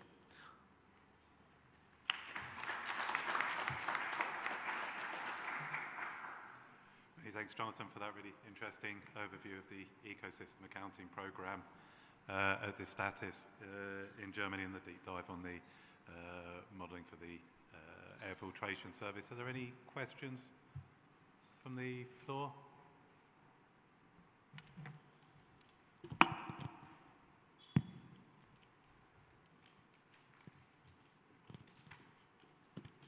Thanks very much, Jonathan. Very interesting. We were also favouring the leaf area index approach in Ireland, but we don't have a national version to go with.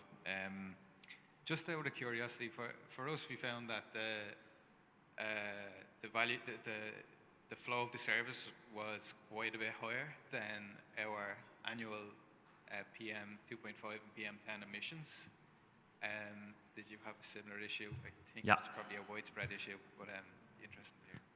Yeah, we also had similar, so it was a bit strange, and we thought maybe this, so we had the PM emissions and then the air filtration service, and it seemed that the air filtration service is higher than the emissions, so,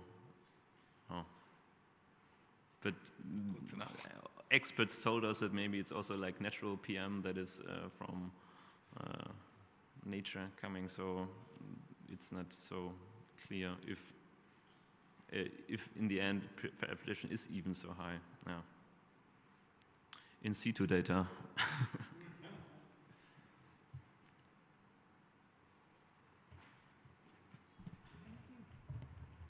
Thanks so much. Given that we are a bit behind schedule, we would recommend concluding the session here and then coming back at 2:20, 2:15 for the final two presentations. Okay, so we'll reconvene at 2:20, let's say.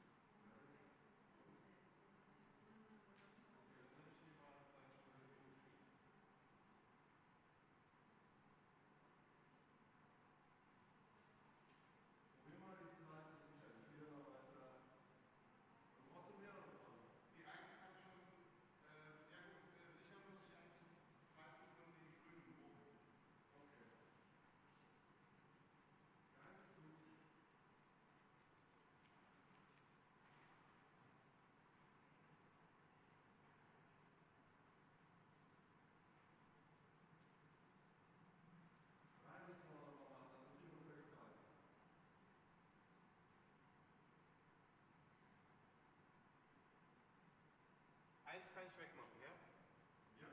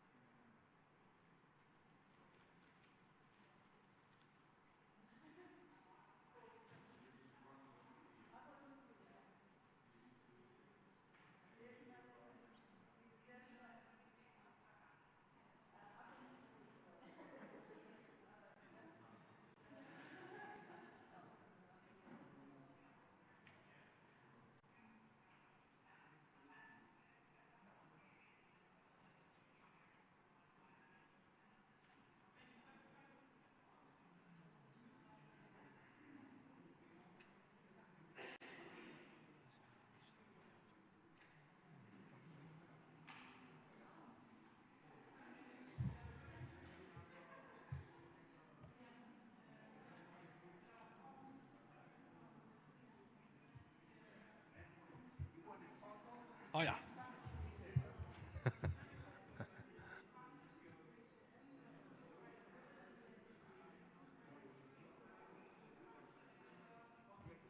You want a photo as well? Oh.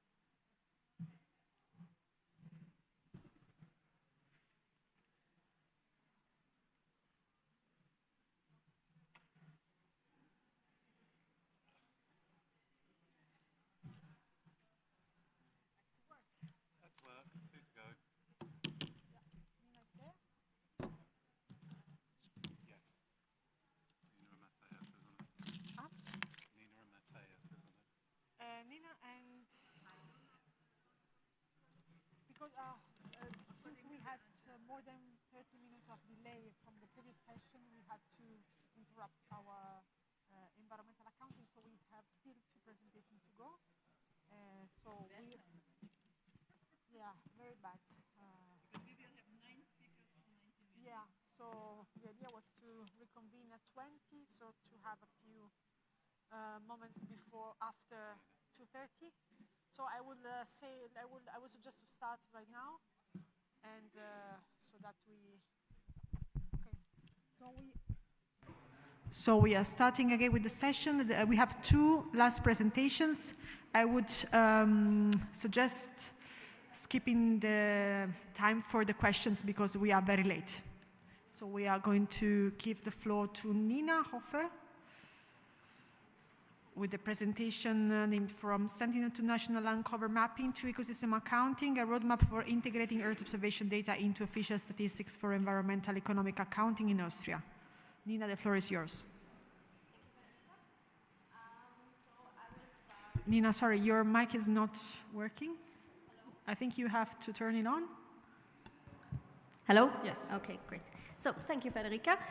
I will start right away with our beautifully named project, StatEO, Earth Observation for Land Cover Statistics in Austria. And so a few words on the background of this project. We have started in 2020 with a first Eurostat grant project with using Sentinel data for land cover statistics for 2019. And we followed up with another grant project to also produce the data for the following years until 2023. And since the new reporting obligation on the environmental economic accounts are based on geospatial information, this presented a great use case for our land cover classification besides other use cases. And the StatEO results were integrated in the first pilots for the reporting of the ecosystem accounts, and more to that later. The last grant project finished last year, and we worked out a follow-up to continue our efforts, mainly focusing on quality improvement, workflow automation, documentation, and metadata. And I would like to speak a bit about this follow-up now and the methods in general. So regarding the nomenclature and definitions, we want to ensure compatibility with ecosystem typology level 1 mainly, and also, for example, CLC Plus and in respective EAGLE. Our code list and definitions focus on what is feasible with 10 by 10 meter Earth observation data. Regarding accuracy, during the 2 grant projects, overall accuracies between 80 and 90% were reported. But during the follow-up, it became clear that these numbers are unfortunately not very reliable because the assessment was a little bit biased due to the sampling. So we are now doing a revision, starting with the reference year 2024 to be published later this year. And in these revisions, we want to guarantee methodological soundness and the reporting of defined metrics, which are listed here. The labeling for model training during the grant projects was done using in situ data sets like the cadastre data from the mapping agency in Austria, and the LPIS data for agricultural areas, and training reference points were automatically extracted. And for the revision we are doing, we plan to manually label our training data set, because during the follow-up it became clear that the in situ data we were using are not very fit for purpose for extracting label data from them. And we stratify our label data across Austria. And I want to talk about why we are doing this revision for the training data now. So to really highlight the importance of good in situ data, and now that after yesterday's workshop we all agree on the importance of good in situ data, for us it is really to make all ongoing efforts worthwhile, important to ensure quality on the data itself. And as we encountered some issues with the training data, we investigated them in detail, and we concluded that we actually need to make the revisions. On the top left, you can see imagery with some agricultural fields and mining areas in the middle. And these mining areas were classified as sealed surfaces. You can see it on the other picture. From a land cover perspective, of course, those areas should not be sealed surfaces. Same on the bottom left, a mining site classified again as sealed due to assigning wrong labels, relying on the cadastre data and mixing up land use and land cover. Then we have some issues on the top right. You can see a very big cemetery in Vienna. It's very green, and when you walk through it, it's like a park with many trees and green space, and most of it is classified as sealed again. And so this mixing up of wrong labels and wrong placements leads to a lot of confusion in many classes, like sealed surfaces and vegetation, or for example, water and woodland and trees. You can see it at the example with the river at the picture, because the labels from the cadastre data are extracted automatically from the polygons, which are not which are very coarse, and so the labels become extracted at the edge, beneath the edge of the river. You can see it in the NDWI that actually the water training points are not located inside the river. So in the overall map, we then have a lot of confusion. These are just some examples of many. So we have a lot of confusion between these classes. And another example on the right side, where you can see that the polygons of the cadastre data are simply too coarse to extract automatically training points from them, because then you have the points in the actual agricultural fields, and they are wrongly labeled and they are wrongly placed, so a lot of confusion. So yeah, that's why we concluded we have to make a revision of the training data. And we adapted our roadmap to guarantee methodological soundness and data quality for the revisions. And some important tasks, therefore, are new input data, new requirements, standardized pre-processing and analysis, creating an own labeled reference data set, guaranteeing a transparent accuracy assessment on holdout sets, and establishing documented technical reports and metadata. And we are currently finishing the data pre-processing at the moment, and we will start in the next few weeks or days with the labeling. So also some words to the used data, which I guess is always interesting. So as input for the model, we are using Sentinel-1 monthly mosaics, Sentinel-2 composites, also 3 derived indices, a terrain model, a slope, and a normalized surface model. And for the manual labeling interface, for the reference data, we're using Sentinel-2 true color composites, also indices, elevation models, and high-resolution orthophotos. So as soon as the 24 product is finished, it is again time for integrating it into statistics. So now I make a jump to this part, the ecosystem accounting, which is one impact we are making with our land cover classification to monitor the environment timely, consistently, and spatially explicit.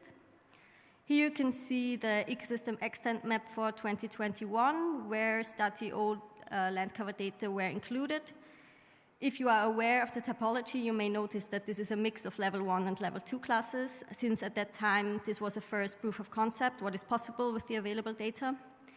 If you're not familiar with the topology, you can see it on the slide, level 1 and 2.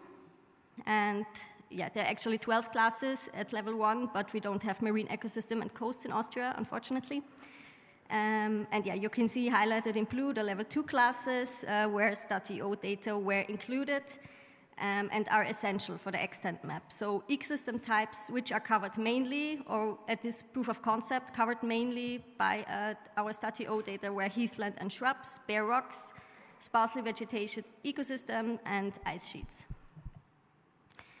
Yeah, very quickly here you can also see the hierarchical structure of other data sources because, of course, our land cover was not the only product which was necessary for the extent map. And I can come to that later for the questions, maybe. So to sum up, some important issues and next steps, I will start with the ecosystem accounting. First, the different data sets are not very consistent regarding, oh, someone is moving. not very consistent regarding the mapping units, and it needs to be harmonized in some ways. Also, the data sources for the wetlands and for the fruit trees are very scarce in Austria, but needed. And the sparsely vegetated areas, this is also a mixed class problem where it is to be defined to which class such areas belong from different input data. And some important lessons learned from our StatEO land cover.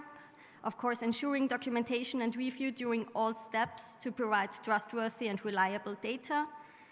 Regarding in situ data, even if making thousands of points, they need to be validated and available in situ data need to be checked. Semantics, it is simply essential to provide exact semantic definitions for harmonization. Woodland and forest would be another good example for this. And of course, providing metadata and usable data in the end for the use cases.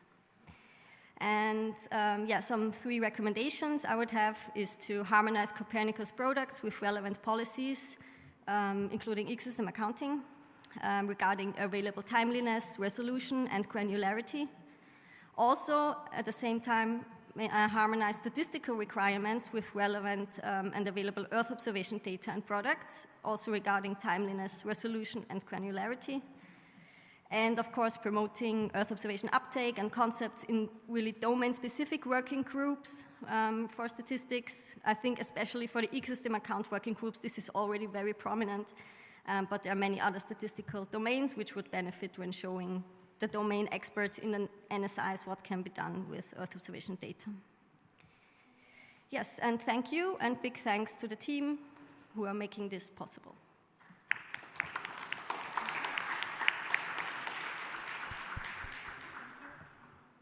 Thank you, Nina. Unfortunately, we don't have time for questions, so we transition to the last presentation by Pavel Milvenov from European Environment Agency. Presentation on Data Foundation for the Next Generation EU Ecosystem Mapping Product. The floor is yours. Yeah. Thank you, Federica. Being last one from the session has its advantages because I could rely on what the previous colleagues have said. Since they covered many of the components, I will try to be short. So thanks to Myra, Bruno, and to Sam of the diligent cover of some of the components that I was trying to convey. So it will be easier for me. I will start to mention the obvious that ecosystems and habitats are relevant for practically every EU land-related policy, from natural restoration regulation to the common agricultural policy. And we have now the new ecosystem accounting model that will be used by the countries from this year to report on the extent and condition of the ecosystems, also covering some ecosystem services. And the good point is that this reporting is based on geographic explicit data, as is shown on the left, which means that the accounts will be extracted from spatial maps of the ecosystems at a different level of thematic granularity, which makes them usable for different policies.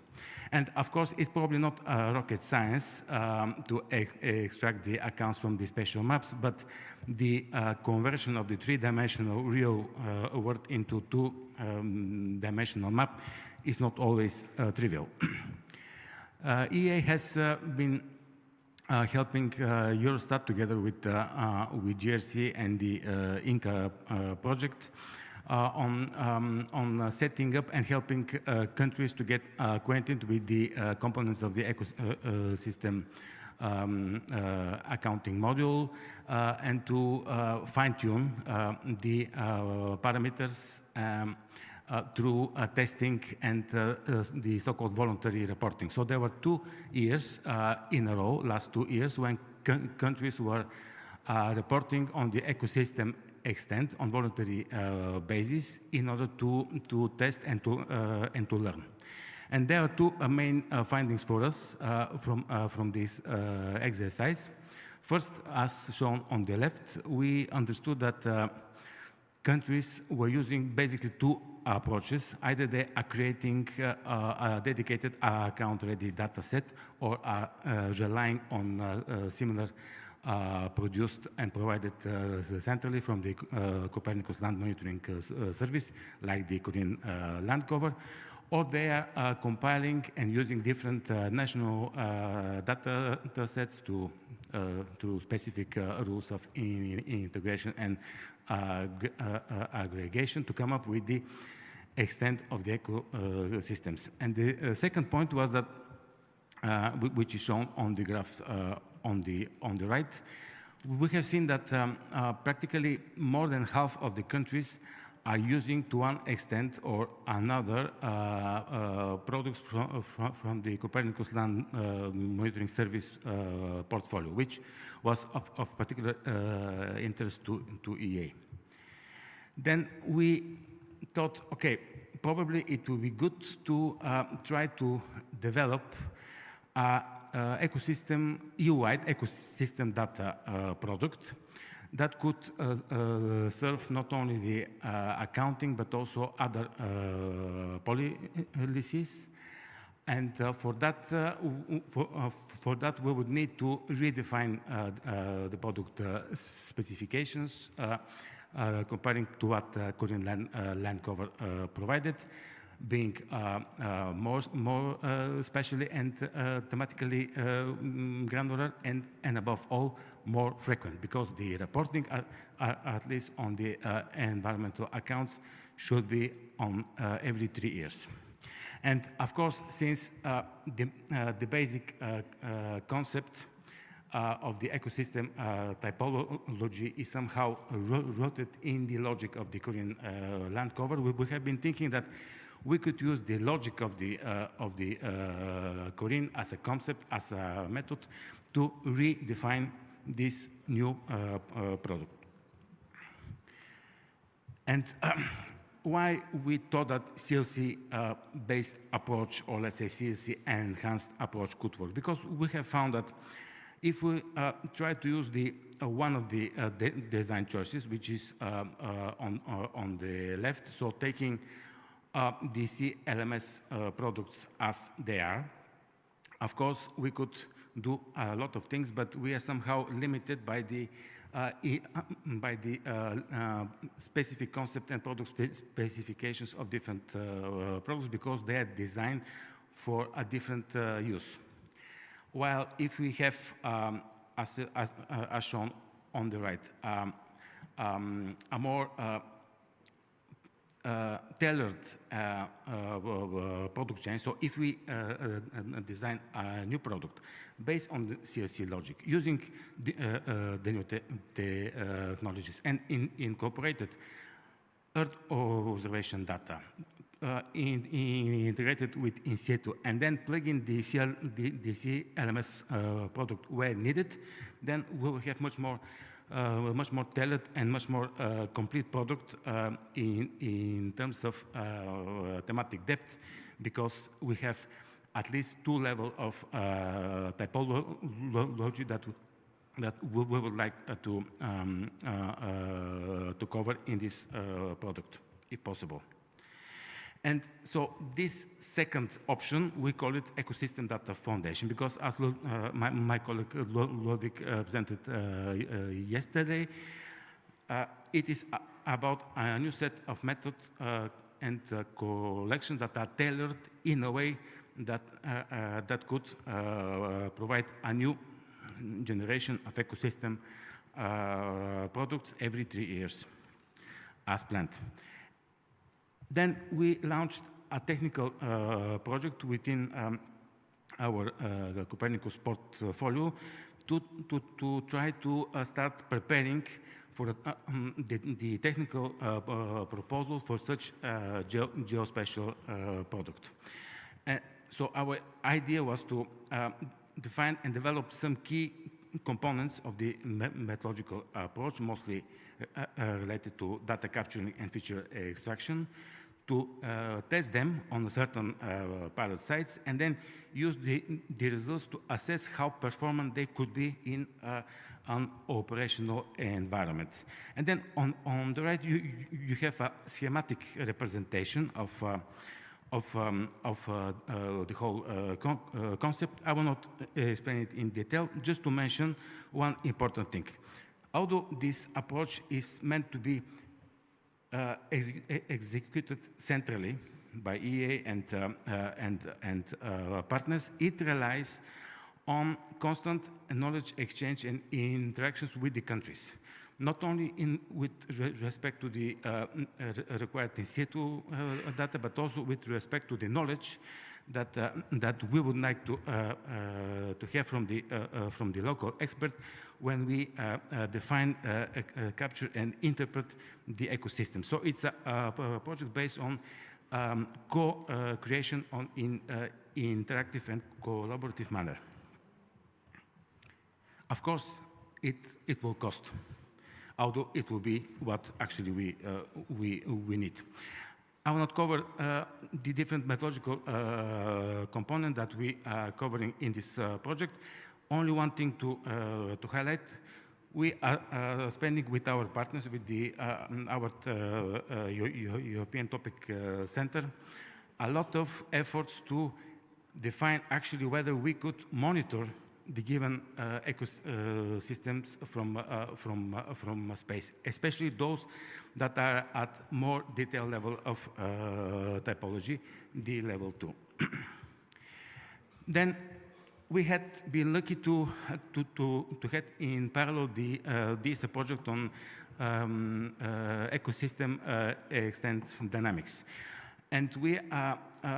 Since we are champion user for the European Continental Demonstrator, we have the chance to somehow pull and to share resources, to exchange knowledge and information on tools, methods, also to work on similar pilot sites and on similar or complementary ecosystem type, to use our joint effort and to use the economy of scale that this collaboration provides. Last but not least, there are also quite important conceptual work on harmonizations, on nomenclature and classes, which is done either through crosswalk or through the land characterization concept like the eagle or the new land cover meta language. My last slide. The next steps will be to try to expand the work to the extent possible to additional ecosystem types and pilot sites, to perform a rigorous assessment, and then to try to engage the local CLC mapping teams to find and to see what could be the common solution and to have from them some operational suggestion. The ultimate goal is to set up a common methodological framework and detailed plan for operational product deployment within Copernicus. Some key recommendations. We saw that any data integration logically implies alignments on concepts and nomenclature. This is inevitable. That we have to also probably combine automatic and manual, so neither of them solve everything. We need both. And especially for statistics, when it comes to the trade-off between spatial detail and temporal consistency, the temporal consistency somehow wins over, because we're not interested in the best product that is possible only within a particular time point. We could live with a compromise, which ensure that we have comparable time series in time. And last but not least, for area-based estimates, we have to also correct from the bias from the classification, because we work with thematic labeled spatial data. That's the end. Thank you.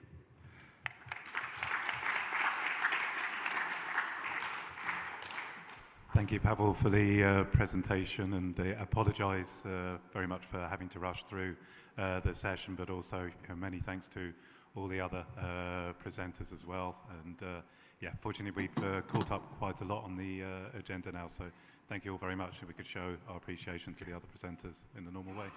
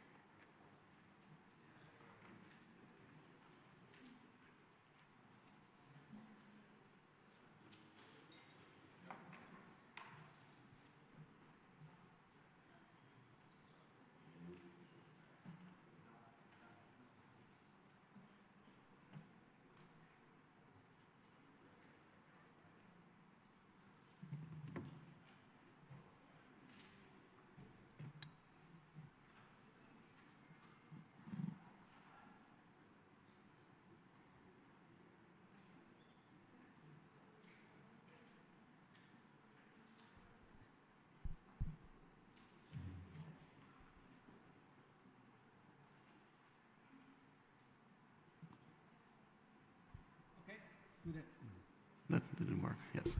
Good afternoon, everyone.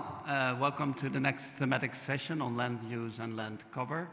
We're very glad to have 9 presentations, so get ready. We have 10 minutes for each block of presentations, so after 8 minutes it should really more or less be finished, otherwise there is no time for questions. So we're going to try to keep a bit of time so that we don't run out any longer. My name is Marijn van der Velde. I'm working at the Joint Research Center of the European Commission in the Food Security Unit in ISPRA. And with me is Marta. Good afternoon. My name is Marta Nagy-Rotengas. I'm from Eurostat, heading the unit in charge of statistics for Earth observation and Earth observation for statistics. Perfect. All right, so what we're going to do, we will have the first speaker up soon. I hope that they still know that this is the time they're supposed to be here. Yes, perfect. And we will give a 2-minute sign when there's 2 minutes left. So we have a total block of 90 minutes, 9 presentations. And the first presenter that we have is Remco Paulussen from CBS. And I would like to give the floor to you. Thank you. Just looking how this works. Is it working?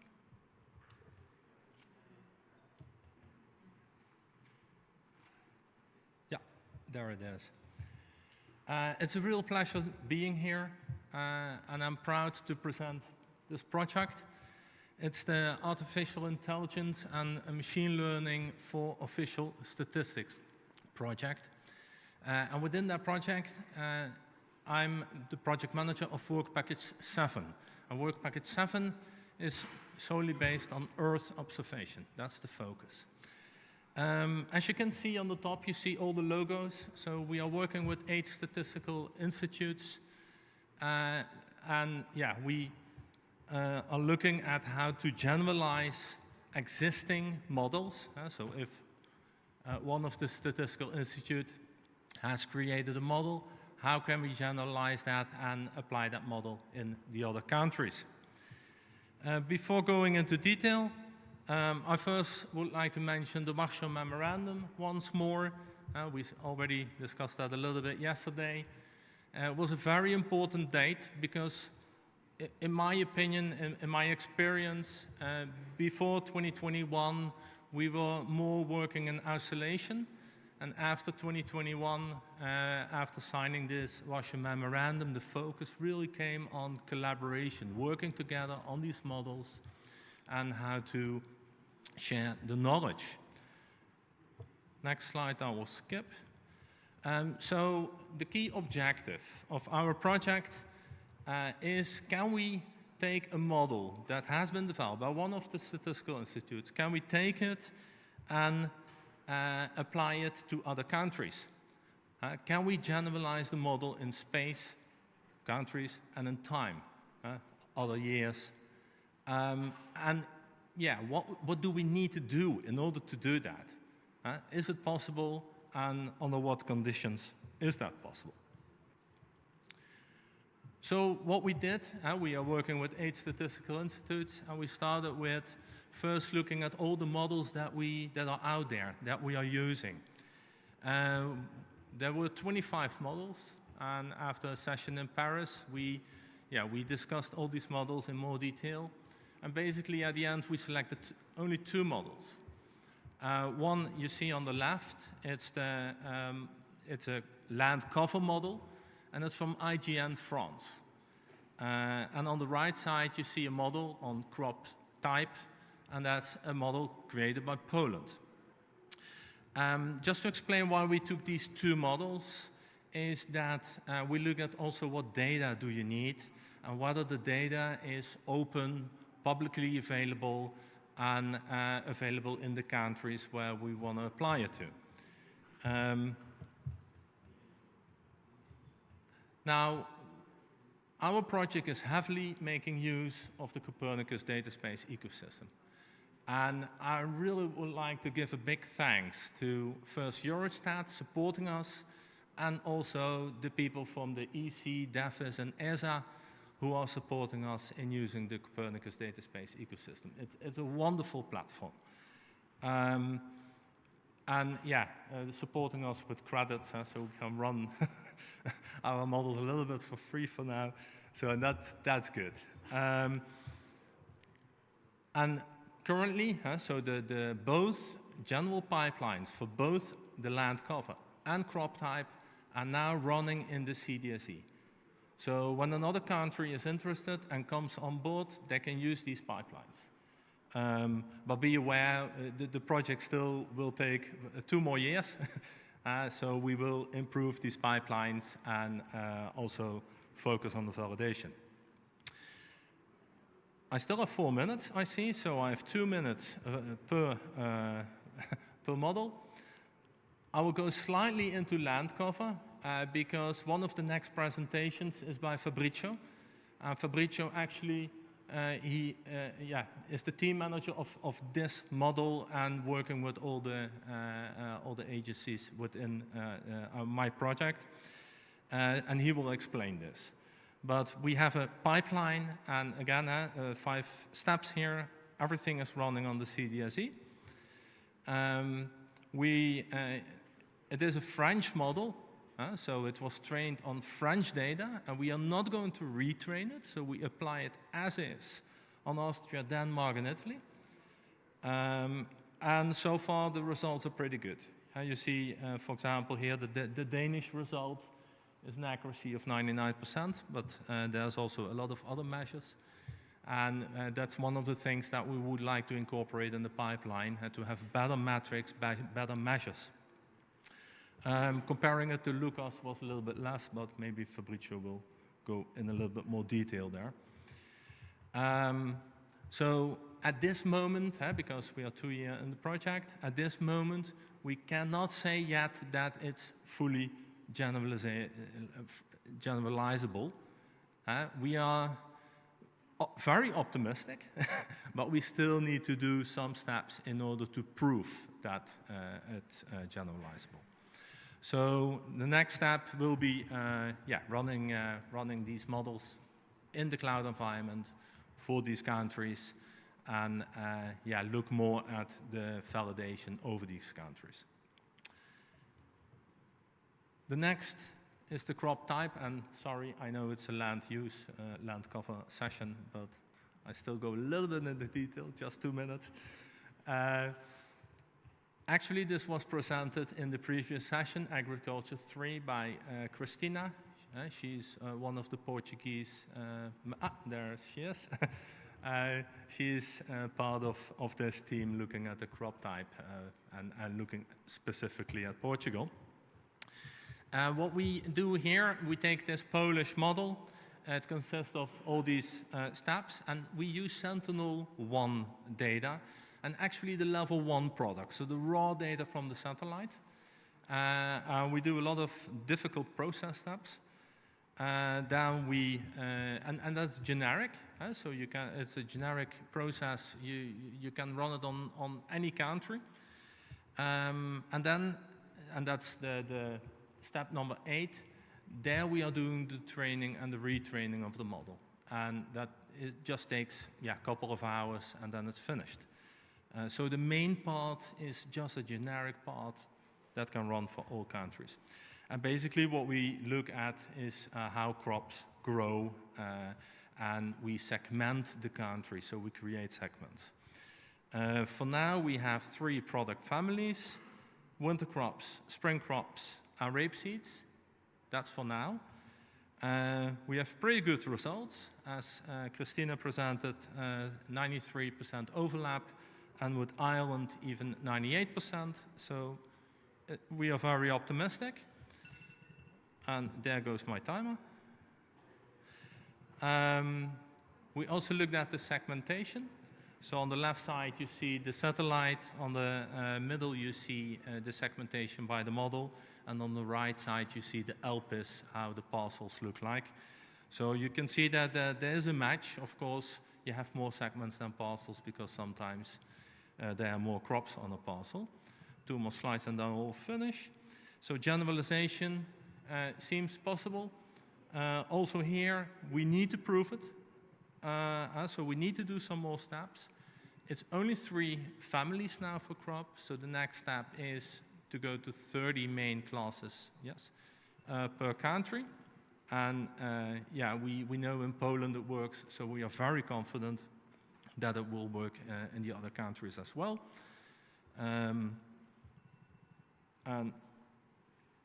We also here need to look at validation.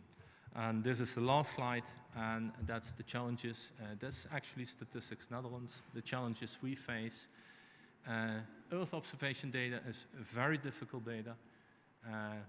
Of course, we are a statistical agency. We are not ESA, so and we don't have a lot of experts. So it's expert capacity is less available within our company. We need to use the CDSE because internally we don't have the infrastructure to run these models. So with that, I would like to thank you for listening, and that's it.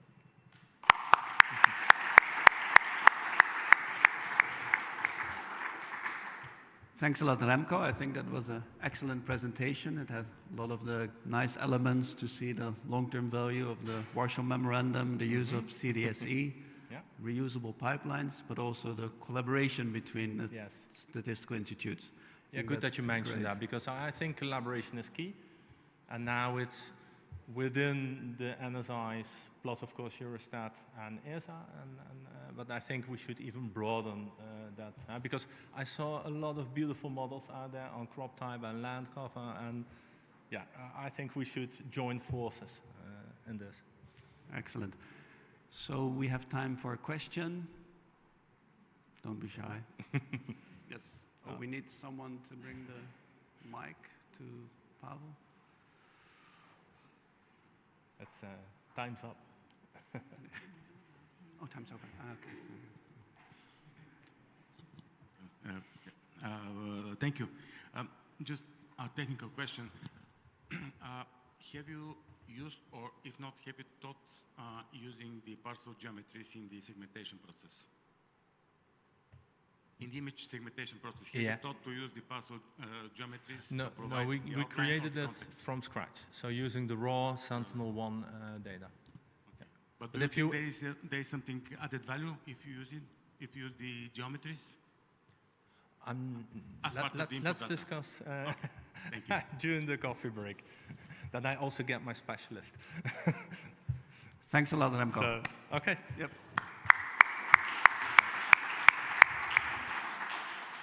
So we move to the next speaker. I hope yes, there you are. Very good. So welcome to Nandika. and she is at Wageningen University, and she will talk to us about strengthening land cover validation. Okay, thank you very much. Yeah, today I'm going to focus on community guidelines for land cover validation and how these land cover validation can be useful for supporting national and subnational use of land cover maps, which I would like to emphasize. It's about maps, it's not about models. Okay, how do I do this? Yes. So last year, land cover community reached a major milestone. We published the good practice protocol for accuracy assessment and area estimation of land cover maps.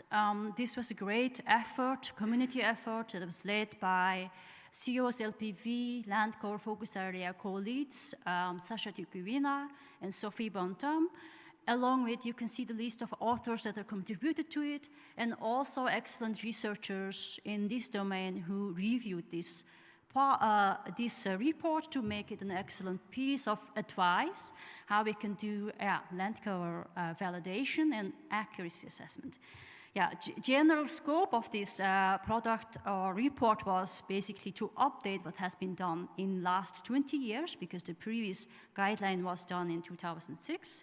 And update, because since then there's a lot of things that happened, obviously, on new literature, new methodology, and also a second objective was to provide high-level guidelines on planning accuracy assessment activities, focusing on main elements, and overall goal of increasing awareness and supporting correct implementation of map accuracy, as well as pointing out different potential limitations and gaps. And it's now our community's role to disseminate these good practice protocols, that we ensure that Earth observation community has maps, produces maps that are reliable.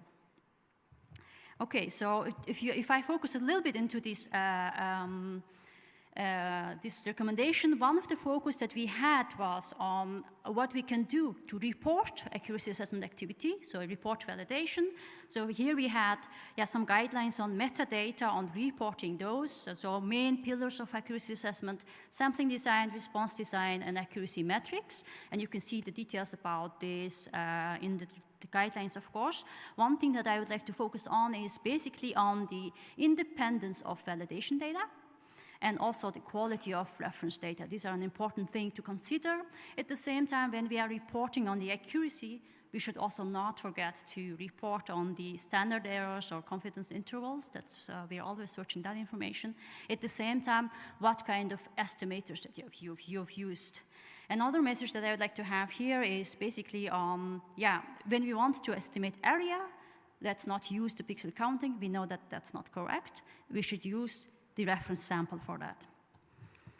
Okay, so along with that, the takeaway message is basically all maps contain errors. Accuracy needs to be assessed using an independent data. And we need to remember that unvalidated map basically means untested hypothesis. So let's not forget that as well. Accuracy assessment is an important component that requires serious investment. I think we have heard quite a lot about challenges, funding challenges related to that. And we even advise that up to 30% of project should be budgeted for accuracy assessment. We can have a discussion about it later if you like. Key recommended approach is design-based principle using probability sampled independent data. And one of the things for the users is basically maps validated only at the global scale should be used with caution, because we know that map accuracy varies from space to space. And this is the element actually I would like to focus on the rest of the presentation where I've been working on. Basically, we want to know where you want to use a certain map, actually where you want to know which map. Yeah, so for that, we have been focusing on this study that we have done some time ago, actually, on accuracy comparison of global and continental level global land cover maps. And this work was published in this journal here. Here in the journal paper, we focused on 10-meter maps, and that was then expanded into this blog by WRI. We added a 30-meter glad land cover map. And then we use the world cover validation dataset to assess the accuracy. And you can see the accuracy results at the continental and global scales. We saw that world cover map together with GLAD land cover maps, they performed quite better. And the continental level, they were actually quite competitive compared to the other two maps. And then I went one step further to focus on country level accuracy. So can we provide country level accuracy estimates in here? So I focused on countries where we have sufficient, sample data, so 100 sample PCUs there.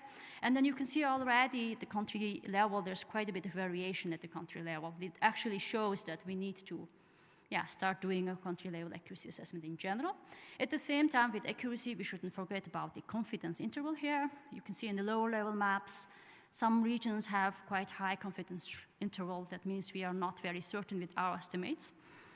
And that's basically where we actually hit the limits of design-based inference, because design-based inference is not very easily scalable, and we have to look into different methodology so that we can provide accuracy estimates, also area estimation for smaller areas, subnational levels. And this is where I've been focusing recently on local area estimation and uncertainty estimation methodologies using model-based approach. So that's a parallel concept next to design-based approach, but we are looking at model-based approach. We had in forced statistics session quite nice, interesting topics also about it on model-based area estimation or small area estimation. There we looked into forest area estimation at the region level. We used the reference map to draw different samples, and we used dynamic world forest probability as a predictor. So the key point of this model-based approach that I investigated to 3 methodology here I have listed is that it provides spatially explicit information, prediction, with its uncertainty information. And that's an important part that we have to remember. And then afterwards, it was aggregated to an area to provide an area estimates over an area you need. So preliminary results we can see a study area of 30 by 30 kilometer block cells. I had 61 of those. And you can see on the lower part that model predictions were quite good, and it made quite a bit good improvement compared to the dynamic world map here. And that shows that there is some potential to it. And this information can also be used to provide local accuracy assessment. Now, going further to block level area estimation, this is a bit of a complex graph, but what we've done is basically we compared the area estimation of 3 methodologies to a sample-based approach here on the lower right. And what we see, if we put the prediction intervals on the x-axis and the y-axis, we have the area from the reference data. And then if you can see how many times it's covering the one-to-one line, it was quite clear that model-based approach is actually quite useful and providing more useful information compared to the sample-based or design-based approach alone. And if I visualize it in a slightly different way, we can just put the force proportion map on the top, reference data, model-based approaches, and sample-based approaches. And then you see the area estimation is quite similar, but what's interesting is that standard deviation gets much less with these model-based approaches, which is also quite interesting, even compared to the sample-based estimates. So this is obviously shows a quite bit potential of a model-based estimation, but we also need to do a further study to assess their general applicability. So I think I'm doing quite well in time. So key message basically that I have here is that we have Landcore community have community-endorsed recommendation guidelines which in principle recommends using independent probability-based reference data for validation. And secondly, it's important to also provide map accuracy at the country level, because this is pretty much where the maps are being used these days. And lastly, for sub-regional estimates, we could also look at model-based approaches that can be further investigated in the future. And lastly, I think this will also be focus of this session again. There is still critical challenge remain in validation when it comes to spatially and temporally detailed validation of Landcore maps. So that was it from my side. Thank you. And taking the last minute, I would also like to advertise this PhD position at Wageningen University on validation frameworks for near real-time Landcore monitoring. If you have any questions, feel free to come forward. Nice, okay. Thanks a lot, Nandika. A question, a quick one, as we keep saying here. You are allowed to ask a quick question, otherwise you can find her later. Also talk about the PhD position. I think it was very nice, from a whole big global assessment to local map accuracy, and I think it's nice to see that the statisticians and cartographers find each other in accuracy assessment. No? So that's yes, we need to talk more. yeah, that's very good. Okay, thanks yeah, again. Thank you.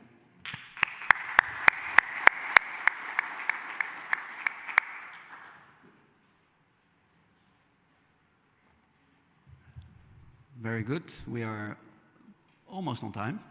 So we move to the third speaker. Hello, Fabrizio De Fausti, and he will speak about very high resolution land cover mapping. And I think it's a continuation also of the first talk we saw. So please, Fabrizio, the floor is yours. Thanks to the organizer of this workshop, very good workshop. I'm Fabrizio De Fausti. Remco introduced me in his good presentation. I lead the lane cover subgroup or work package 7 of IML for official statistics. And today I will present our pipeline that we are developing to producing very high resolution land cover mapping. As Remco explained before, the aim, the goal of the work package 7 of Earth observation is assessed is IM machine learning models can be generalized over space and over time, and in which condition. After a selection phase, we have selected the French model FLAIR, that is a deep learning model, very promising, developed by IGN, Institute of Geographic and Forest of France, and use very high resolution orthophoto to detect 15 land cover classes, and he is a neural network attention-based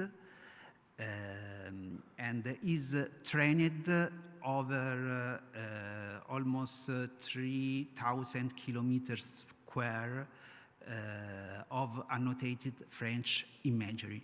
So our question is, the trained model of French can be used in another European country as Denmark, Austria, and Italy. So we, in our pilot, we have choose the region Ovestaden for Denmark, Salzburg for Austria, and Veneto for Italy. How works FLAIR model in French? This is a segmentation of the model with the French orthophoto. We can see how the model detects the border of the very high resolution pattern to the ground. We can see the 15 classes of detective of FLAIR are quite general classes for Europe.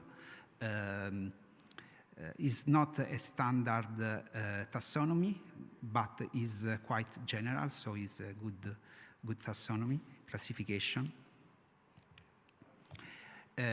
So we in each country, we have many orthophoto with different quality, different format, compressed or non-compressed, different band format, and tiling, and different tiling. In some country, we have big tile and few number, or vice versa. So we need to harmonize all these different input, and we have developed for this harmonization a land cover pipeline in our project that follow all the process from the input, harmonization of the input, upload in the cloud. After we perform the inference with the FLAIR model, we can vectorialize the output, the raster output, by a vectorization phase, producing the statistical land cover table final for each region. And we have a phase of quality assessment to compare the different results of the model for each country. The pipeline is a pipeline cloud-oriented, and the input file, output file, and process file are stored in S3 object store. Is fault tolerant, traceable, the process is traceable and scalable by the scalability of the cloud. All this experimentation is run in a infrastructure, Creodias infrastructure cloud, that is provided from CDSC, that we of course, we thanks a lot for this. Here we have some accuracy results for a quality assessment, in particular for Denmark region of Staden. The validation of the quality assessment is performed for different sources from Lucas, Lucas Strata and Lucas Survey 2022, and manual photo interpretation for each point in the region that we want to investigate the quality. We can see that the accuracy for the photo interpretation is high. We calculate accuracy overall, Jacquard and Briard skill score. And but we see that the quality of on Lucas point is not so good. We think that we have different classification taxonomy for FLAIR and Lucas, so we need a mapping more complicated.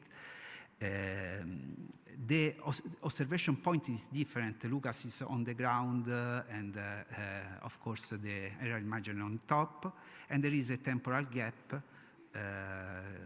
The orthophoto are 2024 and Lucas 2022-2018.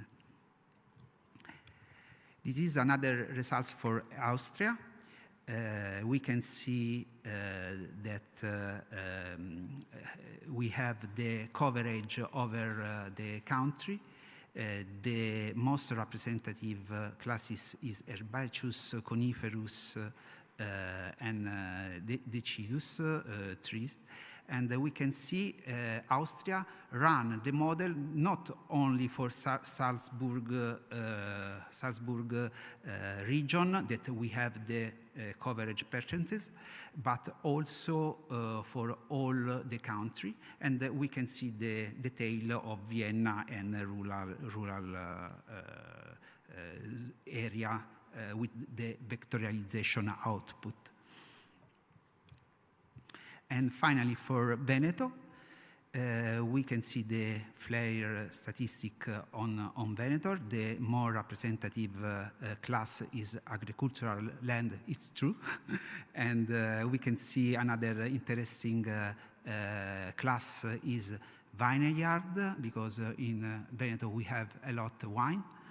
And in the right table, we have the comparison between flare and some aggregated classes of flare and Lucas 2022.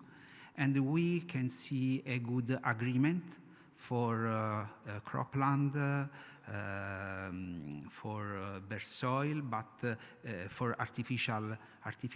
But we have some problem with the water.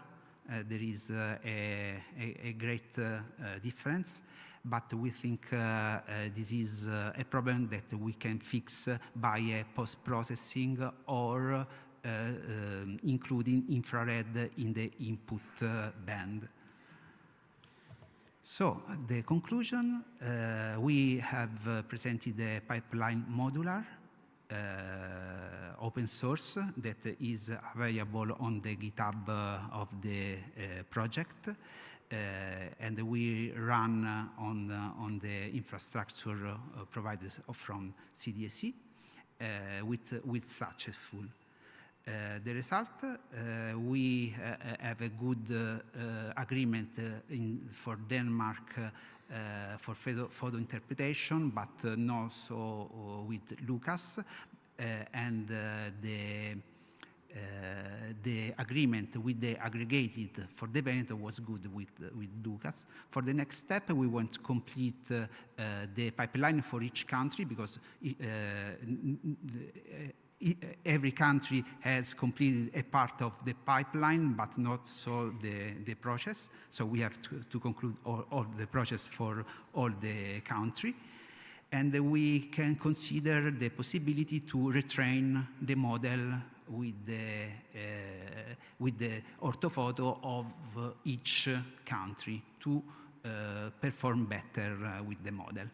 So thank you for your attention. I want to thank the participant of the project. This is the GitHub of our project. Thank you very much.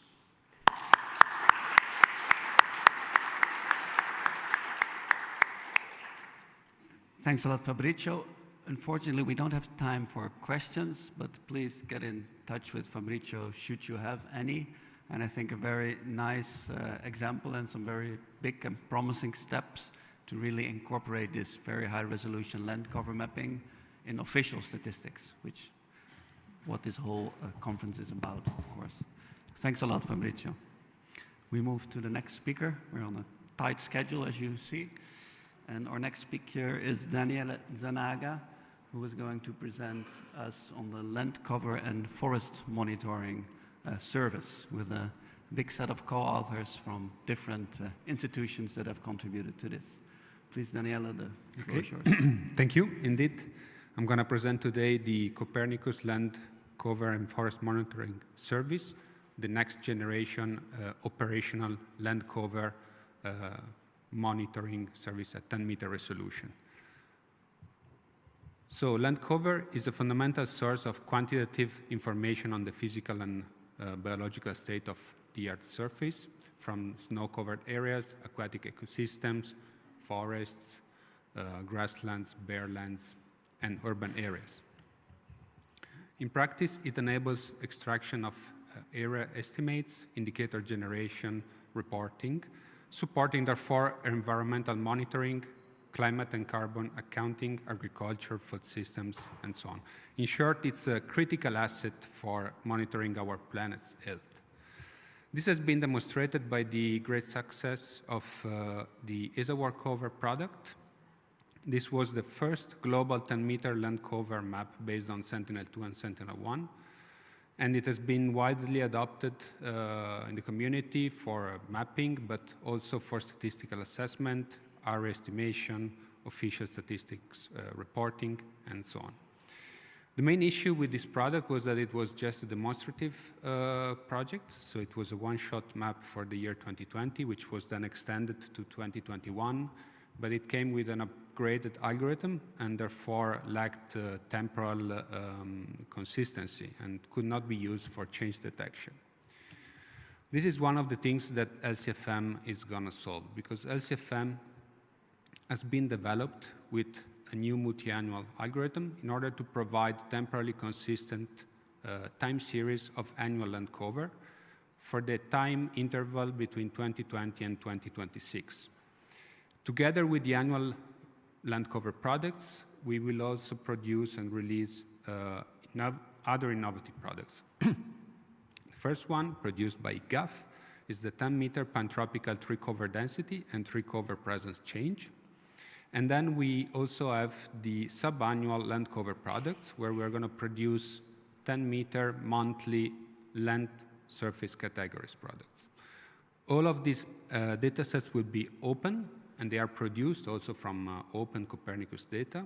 We will also release the training data, describe and release the methodologies, making this product completely reproducible and customizable. The objective is to build a dynamic land cover service that will support enhanced global environmental monitoring and custom downstream application.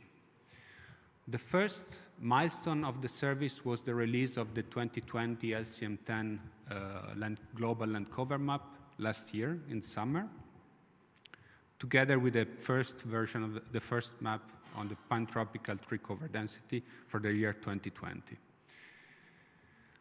The major innovations for the land cover product are a complete revised technological stack, where we have an overall methodology, because we developed with our partner IASA a new platform for collection of AI-assisted annotation and collection of land cover labels. IASA collected more than 50,000 samples that we will release towards the end of the service as part of our deliverables. We also have a completely updated pre-processing chain.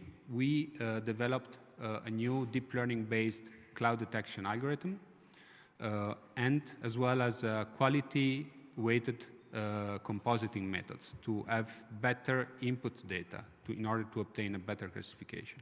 And finally, the key innovation is also the algorithm. We developed EvoNet, which is a new deep learning algorithm which combines the contextual learning of CNNs with the spatial accuracy of pixel predictors, so that we can put together the best of the two worlds. These innovations lead to higher quality and higher accuracy for the product, and this was also assessed by IGNFI in an independent product validation. So IGNFI collected a completely independent validation dataset that they used in a blind interpretation to validate the land cover product, which resulted in an overall accuracy of approximately 80%, sitting above workover by approximately 3.4%. So I included a couple of examples also to get an overview of the product. This is Cali, Colombia. This is how it was mapped in workover. And this is the new LCM10. And we can see easily already the improved mapping of the cropland areas, of the built-up surfaces with more roads, more built-up surfaces, less tree cover commission over crop fields around the rivers. So a general qualitative improvement that can be appreciated in this area, which matches also the quantitative validation results. So other examples that I wanted to show, this is Gran Chaco in Paraguay. This is an area that undergone intensive logging in the last 20 years. And this is how it is mapped in LCM10. I think here it went off. We lost it. It's good because we have time. Okay, It's came back. back. It's back. Okay, Thank okay, you. good, good. So yeah, here I just wanted to show a bit that how the product can be used to measure quantitatively areas that have undergone logging, and with the consistent time series with the following products for the following years, it will be possible to measure the amount of logging that has been performed in certain areas. Another interesting example, here is the Sundarbans in India, the biggest mangrove forest in the world. Mangroves are a very important ecosystem because they are major carbon sinks, they are biodiversity hotspot, they provide coastal protection, and therefore it's quite important to map them, and this is how they look. And final, also beautiful example here on the Wadi Asiran basin in Saudi Arabia. These are irrigated fields which are irrigated using fossil water from the underground basin, so a non-renewable water source. And this is also an interesting example on how we can map active annual cropland. So we can see we see the active ones and the inactive ones, and we then can quantify basically the cropland extent in these areas. The data can be accessed on the CDSC Terrascope. I invite you to visit land.copernicus.eu. And I just wanted to show a last example before concluding. We also put together a notebook that you can access by scanning the QR code or at this short address, which is which showcases how to compute area statistics over nations, countries, or over regions. This was over Belgium. So concluding, LCFM represents a new baseline for global land cover information. It will provide temporally consistent land cover time series. It's going to be free and open. And we released the first product last year, and we plan on completing the time series between 2020 and 2024 by the end of the year, with the following 2025 and 2026 in the beginning of 27. Thank you.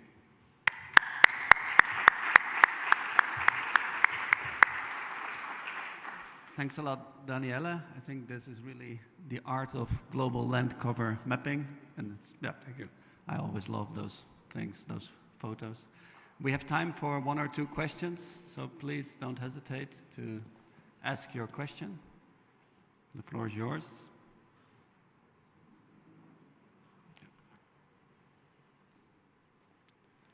There's one there.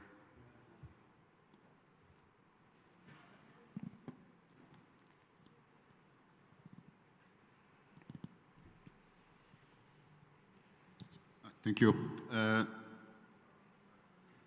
I would like to know if you are using a single model or more models to consider the transferability of the spatial transferability of models.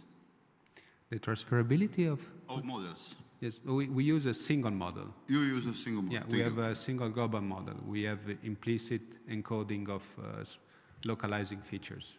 Okay, thank you.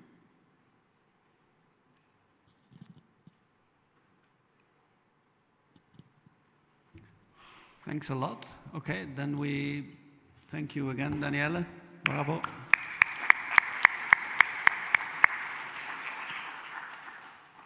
And we move to our next speaker, who will talk to us about Portuguese statistics, Célia Ferreira. The floor is yours. Good afternoon to you all. My presentation intends to show the use of Earth observation data to develop land use and land cover statistics in Statistics Portugal.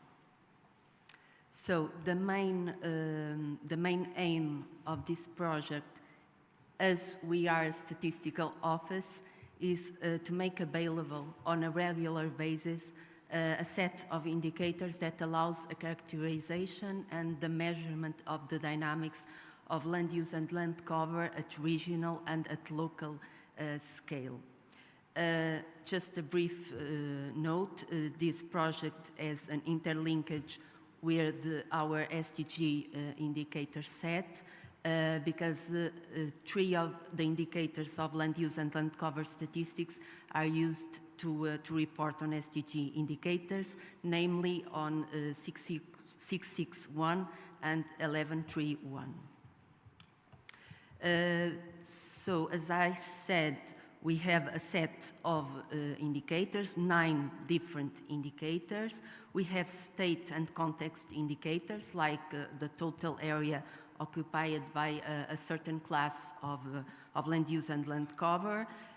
We have indicators that measure the dynamics, so like the change rate of area occupied by a certain class.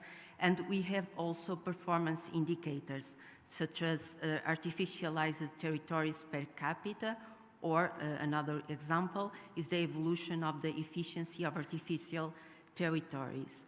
4 of this set of 9 indicators are available at municipality level and 5 at NUTS3 level. These 5 are only available at NUTS3 level because of 2 main reasons. Because or we don't have all the data necessary to compute the indicators at municipality level, or the indicator is not expressive or not relevant at municipal level. All the data is available on the Statistics Portugal website. So to compute these 9 indicators, we use our national main reference in terms of land use and land cover. That is our land use and land cover map produced from Directorate General of Territory. This is available only for Portugal mainland. We have data for 2010, 2015, 2018, and 2023. And I would like to highlight that our main land cover and land use map is harmonized with the European and global land use and land cover frameworks, and also with geographic data quality standards. My idea or my intention here is to explain you what we are doing at this moment, what are in our plans, and what are the main challenges that we are facing or that we know that we'll face in the near future. So at the moment, we are updating the 9 indicators for the reference year of 2023. We are using the same methodology that you used to update the indicators in 2018, and obviously to release the results in the website. But during this year, we intend to develop some experimental indicators. 2 vias. The first one, widening the territorial scope, and on the other hand, we intend to explore a possible increase of the data frequency of the release of the indicators. I will explain this better in the next slide, but another step of our action plan is an update of our methodological document. In Statistics Portugal, all statistical operations are usually accompanied by a methodological document, so we intend to update this methodological document according the indicators update and eventually the results of the development of experimental statistics, and release this methodological document, its updated version, because it is already available on the metadata system of Statistics Portugal. And by the end of the year, we intend to have a press release with a brief analysis of these 9 indicators of land use and land cover statistics. So explaining a bit more of the next development in terms of this experimental exercise, as I said, we intend to explore the possible enlargement of the territorial scope, because right now we only have data for Portugal mainland, but we have a land use and land cover map available for the islands of Açores and Madeira for the year of 2018. So we are considering to explore is to see if in the future we can have also the indicators for all the national territory and not only for the mainland Portugal. Regarding the increase of the data frequency, the Directorate General of the territory within its soil cover monitoring system has been released an annually updated version of land cover and land use map that it's called Conjunctural Land Cover and Land Use Map. And this conjunctural map is not a substitute of the main land use and land cover map, because the main land use and land cover map has, for example, 93 classes and is more accurate, but this new product has been proven to be also very useful in some types of area, of surface or land use and land cover classes. So from the work we have already done and from the data we have now collected to compute these indicators and also to try our experimental statistics, we can enumerate some challenges and some advantages of using Earth observation data to analyze land use and land cover dynamics. So the main challenge at the moment is that the land use and land cover map produced by the Directorate General of the territory as a series break. So 2023 as a new methodology comparing with the previous versions. The Directorate General of the territory replicate the same methodology to 2018, so we are able to compare 2023 with 2018, but we can't compare 2023 to the previous periods that I said we have data for. So we gain in more accurate data, but we lost in terms of comparability over time. And the main conclusion is that the data frequency is definitely a big challenge because we don't have now enough observations for an effective monitoring exercise. Regarding the experimental statistics, and as I have said, so Iceland's only have data to 2018, and besides that, this data is not produced by the same agency. So the Directorate General for the territory produces data for Portugal mainland, and regional agencies produces data for the islands. So we need to check to validate if we can compare these different data sets. In terms of the use of the annual version, of course, our land use and land cover map, we have to compare and choose the classes of the nomenclature to make a criterious calculation of the indicator. And as I said, they have a huge difference in terms of number of classes. But nevertheless, we know that, as I said, some classes has a more accurate measurement through the annually version.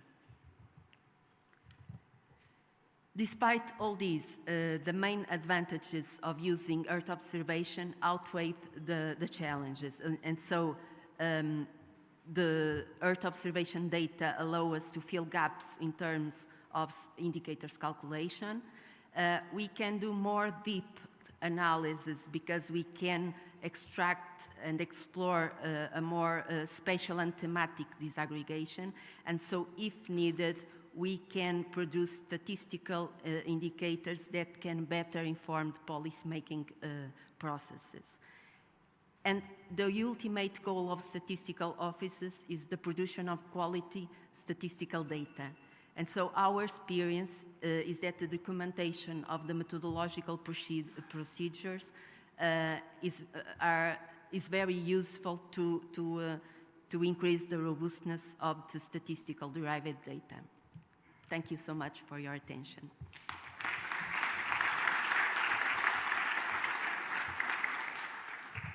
Thanks a lot, Celia. Let's do one quick question. Anyone? wants to know more about Statistics Portugal and the challenges they experience and the advantages that still outweigh the increased incorporation of Earth observation data. 1, 2, 3. Oh, yes, good job. Quick, okay. You mentioned that you changed the method, which led to better accuracy, but there were then issues in time series. The directors of statistical offices, they don't like break in time series. Do you also have issues like about arguing like why we should improve the quality even if we break time series? Do people in Portugal as well don't want to improve the quality just to keep the time series? Okay, that's not the direct problem of Statistics Portugal, because we produce the indicators based on Earth observation data, but the producer of the Earth observation data is the Directorate General of the territory. So they break the series because they have a new methodology, a more accurate methodology. We have the problem that we don't have a series that allows for having enough observations for a monitoring process, for example, for SDG indicators. But the fault, let us say as that, of the break is not ours, okay? It's the Directorate General of the territory. It is the owner of the Earth observation data. Let's do it later. I think that last point was something you really wanted to mention, so well done. Thank you. Thank you, Chile.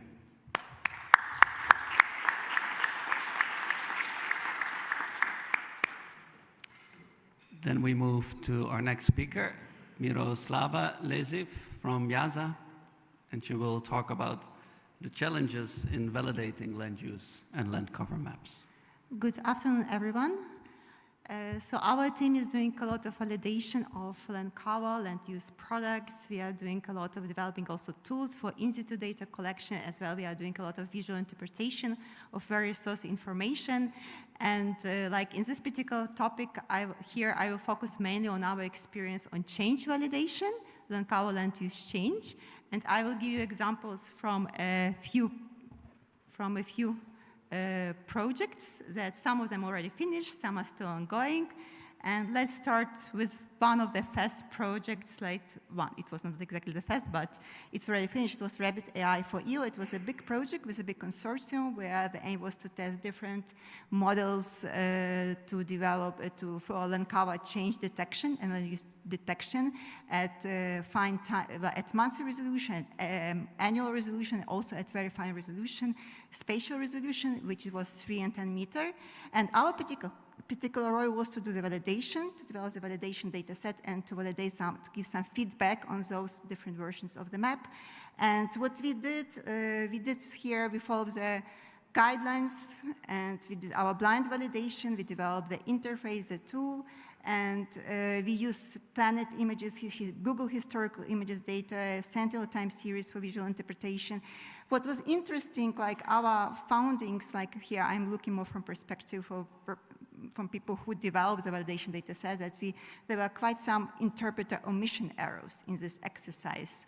And this is apparently, it's something also very when you have to visually interpret a very long time series and very fine resolution, if you're looking for something very small, human eyes there is a huge chance that you will just not see it as a human. So I think here we should perhaps consider some additional possibility analysis. I know it's not yet in the guidelines, but when we talk about changes, I think this to some extent should be considered. Another project which already finished, it was the MAS, it was also a big project. It was more focused on modeling. It was not that much developing AI products. And there we did also some verification, validation of the existing land cover change products, and we looked at Korean land cover time series I guess many of you are familiar. This is a layer at 100-meter resolution. And there are two products. There is the original version, and I think there was a newer product. It's not that much newer. It's already some years ago. It's called CLC accounting. And here we did just plausibility validation, plausibility verification of those changes that you derive from these products. We developed the interface, and we asked people directly, is this type of change, even type of change derived from these products true? And actually, we were very plausible, but we found that CLC, the original version, actually had a lot of false changes if going back in time. CLC accounting was much better. So here on fixtures, this is in red. This is kind of a lot of false changes from CLC, the original version, the first ones that were there. And one of the challenges, like from people who collect this validation data and try to validate these products, when you have to go back in time, we really had lack of data, open access data from this night, especially when you want to validate changes that happened between 1990 and 2000. So there was just Landsat time series, and sometimes it's really, really not enough to come up with some valid conclusions if this is a true change or not. And so this is ongoing project. This is actually the project that was mentioned by my colleague Danielle, LCFM. And here we are doing something, we are trying something new, something again more interesting in terms of also this kind of response design, because in each project we try a bit different response design. User interface, and we're trying to optimize this interface in a way that we receive more accurate data. And here we tried segment-based approach, where we give people already segments, not grid approach, not pixel approach, but segments derived from remote sensing data with potential changes, and we ask them if this change happened or not. And so that's quite, I mean, this maybe on these figures, this interface can look complicated, but apparently with some training, it's quite easy to use because there is a lot of information there. But what is challenging here, it's definition of changes, especially definitional and covalent use. This is one story, yes, but actually time dimension, because changes which you see at monthly scale, changes, annual changes, even permanent changes, all different things, and there is no really proper documentation and understanding, in literature, like what are those and what it should be, especially when you're doing validation, people you ask this question, we see this, but is it annual? Is it permanent? When it's permanent, annual? So this is something that still has to be addressed and properly documented and communicated. And another project which is still ongoing, but it's a bit from a different angle. So here we are validating and trying to collect data it's more on forest-specific land use classes based on EUDR and FIO definitions. And it's also very expert-based campaign. We also look after changes, and of course there is some definition issues, but also like we work with forest experts here, and individual expert bias, because every forester has his own experience, is sometimes so strong. So it's also quite a challenge then to harmonize this data and these results.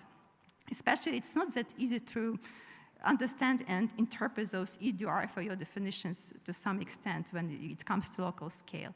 And 2 more slides.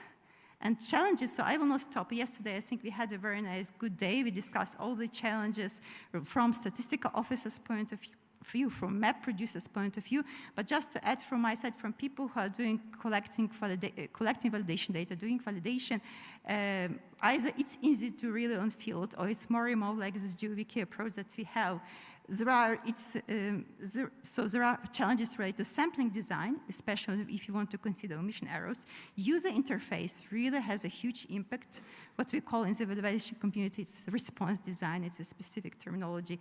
And quality assurance, especially like, I think we should include, I know, I will repeat again myself, it's against all the guidance. Everyone wants to have independent validation, but when it really comes to changes, some things as humans we cannot just detect. So we really need to some extent, include plausibility there.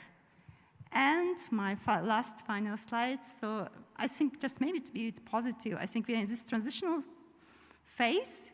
We have already achieved a lot. We have a lot of remote sensing data. We have good models. We have tools. But we are still missing reference data, and with this reference data, we have to better understand what we actually get from remote sensing, which indicators can be still with high confidence and we can rely on. And another message, like, because it's more in my field, developing validation data is also a significant effort, costly and significant. But this is just the only way right now that the only way is a way forward to increase our trust in the remote sensing products. And again, a final remark is just on these definitions that we have somehow to have to build those bridges between changes that matter for statistical offices, changes in the validation data set detected, and also changes what are actually derived from remote sensing. Thank you. That's it.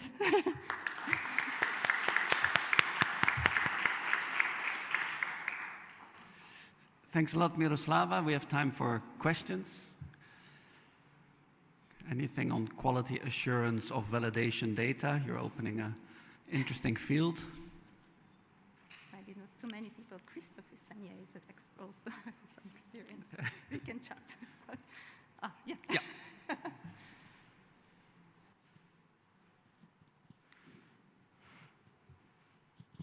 Thanks, Miroslava. I think it's you're touching on a very important aspect, and this is, I mean, this issue of the quality of the interpretation or the how to make response design more robust is not yet really addressed in the current guidelines, and this is something, I mean, there's been a number of papers in the last sort of 4 or 5 years, but how do you see it could be actually included in the guidelines that, I mean, like Nandika presented earlier, I mean, what would be the way forward on this? Sorry, it's a... Yeah, so how I see, so it really depends. It depends on your objective, on your thematic complexity.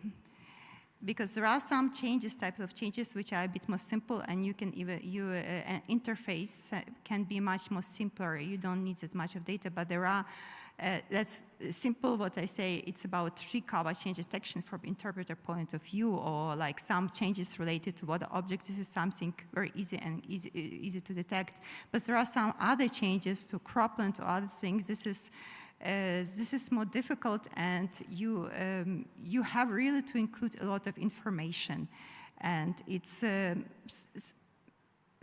I think like all the tools that we have been right now developing somehow, basically at YASA, they should become a bit more operational, and people get more access to this new development, that they can use all of these features. That's going to be one of the ways to do it. And like I would say, like to the guidelines, as I mentioned, it's going to be my third time that I will mention it. Like we need add there some plausibility components, and it can be part of sampling design, something. But it should be when we talk about changes. We still have to frame it to look more in details, but yeah, it should be there as well. Thank you. Thanks a lot, Miroslava. I think there is more enthusiasm to discuss about this topic, but let's do that in the break. Thanks again.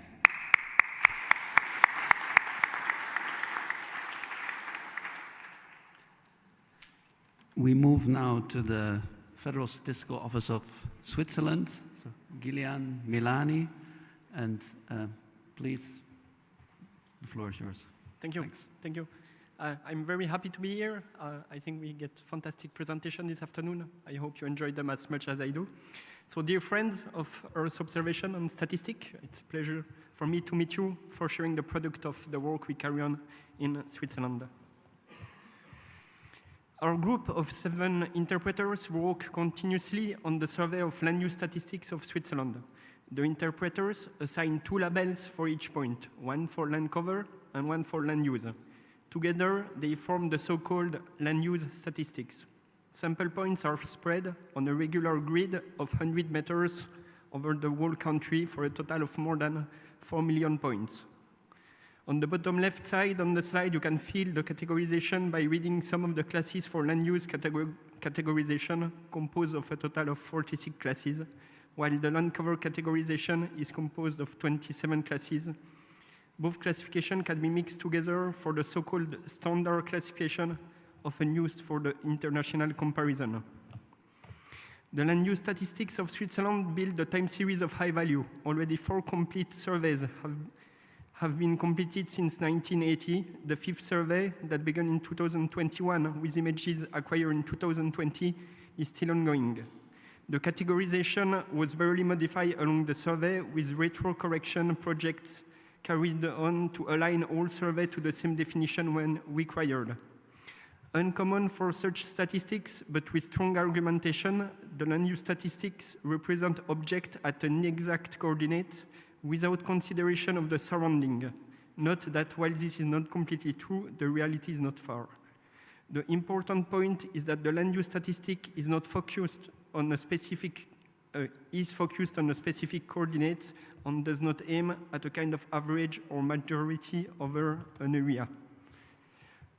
Land use statistics of Switzerland enables a fine and precise monitoring of territorial change over the years. While Switzerland is a very dense country under immense anthropomorphic pressure, a key aspect is the awareness of the low or yearly change in land cover and land use with respect to the total area. Changes like deforestation or soil sealing are often of interest rather than absolute value. For this simple and clear reason, it's crucial that land cover and land use statistics provide highly accurate and reliable data, allowing robust calculation of changes that are known to be small with respect to the total. Just a small parenthesis to explain how the survey is going on. Each point is seen by one interpreter, then there is another one, a controller, that checks every point again. If they disagree, it goes to a team of 2 other people that will discuss together the points. The whole team has weekly meeting to align the definition of the catalog, and if there is a doubt on a single point, the interpreters take the car, go to the point, and then check what's the reality on the field.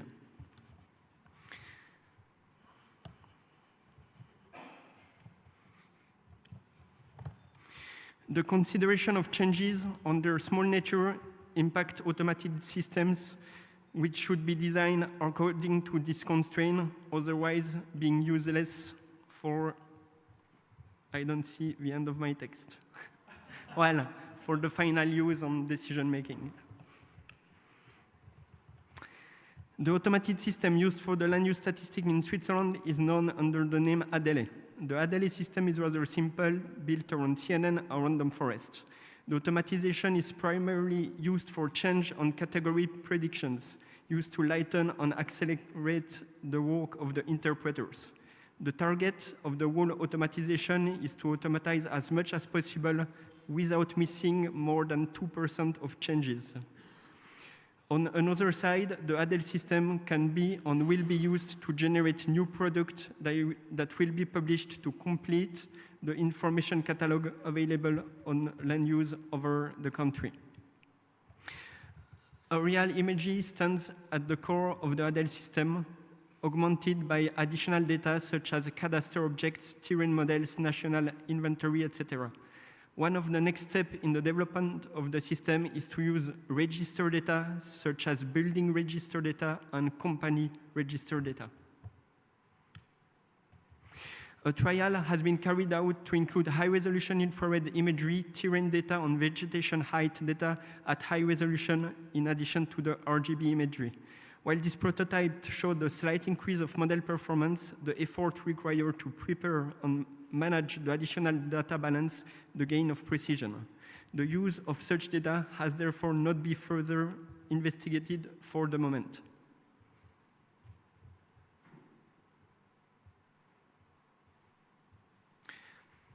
The first version, thank you. It's scrolling the text down. The first version of the ADELE model used from 2021 to 2024 was using time series of satellite data, more specifically Landsat data. While building a modernized version of the model, we realized that the satellite time series was barely improving the performances of the classifier while requiring quite some resources to handle the data. The use of satellite data has therefore been abandoned for the ADELE 2 model in production currently. Yeah, well, that was some images. We had quite extensive data preparation from 2023 to 2020. A problem often brought to us by the users of the land use statistics of Switzerland is its relatively sparse resolution and its inability to represent cover exhaustively. The issue is underlined by the small size of Swiss municipalities being in general smaller than 1,000 hectares. A starting innovation project has the goal to create an exhaustive high-resolution map based on land use statistics by reusing the AI model built for the survey automatization. Such maps should enable the calculation of statistics on small areas. A typical final goal of a product estimate based on high-resolution data could be to allow the comparison of land cover and land use statistics between municipalities. Okay. Now comes the hard part for me. During the discussion of yesterday, I got a lot of feedback already on the two next slides. I was coming here to discuss this approach, but I already discussed it a lot. There are many people that work on this area estimation from pixel counts on how to take into account the error of it. People are still 1 or 2 steps further than me, so it's a bit like outdated information. Still can be helpful for other people. So I will just carry on.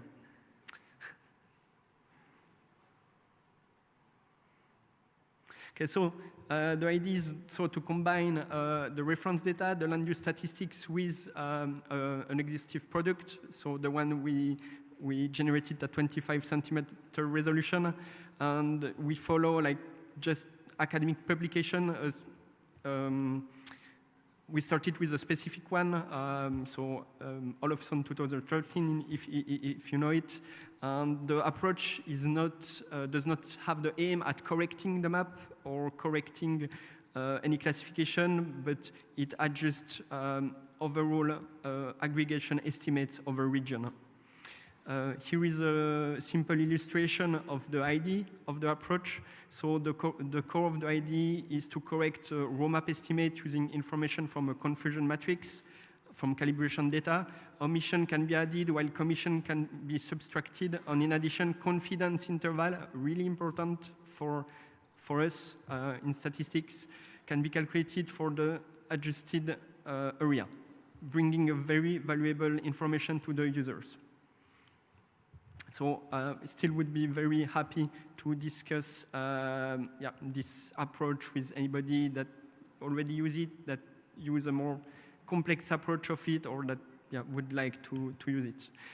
With that, I thank you for your attention, and I will let you read the key messages at your own pace displayed on the slide, and I wish you well for the rest of the conference, and would be glad to discuss anything further with you at any time.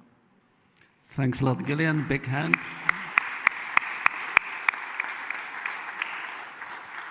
We have room for one question, if there is one.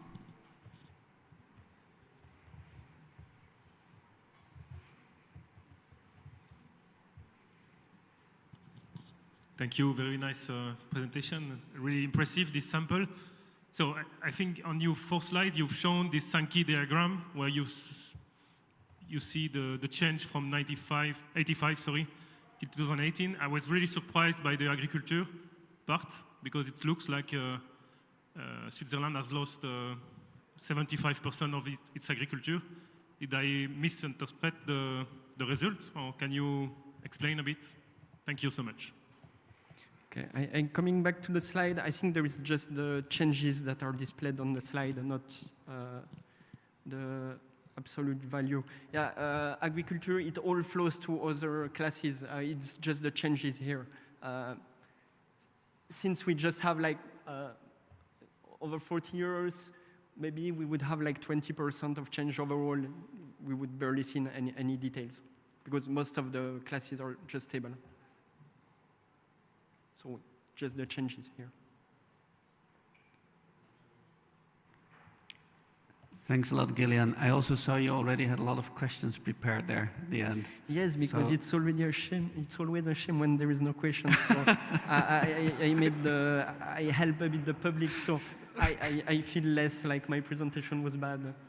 Very good. We don't have time for 14 questions. We had one, so we can address them later. Thanks again.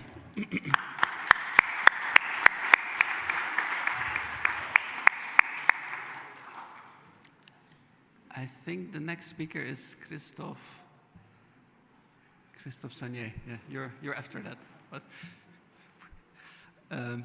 yes, thanks a lot. So we have our next speaker, Christophe Sagnier from GAF, who will speak about the statistical calibration of land cover changes in relation to the CLC plus backbone time series. Thank you. Good afternoon. So I'm doing this presentation on behalf of my colleague André Stumpf, who couldn't be here today, but I'll try to do my best to do it. So this presentation is about the CLC plus backbone raster, which is a land cover raster product, wall-to-wall product with 11 land cover classes covering the whole of Europe, and is part of the Copernicus land monitoring service. So the product is at 10 meter resolution with a target overall accuracy greater than 90% and less than 15% omission and commission error for each of the land cover classes. So it's currently available for 2018, 21, and 23, and 25 is actually in production at the moment. And it's supporting various policies at European level or for member states. So one of the issues, though, is at the moment, even though we are close to the target overall accuracy, there is actually quite the level of changes is actually less than the accuracy itself. So, and there is no currently any change product, and so there is some calibration which is done, but this calibration tends to be quite conservative and will with the aim to reduce some false positive. So we have like a consistent time series, but still the level of change is not quite as what it should be. And even though it's quite useful to have this status map, it would be even more useful to have this change map to support a number of other policies. So there's been quite some, literature on how to produce unbiased area estimates, and we're actually proposing in this work to try and use this as a basis to calibrate the changes based on some of the area estimates detected at a certain granularity. So we're not saying that the changes might be sort of always accurate on a pixel by pixel level, but having this sort of disaggregated approach to calibrate the changes will help to provide more realistic change map. So this is the first time we apply this operationally. So this is just, this is not actually rolled out yet for the full data set, but at least it's we're doing like a study for the European Environment Agency to try and develop the approach. So we start first with the stratification, with the idea, to try and really focus on where the changes are likely to occur. And we know from experience roughly that from the previous validation exercise that the change over Europe are relatively small and typically represent less than 5% of the area. And it's primarily focusing between, changes between arable crops or herbaceous cover and tree cover loss and gain. So to try and better target where we have the most also important change in terms of also policy relevance, we've developed sort of a 5-strata approach, looking at the no change stratum, and then one focusing on sealing on sealed areas, and one from arable crop to herbaceous vegetation, and then regroup all the other changes and also have one specific on the tree cover loss and gain. And we tried to look at combine the actual change which are detected from the map themselves, but also looking at the probabilities between the different maps. So then we selected, just to develop the approach, we selected 2 test areas which correspond to some of the production units. So they should be relatively homogeneous in terms of the level of processing. And we applied a random or systematic sampling with a minimum allocation procedure and using a 1 by 1 kilometer grid. So we had like 1,500 observations for each areas of interest, and we had a minimum of 50 observations per strata. And all the rest of the sample were actually allocated using a proportional allocation. So that's how it was done. So then all these sample units were interpreted by experts following the nomenclature of the CL+ backbone, and we actually align, characterize the changes for each of the. Well, there was an interpretation for each of the years, so we focused on the 21 and 23 data sets. And we used a certain number of ancillary data for the interpretation, using available AVHR imagery, some time series profiles of different indices, and also the actual raw sentinel-2 imagery, just to make sure we're not missing any change that are not detected on the VHR imagery. So just to say that we then collected all these sample units that we could actually determine the actual overall area of change for each of the strata and the type of change. So I will not go through it, but what we actually did find is that there was indeed a relatively strong underestimation of the changes in the actual maps, which were to be expected due to the conservative calibration. And there was also a high conversion rate between arable cropland and herbaceous vegetation. So you have these sort of crop rotation and so on between grassland and cropland. Some of those changes are still relatively small. So despite the sampling and stratification approach, we still have sometimes some quite high uncertainty, which may require sort of further samples to further observations to be applied. But nevertheless, we can use the statistics to actually calibrate the change maps. So the map allocation is done on estimating the change area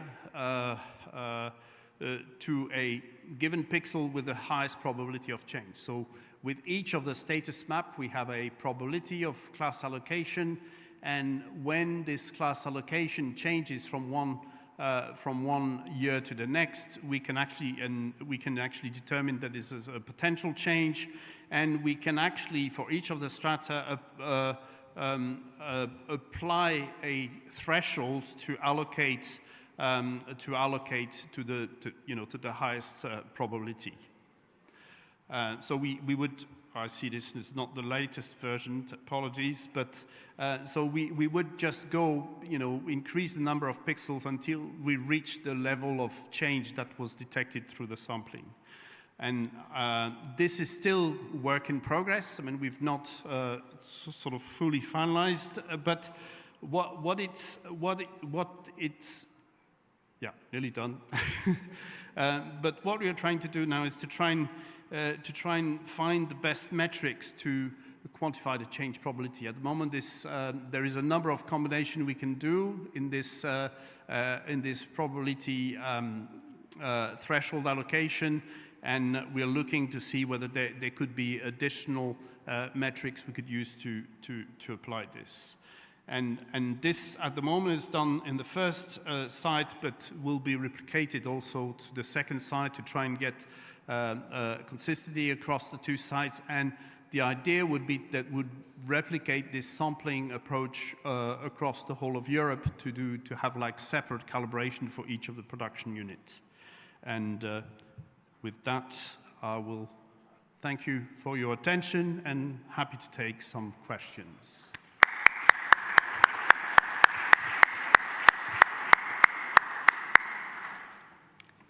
Don't hesitate. A question for Christophe.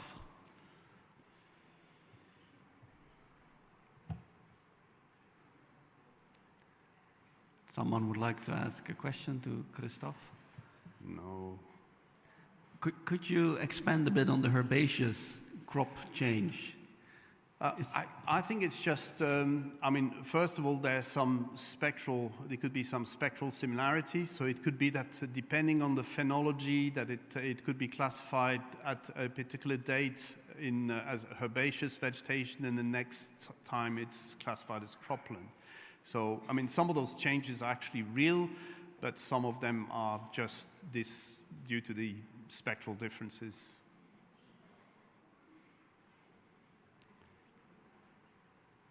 Okay, then we thank Christophe, and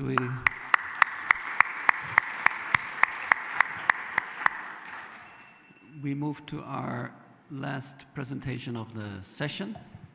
And for this, we have Arun Pratihast with us from Wageningen University, who will talk about the standardized reference data framework for global crop mapping and agricultural statistics. Arun, please. Thank you. Good to see many people are still in the room. So, of course, I'll talk about reference data. Okay. So I don't need to explain the importance of reference data. I think we talk a lot. That is quite important. Yeah? And we also know the problem in the reference data. It is fragmented, basically. There are many actors are involved. They have their own protocols, their own rule, their own way of collecting data.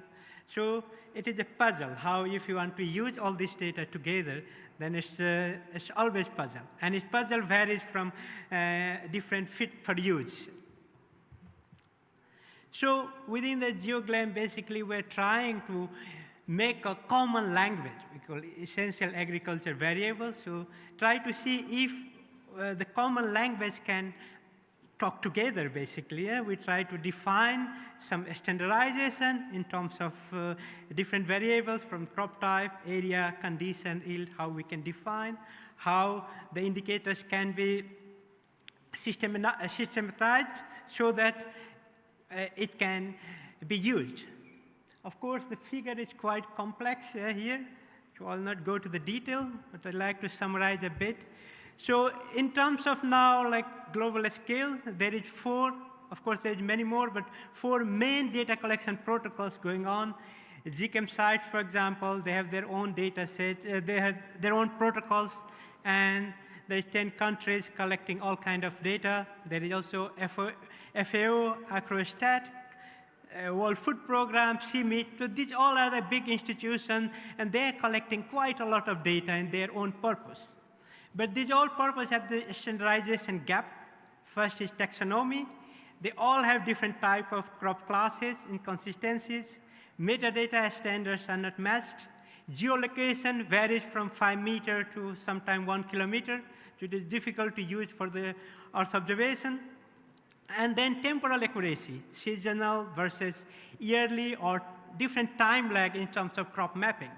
And then it's really hampers. So in consequence, we have lots of data available, more than 20 million, but it is again the use and reuse of this data is a big challenge.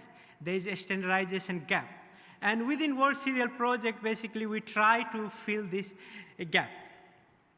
So basically we try to develop 4-step process basically. First is data cleaning and standardization. So we came up basically the single table where we remove the different missing labels and outdated records. Basically, you try to project in a common projection systems, and then we try to harmonize different attributes. For crop mapping, it is very important that we have one single crop name. So there is, for example, maize. The different ways people tell about maize, basically, to try to come up with a single naming. And we also use basically hierarchical class, basically. For example, if temporal crops or it is subtemporal, then it goes to the serial, and then crop group, crop type, and variety. So we use this hierarchical nomenclature, basically, and then we try to develop basically an AI model which suggests this harmonization, so it suggests the label automatically. Of course, like you have to review, 80% case it is correct, but sometimes it miss it. Similarly, validation time, basically, we try to harmonize how it can fit with the crop calendar. So sometimes the observation have only date, or sometimes only season. So try to see the local calendar, we try to harmonize on the crop calendar, and then we try to give the unique ID and other essential attributes. And then, of course, there are lots of talk about quality.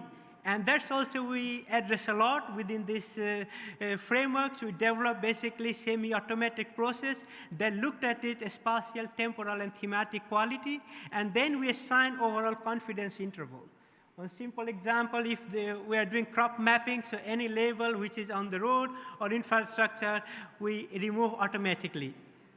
And then at the end, basically, we give like a confidence score. There is a like the detailed process that we don't have time to go through this whole process, but if you have a question, I'm happy to explain you more about the quality rule. But then at the end also we try to add basically metadata to licensing, citation, data provider, and background. This is a bit of result now. So in the World Serial Portal, we have more than 200 million harmonized data points now. Each data point has been checked. It has the confidence interval for land cover map or crop type map, basically. And if we look at it, this is the distribution over there. Of course, you can see after 2024, 2025, there's quite a drop in terms of data availability.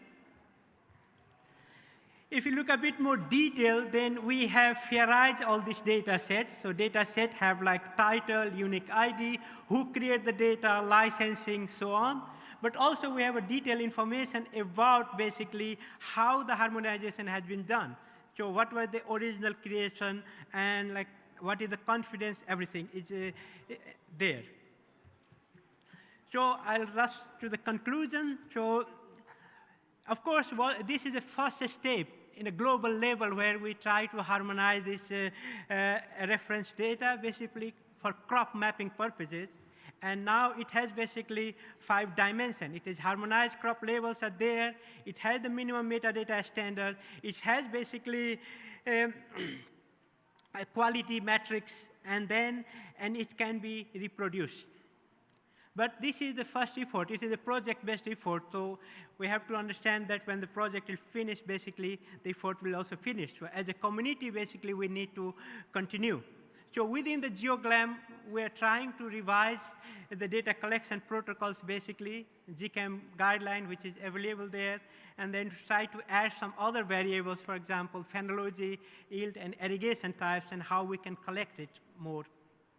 And the big challenge is now mixed cropping, how we can deal with the mixed cropping, how we can really get the crop calendar and standardization of mixed cropping in this kind of like already collected data set. And there are lots of presentation about AI model and all this new development in machine learning. So also for reference data, we have to move now from fair to AI-ready data set, so there is extra mileage needed there. Thank you so much for your attention, and there is some links if you want to follow the details.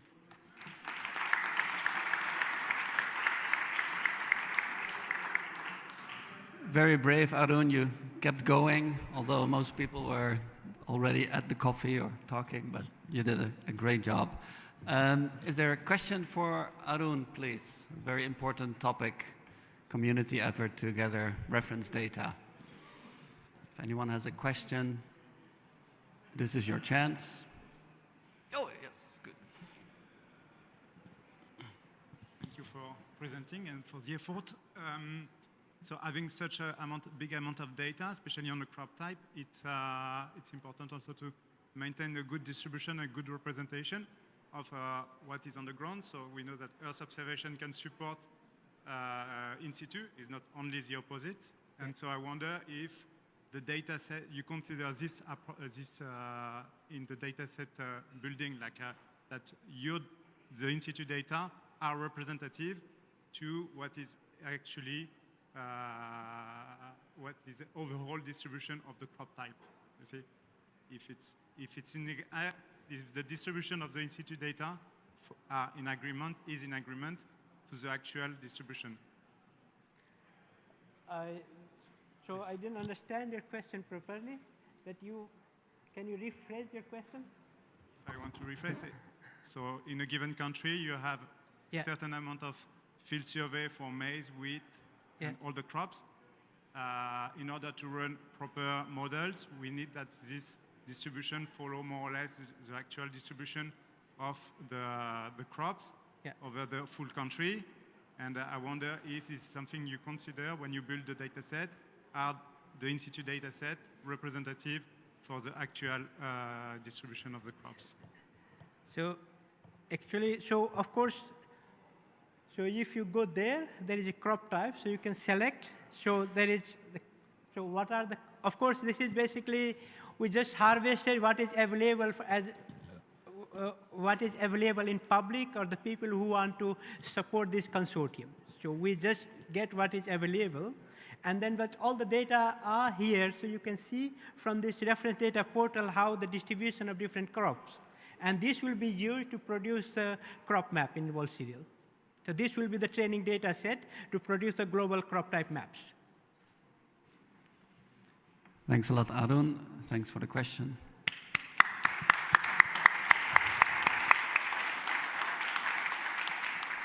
Okay, I would just like to close this session. I'd like to thank all speakers. I think it was a very dense but very rich and interesting session. I would like to thank Marta as well for timekeeping. We tried. We're only half an hour late now with respect to the program. I suspect that Mark and Federica will let us know what happens next. But there's coffee next door, so thank you.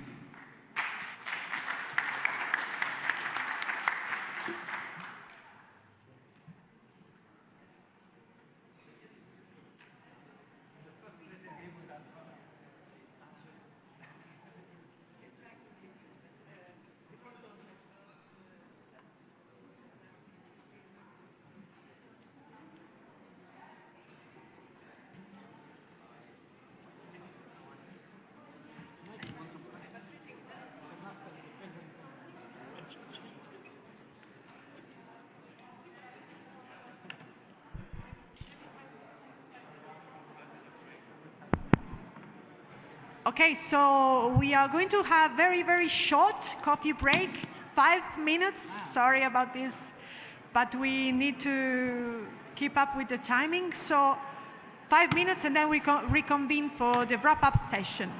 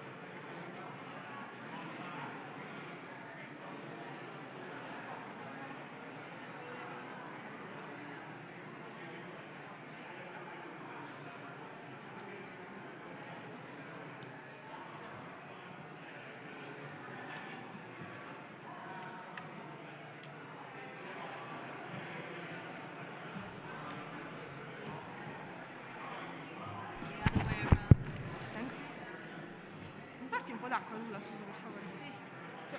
No, questo è se c'è un bicchiere pulito. We are about to start a wrap-up session.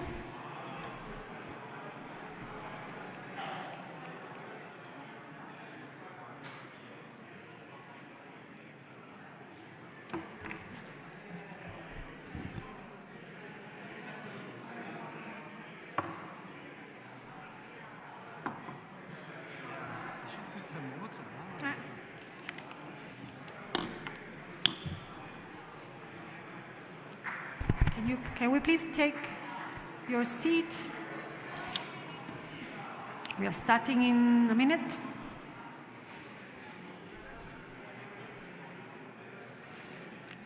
It's a mutiny.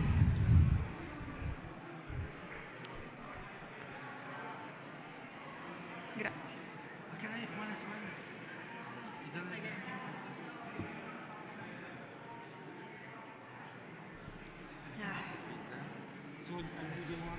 Qualcuno deve chiamare quelli che sono fuori.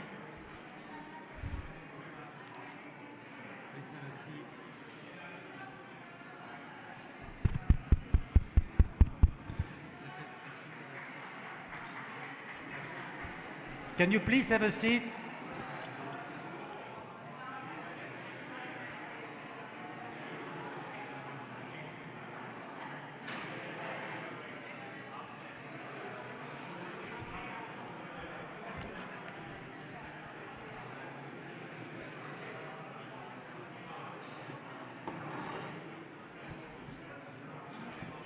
Colleagues, please take your seats, please.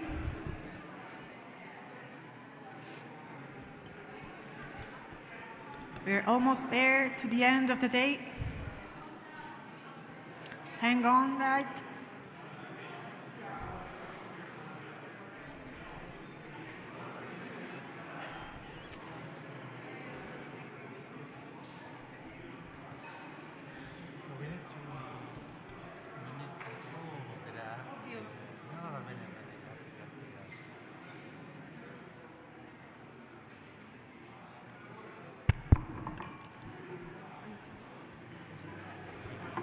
Okay, so we are now going to have a short wrap-up session of the oral thematic sessions.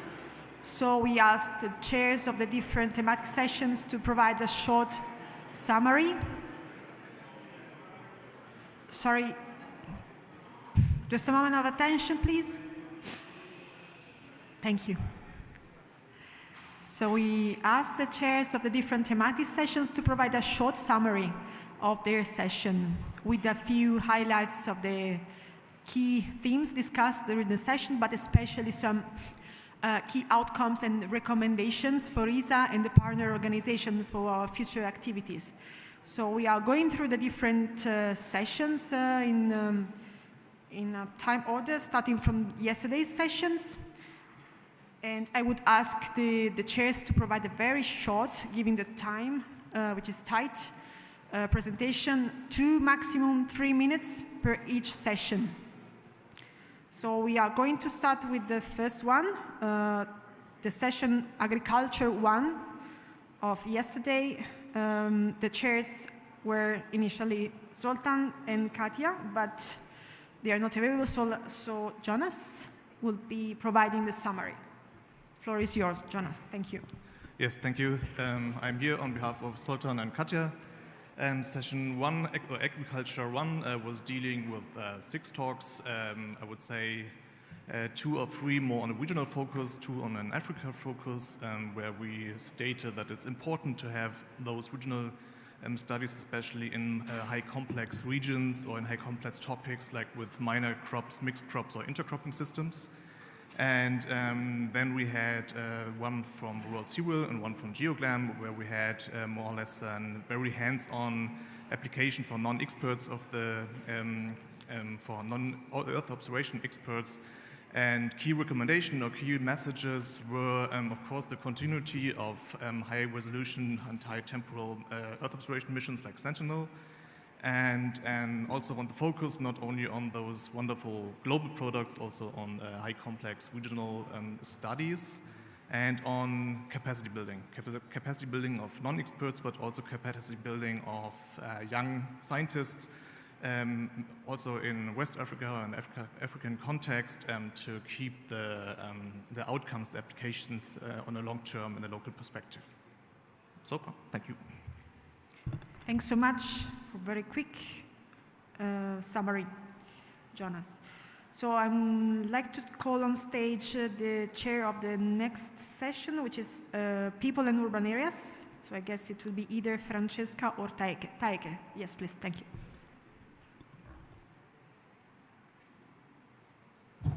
Yes, I guess it was me because I would do the wrap-up, but we didn't have time for the wrap-up at the meeting. So, yeah, so it was on urban areas and people. There were many different topics, so I will not focus on the individual ones, but more what they had in common.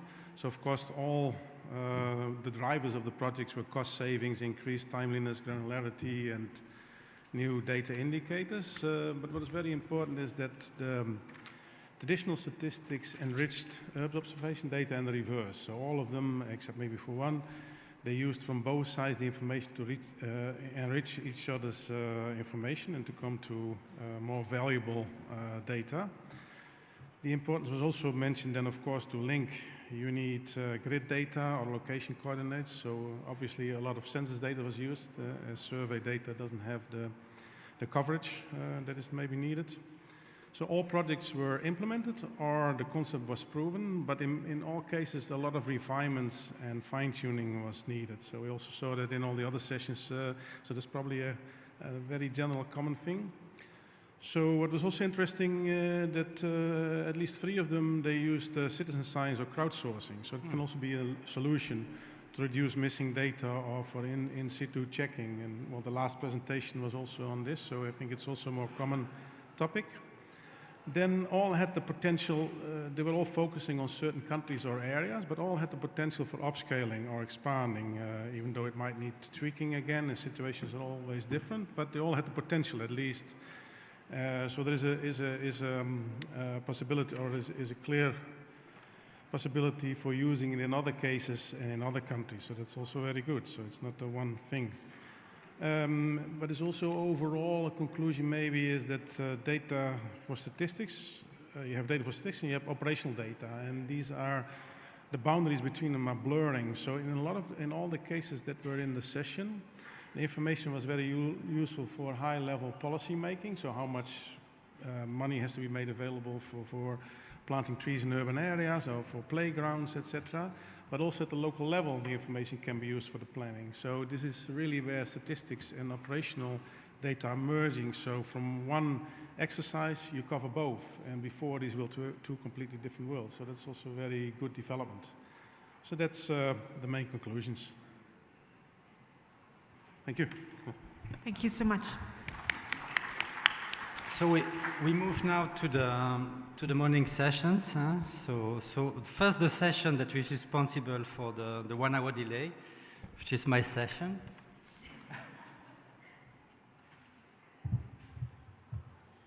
What is it?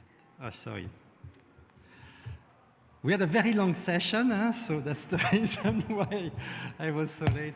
No, in the sessions we cover a lot of different topics, as you can see here on the slides. So there was a land degradation neutrality.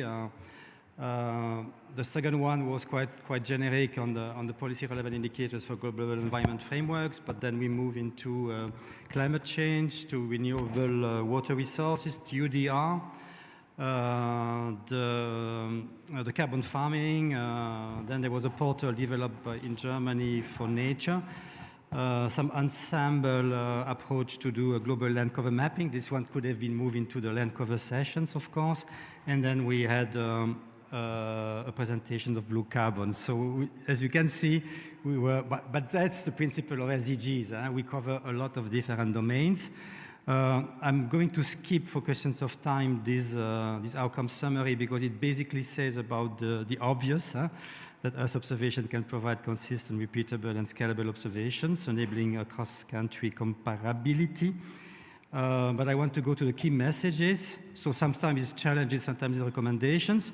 So I'll take one by one. So working in a co-design approach with the NSIs and We put also the other national authorities, because obviously statistics or indicators are not only done by NSIs, is fundamental. And I must say this was a common message given by almost all presenters.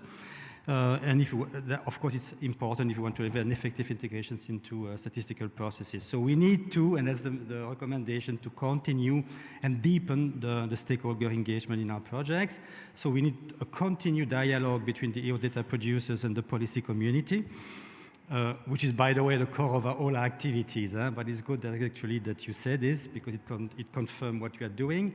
Then the three keywords: trust, uncertainty, and interoperability, which will all be discussed tomorrow, are common priorities, and they are, and it was set like this, prerequisite conditions to move or to operationalize the Earth observation workflows and integrate them into the statistical systems and policy reporting. Indicators is also about changes. We didn't discuss much this, I think, at least on the first day. We need to have, change detection is a work on its own.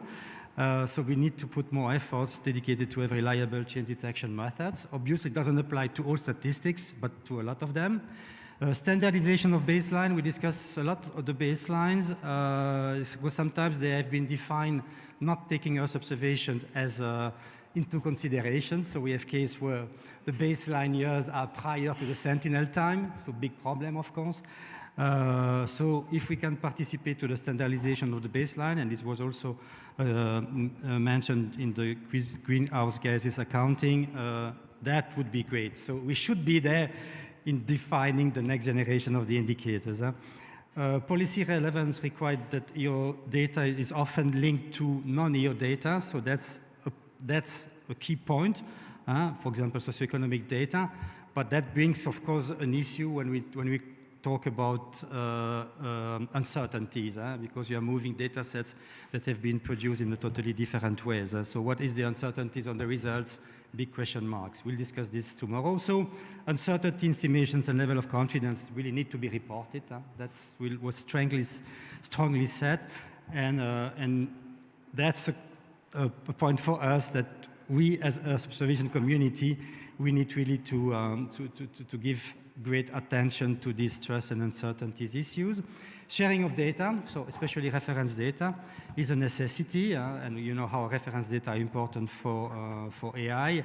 But there is this issue of confidentiality for some of the reference data, so sharing them might be a problem. I'm almost done. Need to release harmonized reference data sets and model output as open source resource. So let's really bring the community together and let's give them the tool and the data to do their work. Questions on coastal, yeah, that's for Copernicus. A coastal vegetation data hub or coastal data hub is really important. So it's more for Copernicus to take it in the Copernicus services landscape. Then effective open data policy is a priority. So it's not only EO, also the other data needs to be open. And then, the presentations on UDR, also for you, Nea, we need really to, they use the word lobbying, but let's see that we need to try to make satellite data recognized as a way to monitor or to implement the UDR regulations, and we are not yet there. So it needs to be written in the policies, but this will require some lobbying from some of us, and I'm done with that.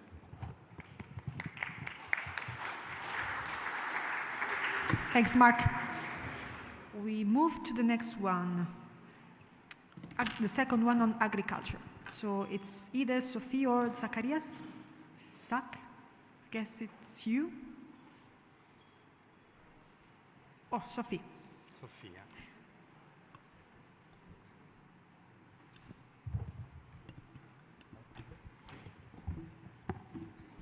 Okay, so the slide is very draft, but I hope the key message will be there.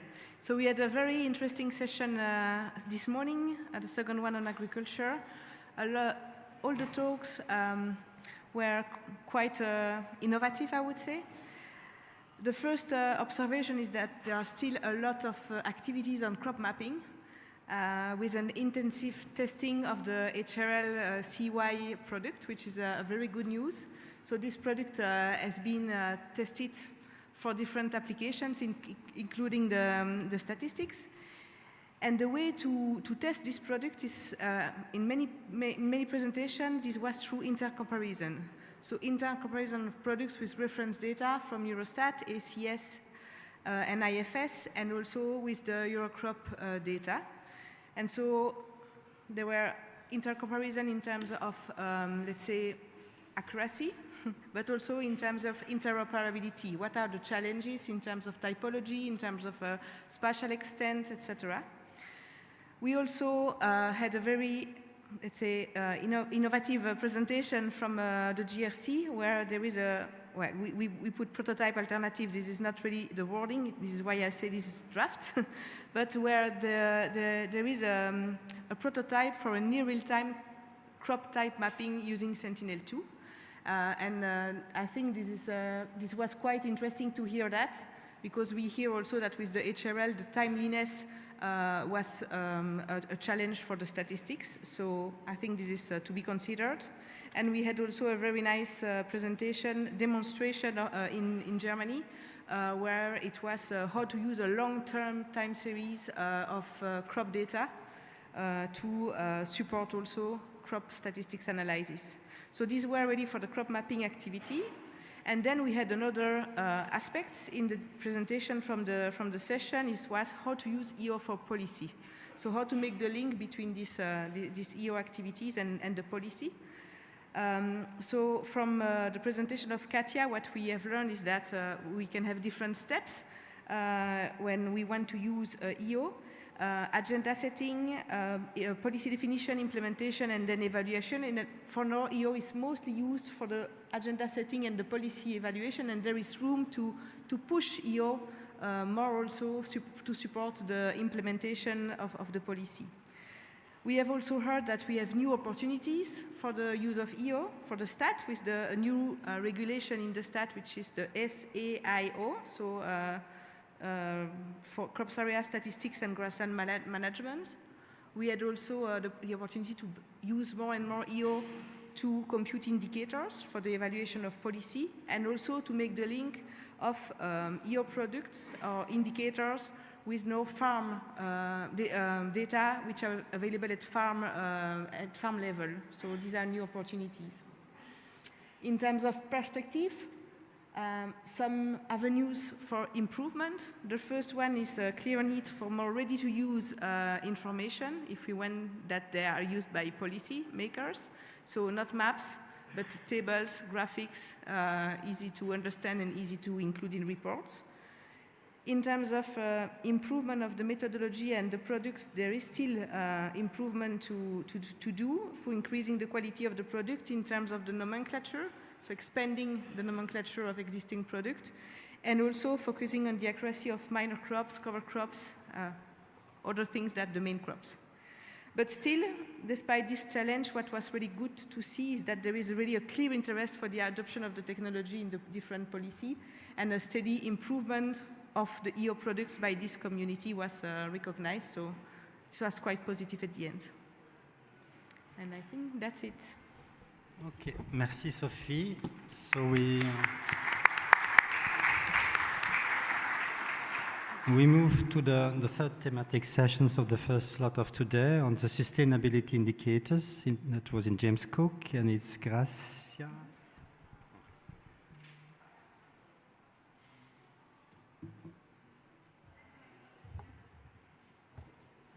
Okay, our session had 7 interesting presentations. How does it? How does it work? Next. The green one. Okay, sorry. We had contributions on research and data production, and 5 studies were at the national scale and 2 were at the global level. We had contributions on different thematics. Norway evaluated the impact on climate extremes on food security in Malawi. This is the research type of study that was presented, and the other study implemented methods for data production. They focused on housing recognitions, GDP, downscaling across different sectors, industrial activity, grassland extent validation, advanced multi-scale land cover mapping, and road network recognition in private rural areas in Brazil, which was extremely interesting. To wrap up very quickly, a lot of policy and research activities can be supported from this type of research. Here I made a short list. Partially, these thematics were included in the presentations, but for me, there is a lot of potential with these data sets, also for natural capital accounting, for land take evaluations, and many other things. What next? From my perspective, there is a lot of testing and not a lot of data under real production, apart a couple of examples that were made. We still have a lot of room of improvement in the real active production of the data sets. Thanks. Thank you. Thank you, Grazia. We have next the environmental accounting session with Stephen.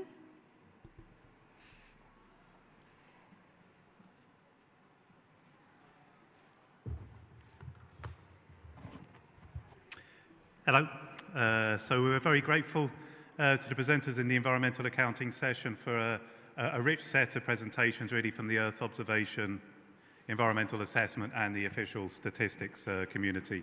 And these presentations kind of covered all parts of the value chain that we talked about at the beginning of yesterday. So some of the policy entry points that were discussed were reporting under the EU regulations on ecosystem accounts, unsurprisingly. Also reporting to the Global Biodiversity Framework, actions under the EU restoration and soil monitoring laws, and informing on losses in green national income. So quite a range of policy applications there. So some of the key challenges that emerged, we tried to organize this into three kind of pillars or themes. The first one was alignment of EO data with statistical requirements. So this is a challenge that came through from some of the national statistical offices, and we heard efforts by JRC to help in assessing the compatibility of ecosystem services data with ecosystem accounting requirements. And some of the potential ways forward to overcome this challenge really related to building alignment of concepts, nomenclatures, and classifications across the EO data and environmental accounting community, so starting to develop a shared understanding of the language. Perhaps some working groups and capacity building exercises could help support this. And also trying to use that to develop a clear set of policy needs. And around that, the users of environmental accounts really should be involved, so the policy makers and the managers that are going to use the information from the accounts. A second challenge that was highlighted a number of times is the actual fundamental database. This may not be the challenge here, but the challenge is often around the integrating of multiple EO data to actually support ecologically meaningful environmental accounting. So integrating data to measure the phenomena that we're interested in. In terms of the way forward, assured access to infrastructure and platforms such as the CDSE, Open EO, the ESA WE Toolbox, and the EAGLE interface at the European Environment Agency were identified as key really to supporting robust, regular, and cost-efficient environmental accounting. And then finally, one of the observations that seemed to come through is the needs of policymakers and land managers, as well as the statistical offices themselves, are increasingly driving the need for greater thematic detail data to support environmental accounting. And some of those key needs really related to developing higher ecological resolution data to inform on biodiversity in a more meaningful way that aligned with policy needs, Again, we were back to the need to improve temporal consistency and also ensuring consistent time series. And again, the need for high quality in situ reference data was cited to validate environmental counts and to determine accuracy and uncertainty. And these challenges were also noted by both the EO community and the statistical offices in the session. So yeah, many thanks for the contributions to the session. Thank you.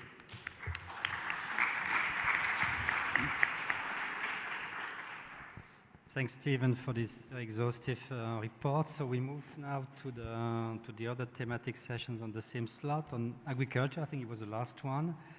And I don't know who's here, Raphael or Raphael, yeah.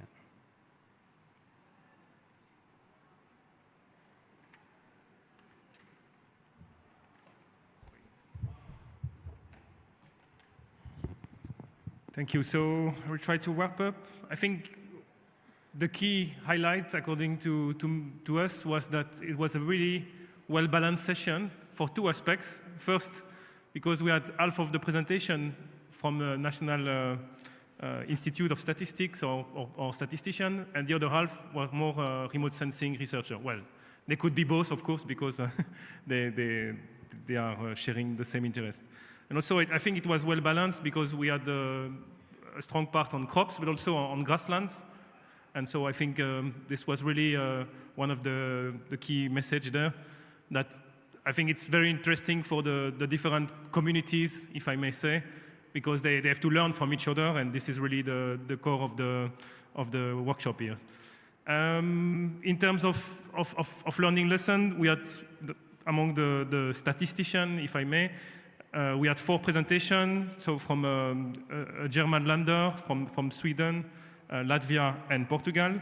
And they show us how they integrate already some of the EO in the official statistical production for different elements. So in Germany was for yield, Sweden was for crop residue, Latvia for grassland, and Portugal for mapping crops, winter and summer crop, basically.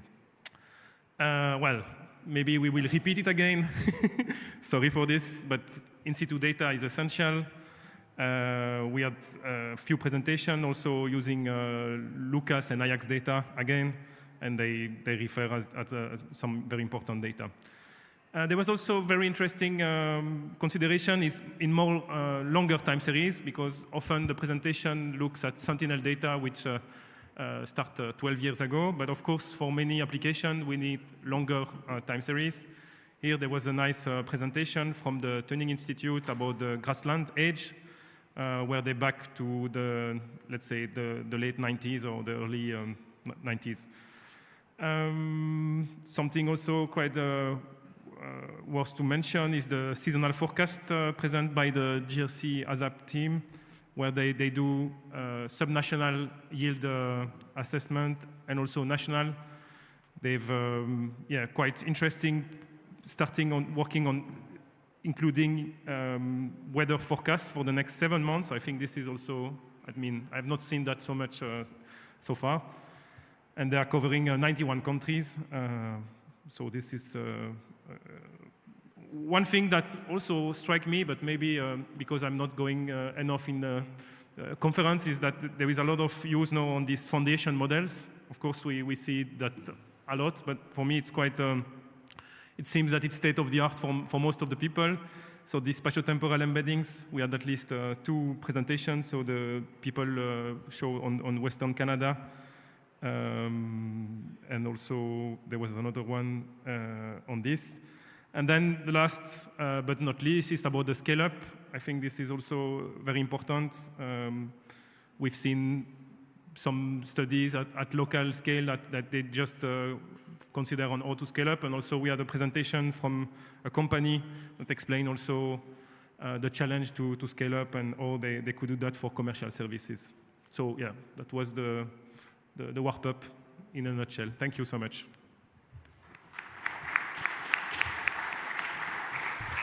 Thanks so much, Raphael. Next one is forest statistics with Neha.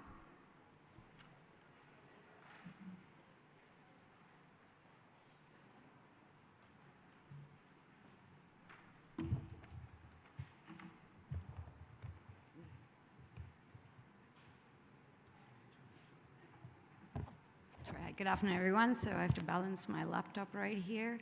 I'll be presenting together with René. We also had an extremely intense session. We had 10 talks, rapid lightning talks, but thanks to expert chairmanship under the guidance of JRC, we were able to keep to time. So we'll be very quick. We had a lot of diverse talks, very interesting ones. We don't have slides, but we'll go through the key points. So I'll cover the first few presentations and then hand over to René. Okay, so right at the start, we had two presentations that were from GFZ, where it was very evident that there is a strong growing interest and request in statistical robust techniques for forest monitoring and reporting from countries all over the world.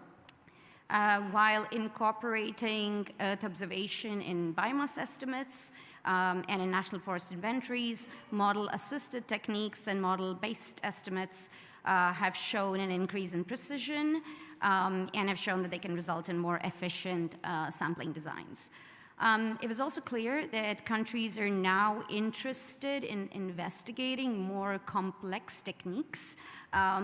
They're open to examining more complex statistical techniques, especially in areas where you have fewer sample points, lesser in situ data, and they're looking for techniques for gap filling or making predictions where data hasn't been available because of inaccessibility.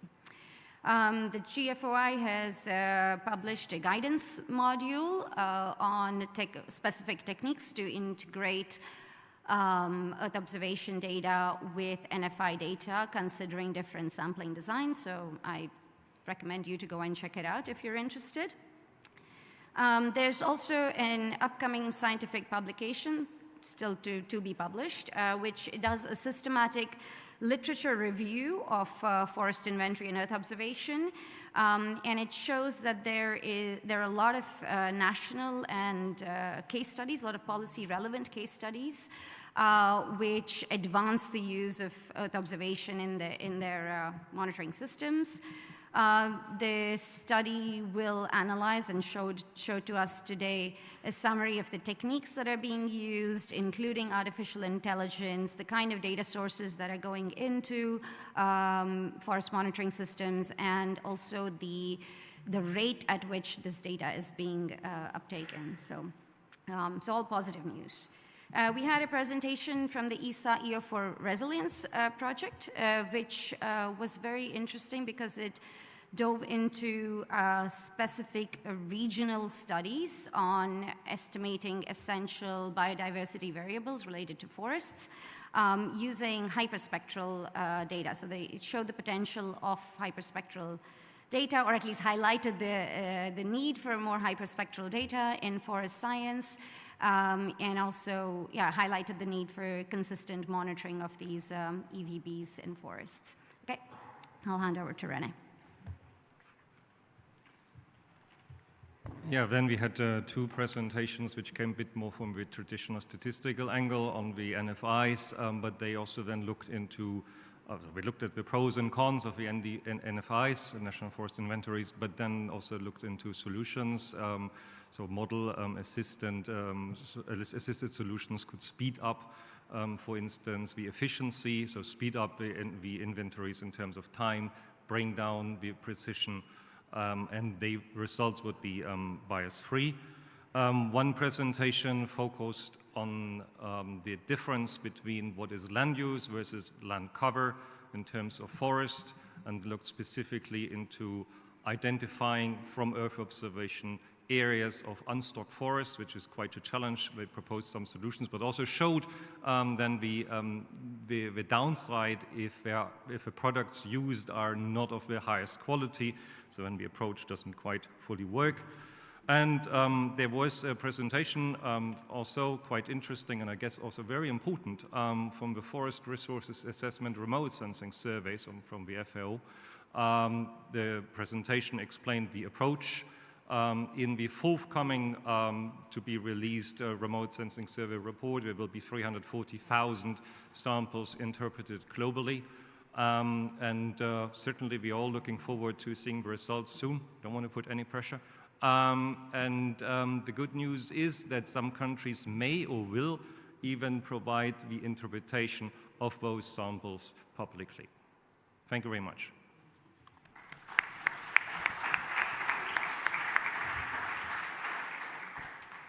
Thanks a lot, René and Nea. So we move to the last slot of the day, and one of the longest sessions. I think I count almost 10 presentations during that one. So, and it's not a big surprise, it's on land use and land cover. And I don't know who's coming. Okay, so it's Marie.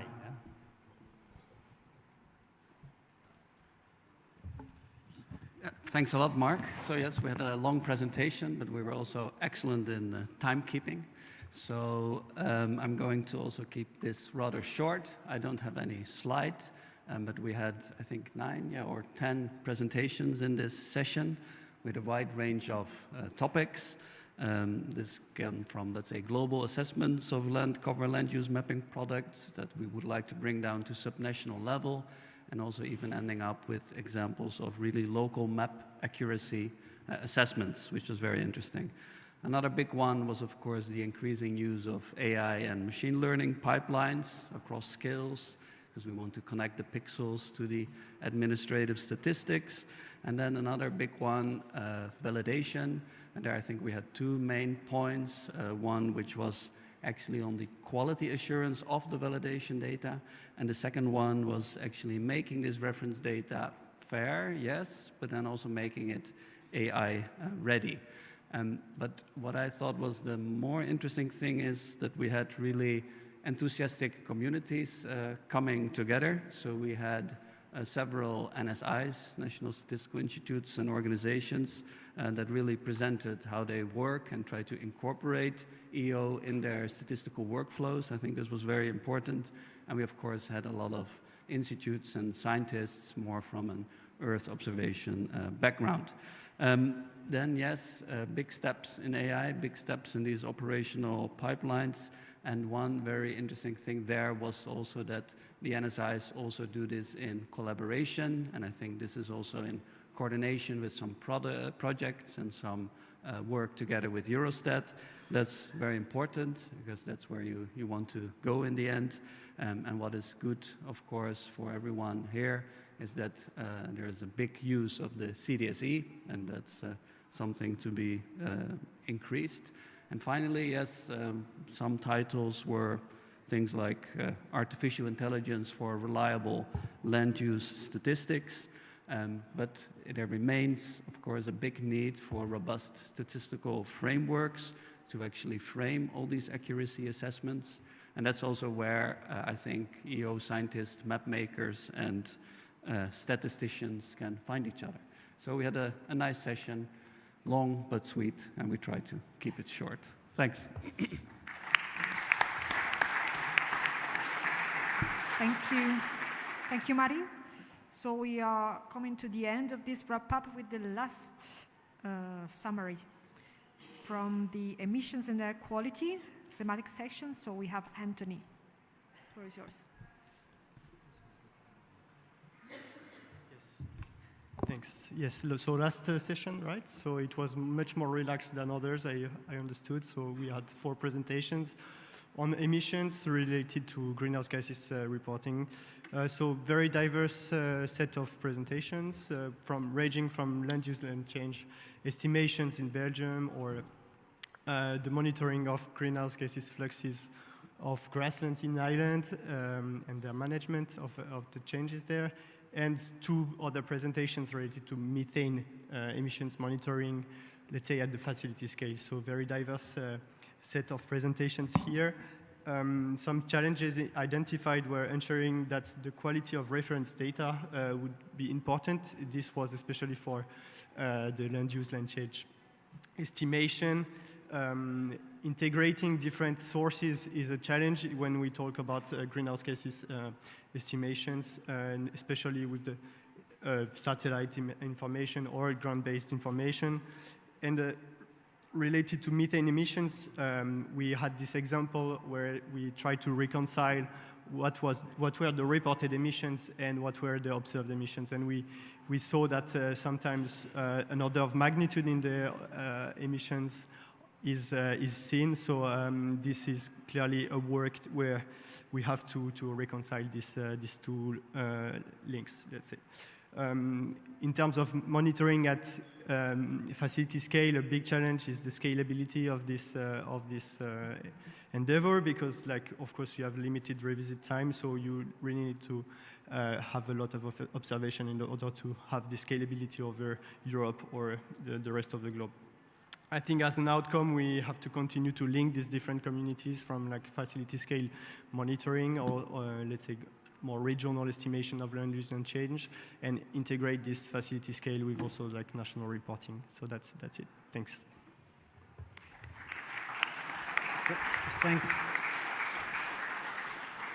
Thanks, Anthony. I mean, I repeat a bit what we said at the beginning of the day. That, I mean, the reason why we decided to organize, sorry, I need to move more close to the mic. The reason why we organized these oral sessions today is because we wanted actually that this gives you some ideas in order to better prepare for tomorrow, which will be a working day, because it's will be all about workshops. No demos, no oral sessions, only workshops. And for the two thematic sessions on forest and agriculture, we will have also a workshop dedicated to both.